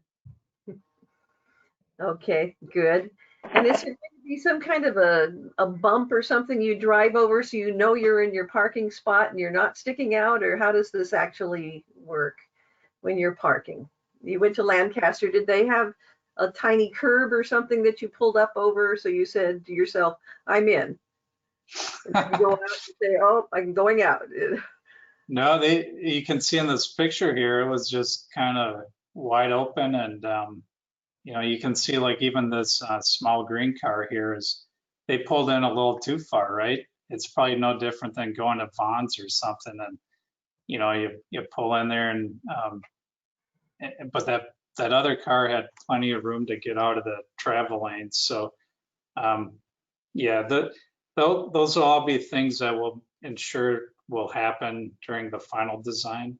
And there might be, in our scenario, where a condition where we want to put parking bumpers in there, but you know, those can become trip hazards too. So you know, we'll have to look at all those things. And the other thought is too, you want to be able to use this space as a convertible space. What if you want to do something else with the space, such as an event, or you have a car show, or you want to open it up for an actual lane at some point? You don't want to have those barriers in there to reduce your flexibility of using that space. Okay.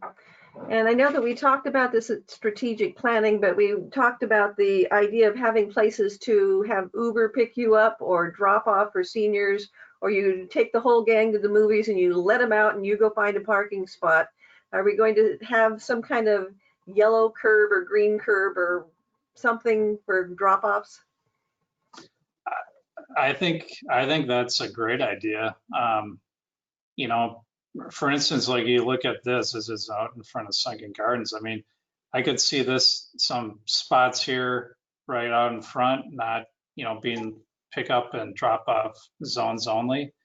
And yeah, you could do that with marking them, I believe, green or white, and then just putting the time frame on there, how long they can be waiting there. But I think strategically finding those spots along the corridor, and maybe even you want to do it, find some spots on Traffic Way to be able to do that as well.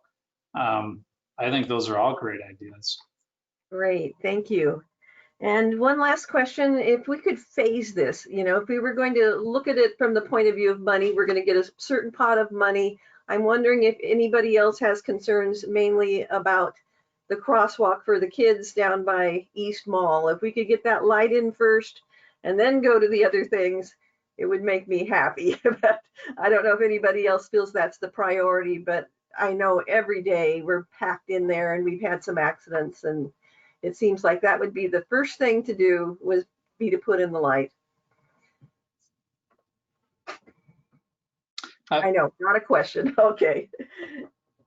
Can I comment on that? So sometimes these active transportation grants or the info grants, they look at like, okay, what's the safety component? How much more safe are you going to make this?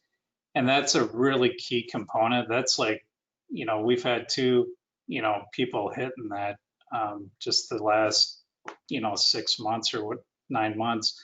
So if we can kind of show like that, you know, accident history with our application, and this is why we really want to do this. I mean, we're going to really, you know, highlight that Beacon Hawk as like a real big safety component to our project, and maybe it scores higher because these are really competitive grants that we're going after. But yeah, and then I would suggest we do that. And then, you know, if it comes to that point where we need to phase it out, that probably is, you know, one of the more one of the safety issues that we should be looking at. But yeah, there's a number of ways you could do it, but I think the grants a lot of times are competitive. So, you know, you definitely want to highlight that component in the grant application. Okay, thank you.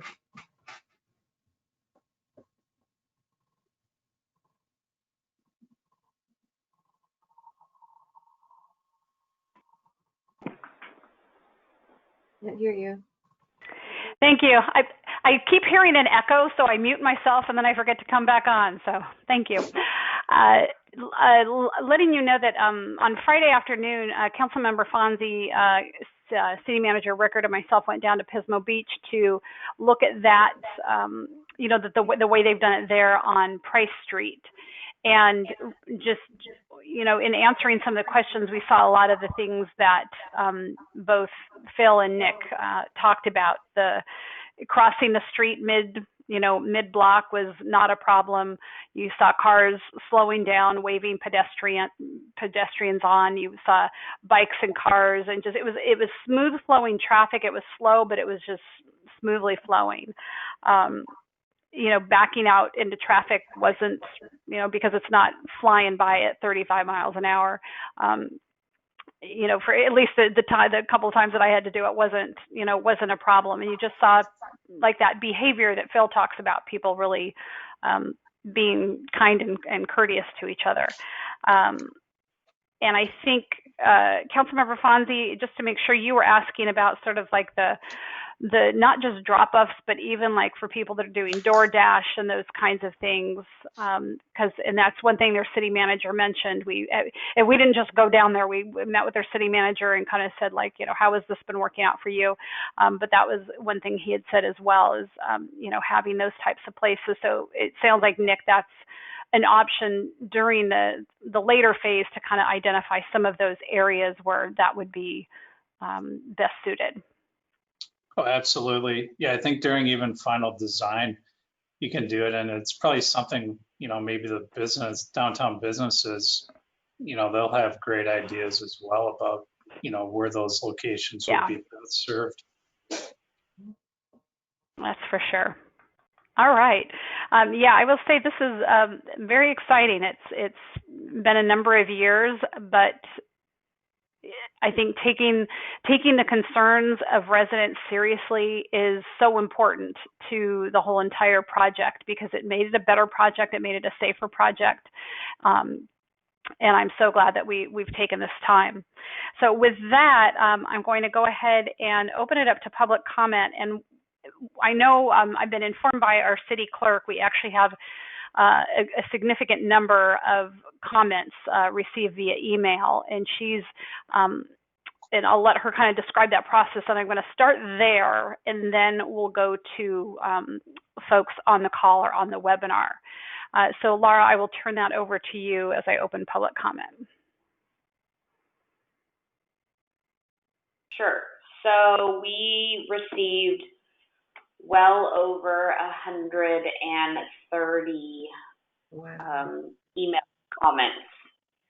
And because of the sheer volume of them and the time frame, we did reach out to all of those who submitted comments, let them know that their comments had been received, and then let them know that we would be providing a list of those in favor, those opposed, and then we would read all of the names that fell on that, and then those who specifically requested, we would read those comments verbatim into the record. And so what I'm going to do is first I'll read to you the list of the names that we have, those in favor, those opposed, and then following that, I'll read the 28 or 29 that we have that were requested to be read verbatim. So I'll start with opposed. We did receive one email opposed, and that was from someone named Bill. So I will read that one since we only have the one. And then we received, and let me tell you how many total, 137 emails in favor, and then going to read 20, I believe it's 28 of those I will read. So I will read their names as in the list, and then I will also read their comment verbatim. So let me go through the list really fast. Lisa Renee Fox, Dan Ulrich, Krista Connolly, Kate White, Eric Olson, Kent Olson, the Chamber of Commerce, Anna Pacharik, and I may totally butcher people's names, and so if you are listening and I butcher your name, I'm apologizing in advance.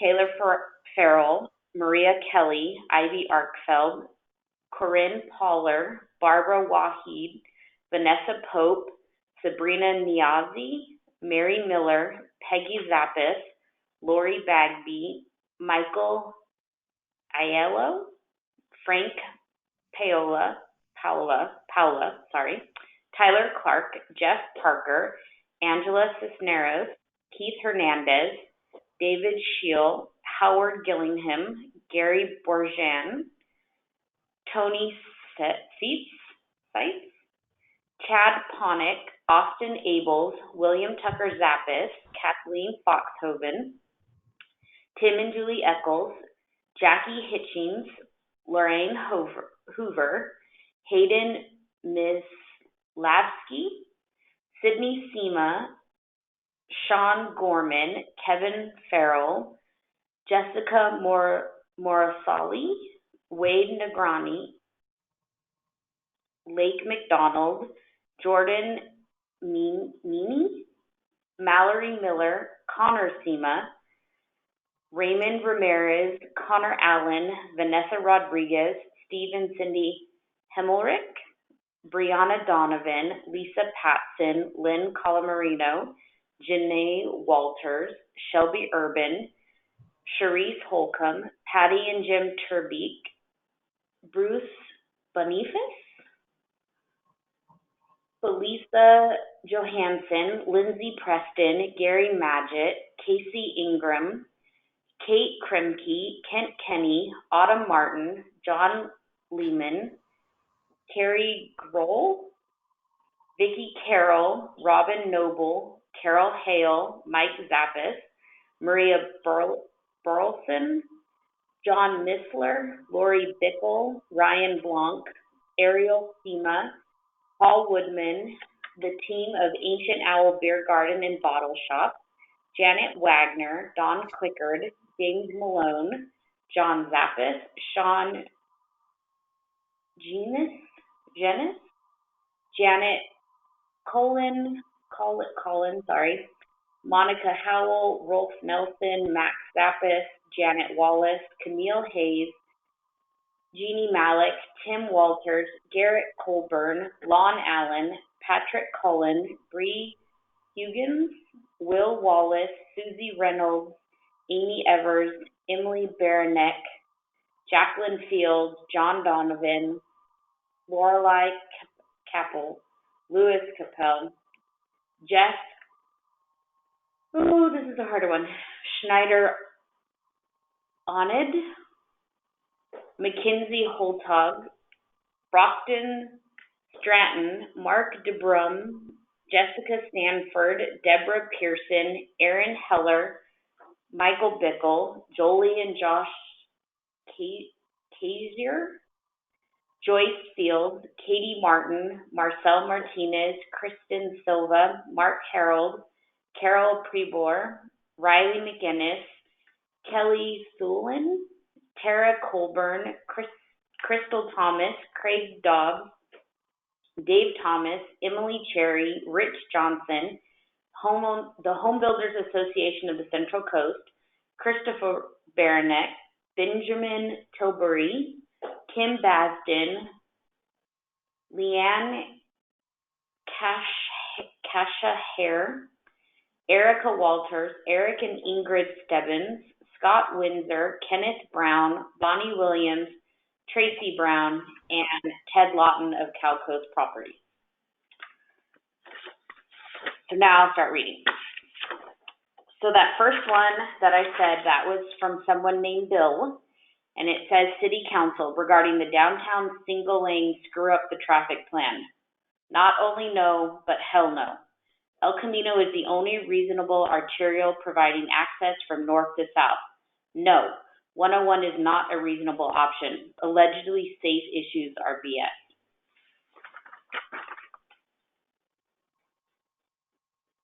Then these are the ones I will read in full that were requested. So this is from Krista Connolly. To whom it may concern, I am aware that the traffic calming project is going to be addressed at the City Council meeting tomorrow, and I wanted the Council to hear my voice as an Atascadero resident. I am in full support of the project moving forward, eliminating one northbound and one southbound lane, thus slowing traffic and creating additional parking on El Camino. Not only would additional parking for our growing downtown businesses be beneficial, but would also create a safer main street for the many young kids and pedestrians that are frequently crossing the streets. This seems like a win for all involved. Anna and Eric Olson. We fully support the ECR traffic and parking enhancement plan. We, as an Atascadero small business, love the idea, the drawings, and have heard such support from local shops too. We are your local Atascadero distillery and support support move parking in our community for more people to enjoy our town while shopping, eating, and tasting the many new outlets you have graciously approved. This parking will set us apart from other towns and will enhance our business through the COVID-19. Please let us know if there's anything we can do to continue this support. Anna and Eric Olson of Central Coast Distillery. This is a letter from the Atascadero Chamber of Commerce. Dear Mayor Moreno and City Council, the Board of Directors of the Atascadero Chamber of Commerce unanimously approved support of the Atascadero City Council in moving forward with the concept of the Downtown Infrastructure Enhancement Project. We support the City of Atascadero to secure grant funding and move forward to the design phase. A key objective of the ACC, the Atascadero Chamber of Commerce, is to support economic development in our community. We believe that this enhancement will dramatically improve access to our business community safely and responsibly. It is also our belief that it will increase occupancy rates and subsequently raise property values with the increase of green space and event space. The Downtown Infrastructure Enhancement Project will help our downtown businesses, the city, community, and visitors. Now more than ever, we believe investing in business. We continue to appreciate your support of our local businesses through this unprecedented time. It is the Atascadero Chamber of Commerce's goal to work together with the city and community to assist in the recovery of our economy. We believe that this project will contribute to our recovery efforts while benefiting the community on a long-term basis and should move forward. At any time, please reach out with any requests for assistance and support from the Atascadero Chamber of Commerce. Our Atascadero Chamber of Commerce staff and Board of Directors is here to be of assistance to our business community and the City of Atascadero. The next one is from Ivy Arkfeld. I am writing in to express my support of the El Camino Real Enhancement Plan. I believe these improvements will benefit all of the downtown businesses by making it safer and more enjoyable for customers to walk around the area. Vote yes on the El Camino Real Enhancement Plan. The next is Barbara Wahid. I am writing in support of adding more parking spaces to downtown Atascadero. I like the idea of slowing down traffic on ECR to make it more shopper friendly. I appreciate the new businesses and would like to further support them. The next one is from Sabrina Nyazi. To whom it may concern, as a future Atascadero business owner, I am writing you today to urge you to pass the El Camino Real Enhancement Plan. I would love to see El Camino Real as a safer street with pedestrian crossing, well thought out parking, and the inclusion of trees. ECR is a California treasure and a historically significant street. Let's do it justice by keeping it that way. Thank you so much for your public service. I look forward to getting more deeply involved in your great town. The next is Mary and Bob Miller. Good afternoon. With all the amazing new projects happening in downtown Atascadero, I am excited and impressed with the progress. I want you to know my husband and I totally support the changes proposed for the slowing of traffic, beautification of a median area with trees, making downtown more safely walkable, as well as increasing parking spots. Change can be hard, but supporting well thought out ideas only benefits the residents and visitors of Atascadero. Please do all you can to make this enhancement project fly. Frank Paula, to whom it may concern, I am in favor of the downtown enhancement project. The next is Sydney Sema, to whom this may concern. My name is Sydney Sema, born, raised, and current resident of Atascadero, California. I fully support the El Camino Real Infrastructure Enhancement Plan. I believe this project has the potential to dramatically improve the downtown, and to not see it through fruition would be a disservice to the community. The next one is Wade Negranti of Negranti Creamery. To whom it may concern, as a new business to Atascadero, California, Negranti Creamery is in support of a downtown infrastructure enhancement project. We feel the improvements to the downtown area would help improve safety as well as improve flow at all retail business. We fully stand behind any project that improves the quality, aesthetic, and safety of our downtown. Next is Mallory Miller, Atascadero City Council. My name is Mallory Miller. I am a local attorney serving our community. I've taken a special interest in the Downtown Infrastructure Enhancement Project because I believe it has the potential to make a huge difference in the lives of local business owners, families, and residents.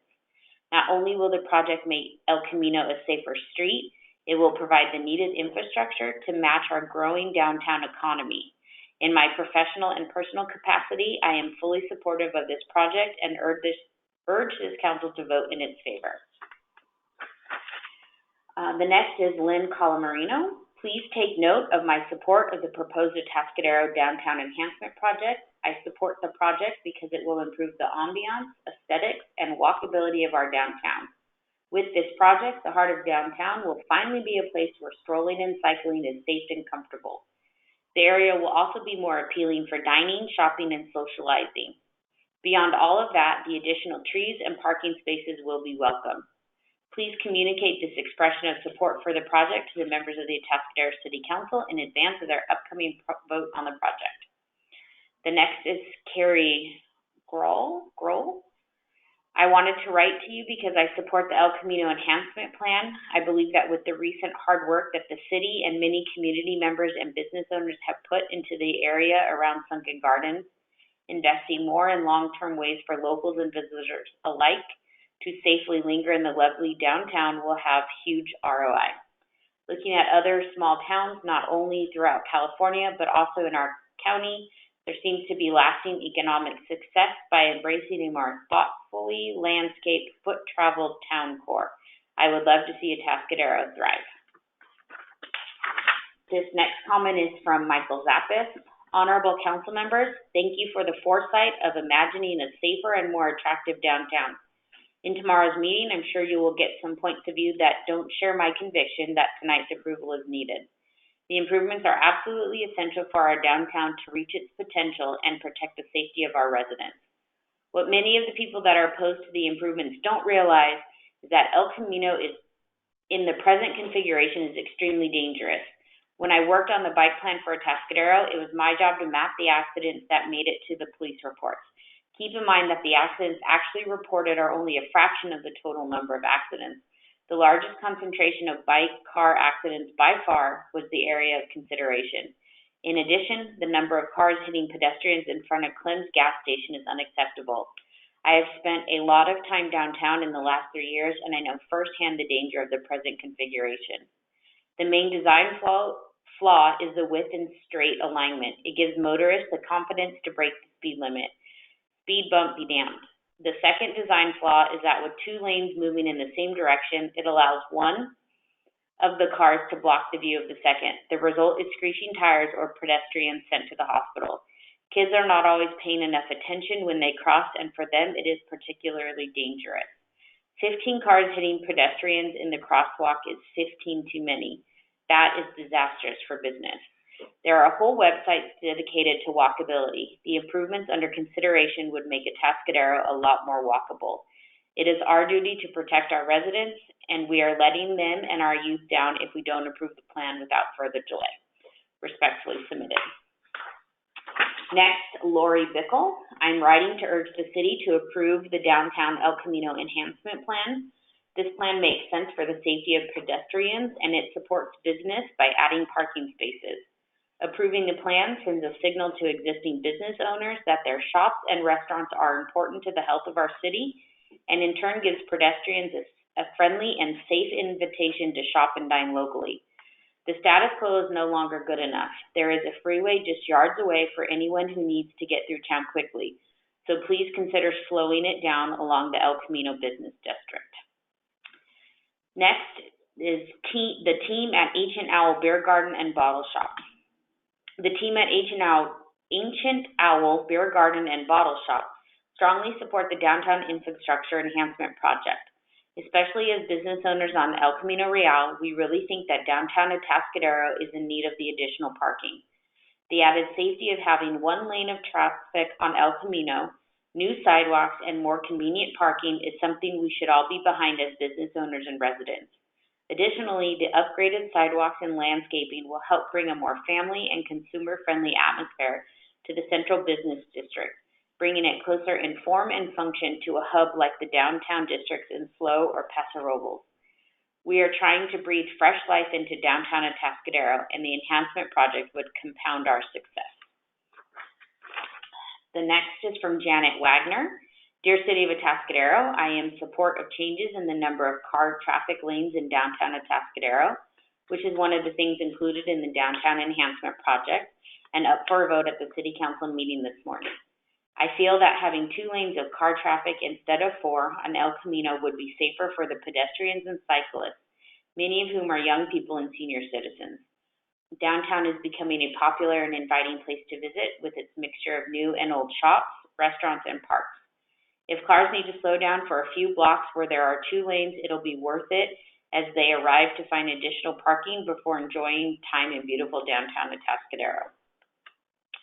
The next is from Max Zappis of Z Villages Management and Development. Our company is thrilled to endorse and fully support the City of Atascadero's Downtown Infrastructure Enhancement Plan. As a company with significant investment in this city, we want to do everything we can to support this directive and ensure it is a successful project. It is of the utmost importance for our local downtown businesses to have ample parking, a walkable environment, and traffic that will not scare or harm the citizens, customers, and visitors of Atascadero. We know through managing thousands of square feet of retail and commercial space in Atascadero that parking directly in front of the businesses boosts their ability to capture clientele and therefore sales. This project puts parking directly in front of all of our downtown businesses along El Camino Real. We also know through our research of other successful shopping areas that people enjoy shopping where walking is encouraged. They feel safe, and there are interesting things to observe, such as other people walking or exercising, street trees with wildlife, and open green spaces for relaxation and socialization. Beyond what this project brings with economic and social improvement, it also greatly improves the safety for our residents and visitors.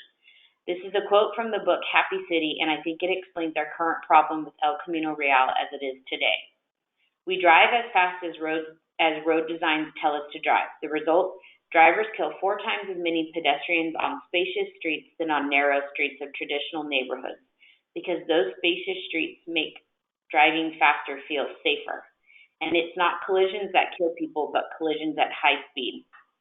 While our speed limit is 25 miles per hour, Most people regularly drive 35 miles per hour on El Camino because it is wider and more spacious than Highway 101.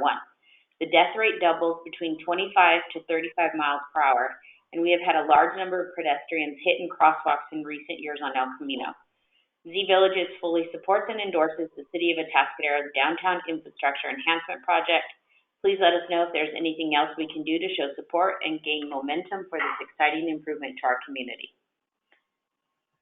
The next is from Monica Howell. I have been a resident of Atascadero since 2007. During this time, I have watched the City of Atascadero make great strides in attracting businesses and tourists alike. The city has done a fantastic job of increasing events and reasons to stay and spend our money here in Atascadero. Increased businesses in the downtown area have made for a pleasant destination for both date nights and family events. From shopping at the businesses on Entrada, grabbing a bite at one of the wonderful restaurants downtown, or a craft beer or glass of wine at one of the local breweries or wine shops, the reasons to stay and enjoy our leisurely time in Atascadero has grown exponentially the last few years. However, the parking and beautification of our El Camino Real downtown stretch seems like the missing piece in the puzzle. Parking can be an issue during busier times, and with a child who attended school in Atascadero, the crosswalks can be a bit unnerving between the high school and the junior high. I believe that the El Camino Infrastructure Enhancement Project solves all of these issues, creating a green and welcoming stretch of road while increasing parking and making safer access points for walking downtown seems like a reasonable answer to any complaints held, while also making for a beautiful destination here in our lovely city. As our downtown area grows with new businesses, it would be a mistake to pass on this vital project. I would love to see Atascadero continue to grow our downtown, but the ability to do so hinders on projects such as this to make pedestrian traffic safe and increase available parking to support the businesses. Please vote in favor of the El Camino Infrastructure Enhancement Project. Next is from Rolf Nelson. This really is a no-brainer if you're considering the safety of our students, the elderly, and others that would benefit by being able to cross a busy street in safety. This has my 100% support. Next is Jeannie Malik. I am in support of narrowing the El Camino corridor as proposed in the revitalization plan. This new design will increase safety for our residents, increase available parking, increase downtown walkability and beautification, and encourage tourism. Our city leaders have completed their due diligence. Let's move forward with the plan. Next is from Lon Allen. I think the city's plan to reduce the speed on downtown El Camino Real is long overdue. I applaud these efforts that include some beautification of the area. Hope it means the sidewalks in the old A-News building has to get all of its junk off the sidewalks. Next is from Jacqueline Fields. My name is Jacqueline Fields. I am the co-owner of Wild Fields Brew House. We started our business here in Atascadero because we love the strong sense of community, but we also saw an exciting future for our town with the new zoning in place around Sunken Gardens and with the beginning talks of the El Camino Infrastructure Project. An accessible, human-scale, approachable, and walkable downtown is incredibly important for a vibrant city center. We look forward to the passing of this project and the exciting future of Atascadero and the success of our business and others because of the increased access of downtown. The next is from John Donovan. While my residence is in Templeton, my business is in Atascadero on El Camino Real, not close to the proposed area, and I support an effort to enhance the downtown corridor of Atascadero. The next is from Jeff Schneider. I'm sorry, I butchered that last name. I know it. Please find attached a letter in. Thank you, Schneiderite. All right. Thanks, Phil. Please find attached a letter in support of the Downtown Atascadero Infrastructure Enhancement Plan. Oh, sorry. Let me just read the letter. Dear Ms. Christensen, this letter is in support of the Downtown Atascadero Infrastructure Enhancement Plan, presently under consideration by the city. I have lived in and around Atascadero since 1986, and I am delighted that the city is taking steps to create a focal point downtown and a place to visit. For many years, I have heard people complain about Atascadero because it has no downtown from a pedestrian's point of view. Historical charm, landmarks, and new projects are all with an eye on creating a positive sense of place. However, speed bumps on the 4-lane highway running directly through the core do little to slow down traffic or create a safe and pleasant pedestrian environment. to enjoy Atascadero's attributes. I feel that the enhancement plan as presented to the public will enhance our city and help contribute to a positive livability and an enjoyable place to visit. Please forward this letter in support of the downtown Atascadero infrastructure enhancement plan to Mayor Moreno and the rest of the council. Next is Kenneth Brown. To whom it may concern, please accept the following comment for agenda item C1. I am a professor at Cal Poly and an Atascadero resident since 2015. When I first heard of the proposed project to reconfigure El Camino Real to increase parking by constricting traffic flow, I initially opposed the idea because mainly on expected effects of traffic flow through downtown. I initially opposed the idea based mainly on the expected effects on traffic flow through downtown. I now strongly endorse this plan, and I would like to say a bit about why this proposed plan would improve Atascadero. In the few years I've lived in Atascadero, the downtown has been revitalized with new businesses providing compelling reasons to be downtown, rather than just pass through the downtown to go somewhere else. This plan provides residents and visitors an effective means to utilize the downtown region as a destination. Additional parking on El Camino supports the growing trend of seasonal events in the downtown, which typically restrict parking when traffic Entrada and the roads around the Sunken Gardens are closed off. To accommodate for the center median parking spaces obviously restricts traffic flow. This mainly affects travelers not interested in the downtown as a destination, but merely passing through. Those who use El Camino to move north or south through town are already regularly frustrated by delays from the intersections around Highway 41, which would remain as they currently are regardless of structural changes several blocks north of that constriction. Thankfully, access to Highway 101 would remain the better option for traversing through downtown to somewhere else. The time is right to improve access to the businesses downtown. We are all struggling with the emerging economic crisis accompanying a global pandemic. Acting now to improve our downtown would set the stage for the inevitable economic recovery. The small business community that has already committed to the transformation of downtown will need potential customers to see the convenience of conducting their business downtown for their businesses to survive this economic downturn. And lastly, I have from Ted Lawton of CalCoast Properties. Dear City Council and staff, our team here at CalCoast and as Atascadero Chamber of Commerce members would like to offer this letter in support regarding the newly proposed El Camino Real Enhancement Infrastructure Project. We believe this project will not only provide additional parking opportunities, but will also bring about a higher level of safety while enhancing the overall character and look of the downtown, creating a positive impact for the local businesses and the residents of Atascadero. We believe this project is a critical and much needed piece to help the revitalization of the downtown corridor and square take shape. We also believe Atascadero is full of potential, and we are grateful to have a small opportunity to help bring about and add to the positive direction the city leadership is providing. Please feel free to contact us at any time for further comments or considerations. Respectfully, the team at CalCoast Communities. So those are the comments. Thank you very much. I just wanted to say all of the comments that were received, so all 138 of them are available on the city's website under the agenda item for tonight's meeting. You can find all of the comments. All of the comments have also been provided to all of the council members, and they will all be made part of the record by being attached to tonight's meeting minutes. So anyone from the public who's looking for any of those comments can find them right now in real time on our website. Okay, thank you, Laura. And I need a motion. I have one from Councilmember Funk to take our meeting past 11 o'clock. Do I have a second? A second by Councilmember Fonzie. I believe do we need a roll call, or can you just do an yay, nay, Laura? For this, we should probably just do a roll call so that if anyone's listening in, they can know who did what. Okay. So, roll call, please.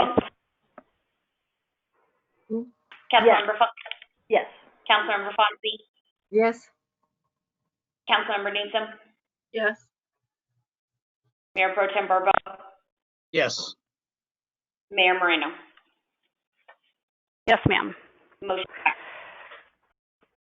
Thank you. Okay, so now what we're going to do is we will move on to the anyone who is on the webinar or on the phone.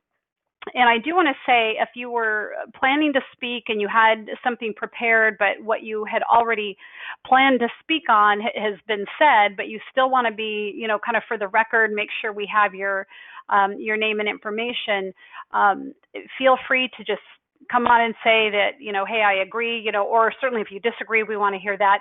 But if it's the same information we've heard, you're free to repeat it, but it's certainly not necessary to. So I would encourage just sort of a streamlining, that if what you want to say has been said, just say I'm in agreement, have your name in the record, and we can take it from there. But again, you are free to speak for your 3 minutes if that's what you'd like to do. So with that, Luke, I will ask you if we have any callers on the line wishing to speak. Yes, we have a few callers for this item. Our first callers are Victoria Carenza and Brian Ingleton. Hi, Council again. This is Victoria Carranza, and I wanted to just say that I'm so giddy, actually. I think that comes to mind when I'm hearing just all the support from so many business owners and leaders in our town and citizens alike that live here. So anyway, that just really makes me excited, and obviously, without it being necessary, do support this enhancement plan for El Camino. I wanted to mention something that wasn't relayed so far, which is that I'm a volunteer committee member for a project called the Equality Mural Project, and it's putting in public art. That's one of our missions for the downtown Atascadero area. So with that being said, I think that there is some potentials for us as a volunteer group to look at collaborating with staff moving forward, or just inputting as stakeholders on things such as public art that could be on the actual asphalt. So that's something that's a little different than the murals you typically see on walls. So I just wanted to add that in.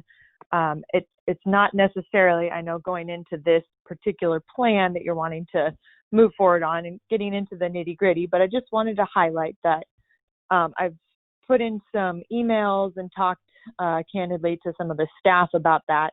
I visited Lompoc recently and was really excited about just the charm and the iconicness of how cities are getting really creative with looking at enhancing the look and feel with art on the asphalt. So, and the crosswalks, it increases visibility and makes it fun to be there.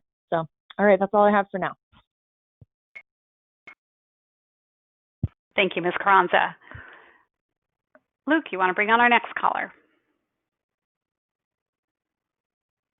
Yes, our next caller is Tori Keene.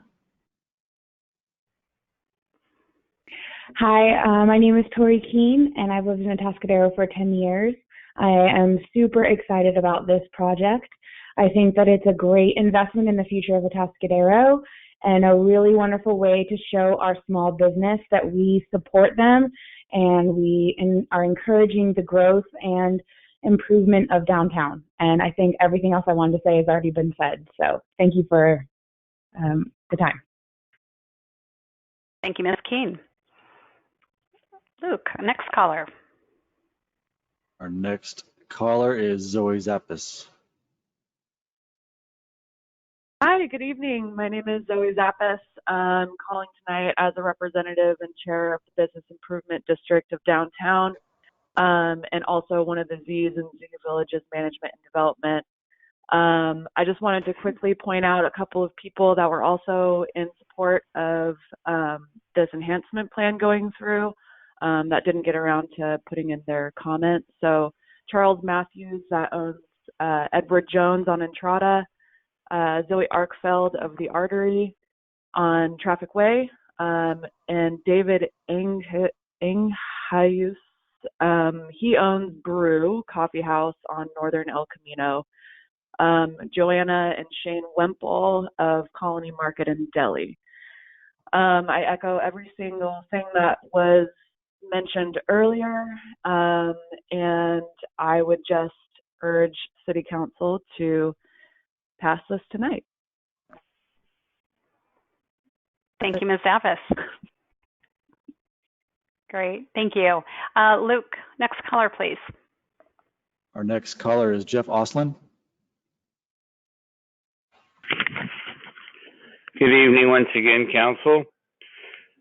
I would definitely urge our council to go ahead and move forward on the project. And with any luck, we can do the minor changes going forward after for final. Thank you. Thank you, Mr. Oslin. Next caller. And those are all the callers we have in the queue for right now. Okay. Is there anybody on the webinar who has raised their hand? I do not see anybody that has raised their hand. Okay. Thank you. I will go ahead and close public comment and bring it back to the council. I have to say this is a significant amount of input for a meeting that we've had in a while, and I will say that speaks to the outreach that staff has done. You've done a really good job of not just hosting meetings, like larger meetings, smaller meetings, but willingness to meet with people, talk with anyone, and not just to tell them, hey, here's what we're doing, but to truly get that input. And I think that's what makes this so different. I think there's some, you've kind of heard from us tonight, the different ideas and things that we kind of want to see moving forward. So I think you're probably understanding that. I think Ms. Carranza's idea of the public art on the asphalt, that sounds like a lot of fun, and who knows what might be possible there. So I see some good conversations coming up. I'll say what really struck me tonight is when Phil showed the picture of 101 before it went through and El Camino Real, and really saying it's like we've got two freeways going right through downtown. And that's, part of the challenge that we've talked about all along is that we've got this long strip of El Camino that people are just flying through. And in some places, your 40 miles an hour works, but it doesn't here. And when it comes to what a city can do, a city doesn't create business, but we can create the environment for business to thrive, for commerce to thrive. And so that's really what we're looking at here. We're looking to create a space, a place where people want to come to and not just go through. And so I'm excited about the possibilities of this, and it's really fun to hear our business sector and so many of the residents in support of it. With that, I would see if there are any final comments that need to be made and then look for a motion. Councilmember Funk.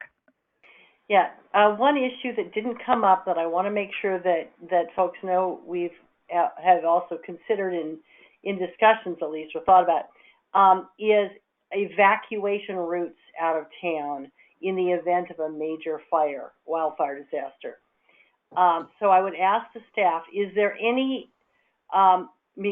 to briefly describe the plans for using the 101 to evacuate the town, and is there any scenario in which you would expect significant traffic from the north part of town to be going through downtown on El Camino Real and bypassing entrances to the 101, or vice versa, that if people were evacuating northward, that you would expect traffic from the south side of town to be going through downtown on El Camino Real, bypassing entrances to the 101 to keep going.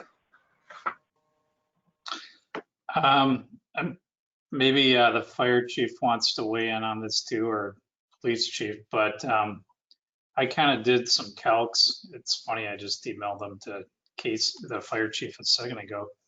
But based on how fast traffic was going on 101, 10 miles per hour, you get about 4,000 vehicles per hour in each direction. That's 2 lanes. Up to 50 miles per hour, you could get 13,500 vehicles per hour.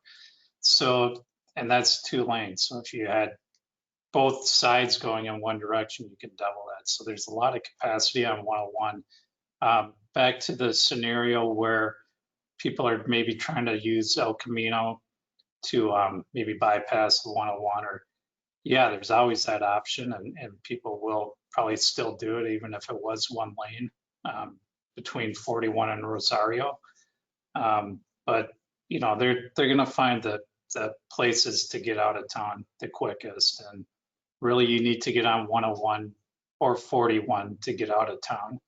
So it's in their best interest to get on one of those highways as soon as they can.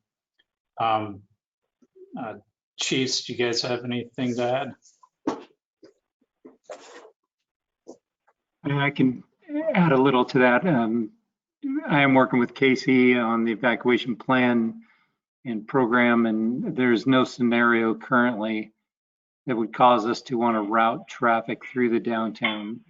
Every scenario that we're looking at is finding the quickest way to route people to the freeway and get them out of the area on the freeway. So I don't anticipate any part of this plan being interfering in any way with our evacuation plans.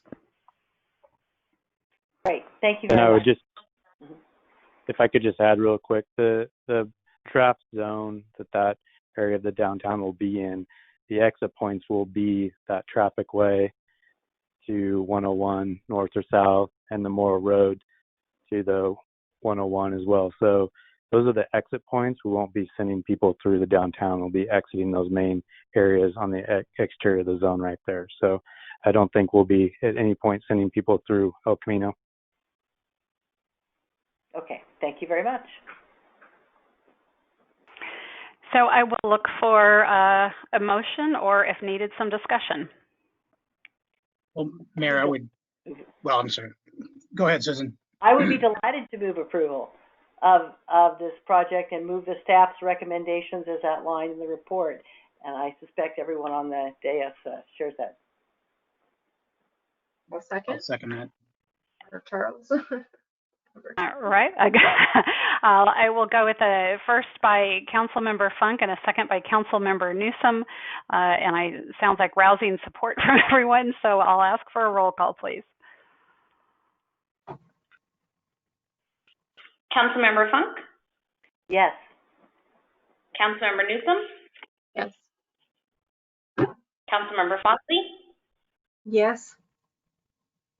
Mayor Pro Tem Barbeau? Yes. Mayor Moreno? Yes, ma'am. Motion passes. I will ask my colleagues, we're down to our discussion item on COVID and council announcements and committee reports, which if there's nothing pressing, I would ask that most of us could just kind of pass on those this time. Does anybody need an imminent break, or do you think we can move through this? I'm good either way, but I want to find out from you. Good. Move Just through? Good? Yeah. Move through. Okay, awesome. So we'll go to a discussion item. We've kind of put the COVID updates on here for just to see if there's anything that we need to discuss. And so I would ask our city manager to come on and let us know if there's anything that you want to update us on that we don't already know about. No, there is obviously the number of cases continues to be significant here in the county. There's nothing that needs to be discussed at 11:14 p.m. So I will pass. Excellent. As will I, nothing significant. Are there any key questions any of you have that you need to get answered right now? Okay, seeing none, I will go ahead and open it up to public comment. I will ask Luke, do we have any callers on the line that have public comment for this item? We do not have any callers for this item or anybody in the webinar raising their hand. Thank you. And I will ask our city clerk if we have any comments that need to be read into the record. We do not. Thank you. All right, we'll move on to council announcements and committee reports. And again, if it's something that we could pass on, great, and we'll get to next time around. So I will kind of go through my squares here. And if you need to say something, let me know. Councilmember Newsom? Just a design review committee tomorrow, meeting at 2 p.m. Okay. Charles? Yeah, I have IWMA meeting tomorrow, and I did pass on a 2-page summary of the strategic planning workshop to the city manager, and I think she passed it on to you, the rest of you, and that's some other information that'll wait till next time. Thank you. Councilmember Fonzie? My report can wait. Councilmember Funk? Yeah, I need to give a brief report because of the issues we discussed at the beginning of the council about homelessness, to let this body know that both as a member of this council and as vice chair of the Homeless Services Oversight Council, I called into a special meeting of the Paso Robles City Council where they were discussing and approving their plans for the riverbed cleanout, and pointed out the very compelling concern that you have a lot of people who are encamped there that if they're given no other place to go, will simply come up the river to us. And this doesn't help anybody. It hasn't solved any problem. It creates risks for our community too, and it just compounds problems for the folks who are already encamped. And if you don't like where people are, you got to find them another place to go. The council did respond to that ultimately in coming up with at least an option for a place. It's not a real wonderful solution. This continues to be an item of discussion at Homeless Services Oversight Council, which will be meeting again on Friday. And the Friday's meeting will also be discussing the concern of the eviction moratorium that is potentially expiring on the 14th of August, affecting that potentially placing significant additional members of our community at risk of losing their housing. And the HSOC will be presenting concerns and options to in advisory capacity to the County Board of Supervisors for considering that. There's also potential for action there at the federal and state levels, which would be most helpful, as well as at the county level. Thank you. And my report can wait as well. I did forget to just reiterate during our enhancement plan item that I did advocate and get $600,000 set aside with SLOCOG for potential matching funds for a downtown enhancement. So it's exciting that is part of that. I mentioned that a few months ago, but I wanted to bring that back tonight, and I failed to do that just a few minutes ago. So everything else can wait. Any individual determination or actions? I see none with council members. Any with staff? All right. Hearing none, meeting adjourned. Well done, everyone. Good night. Good night. Good night.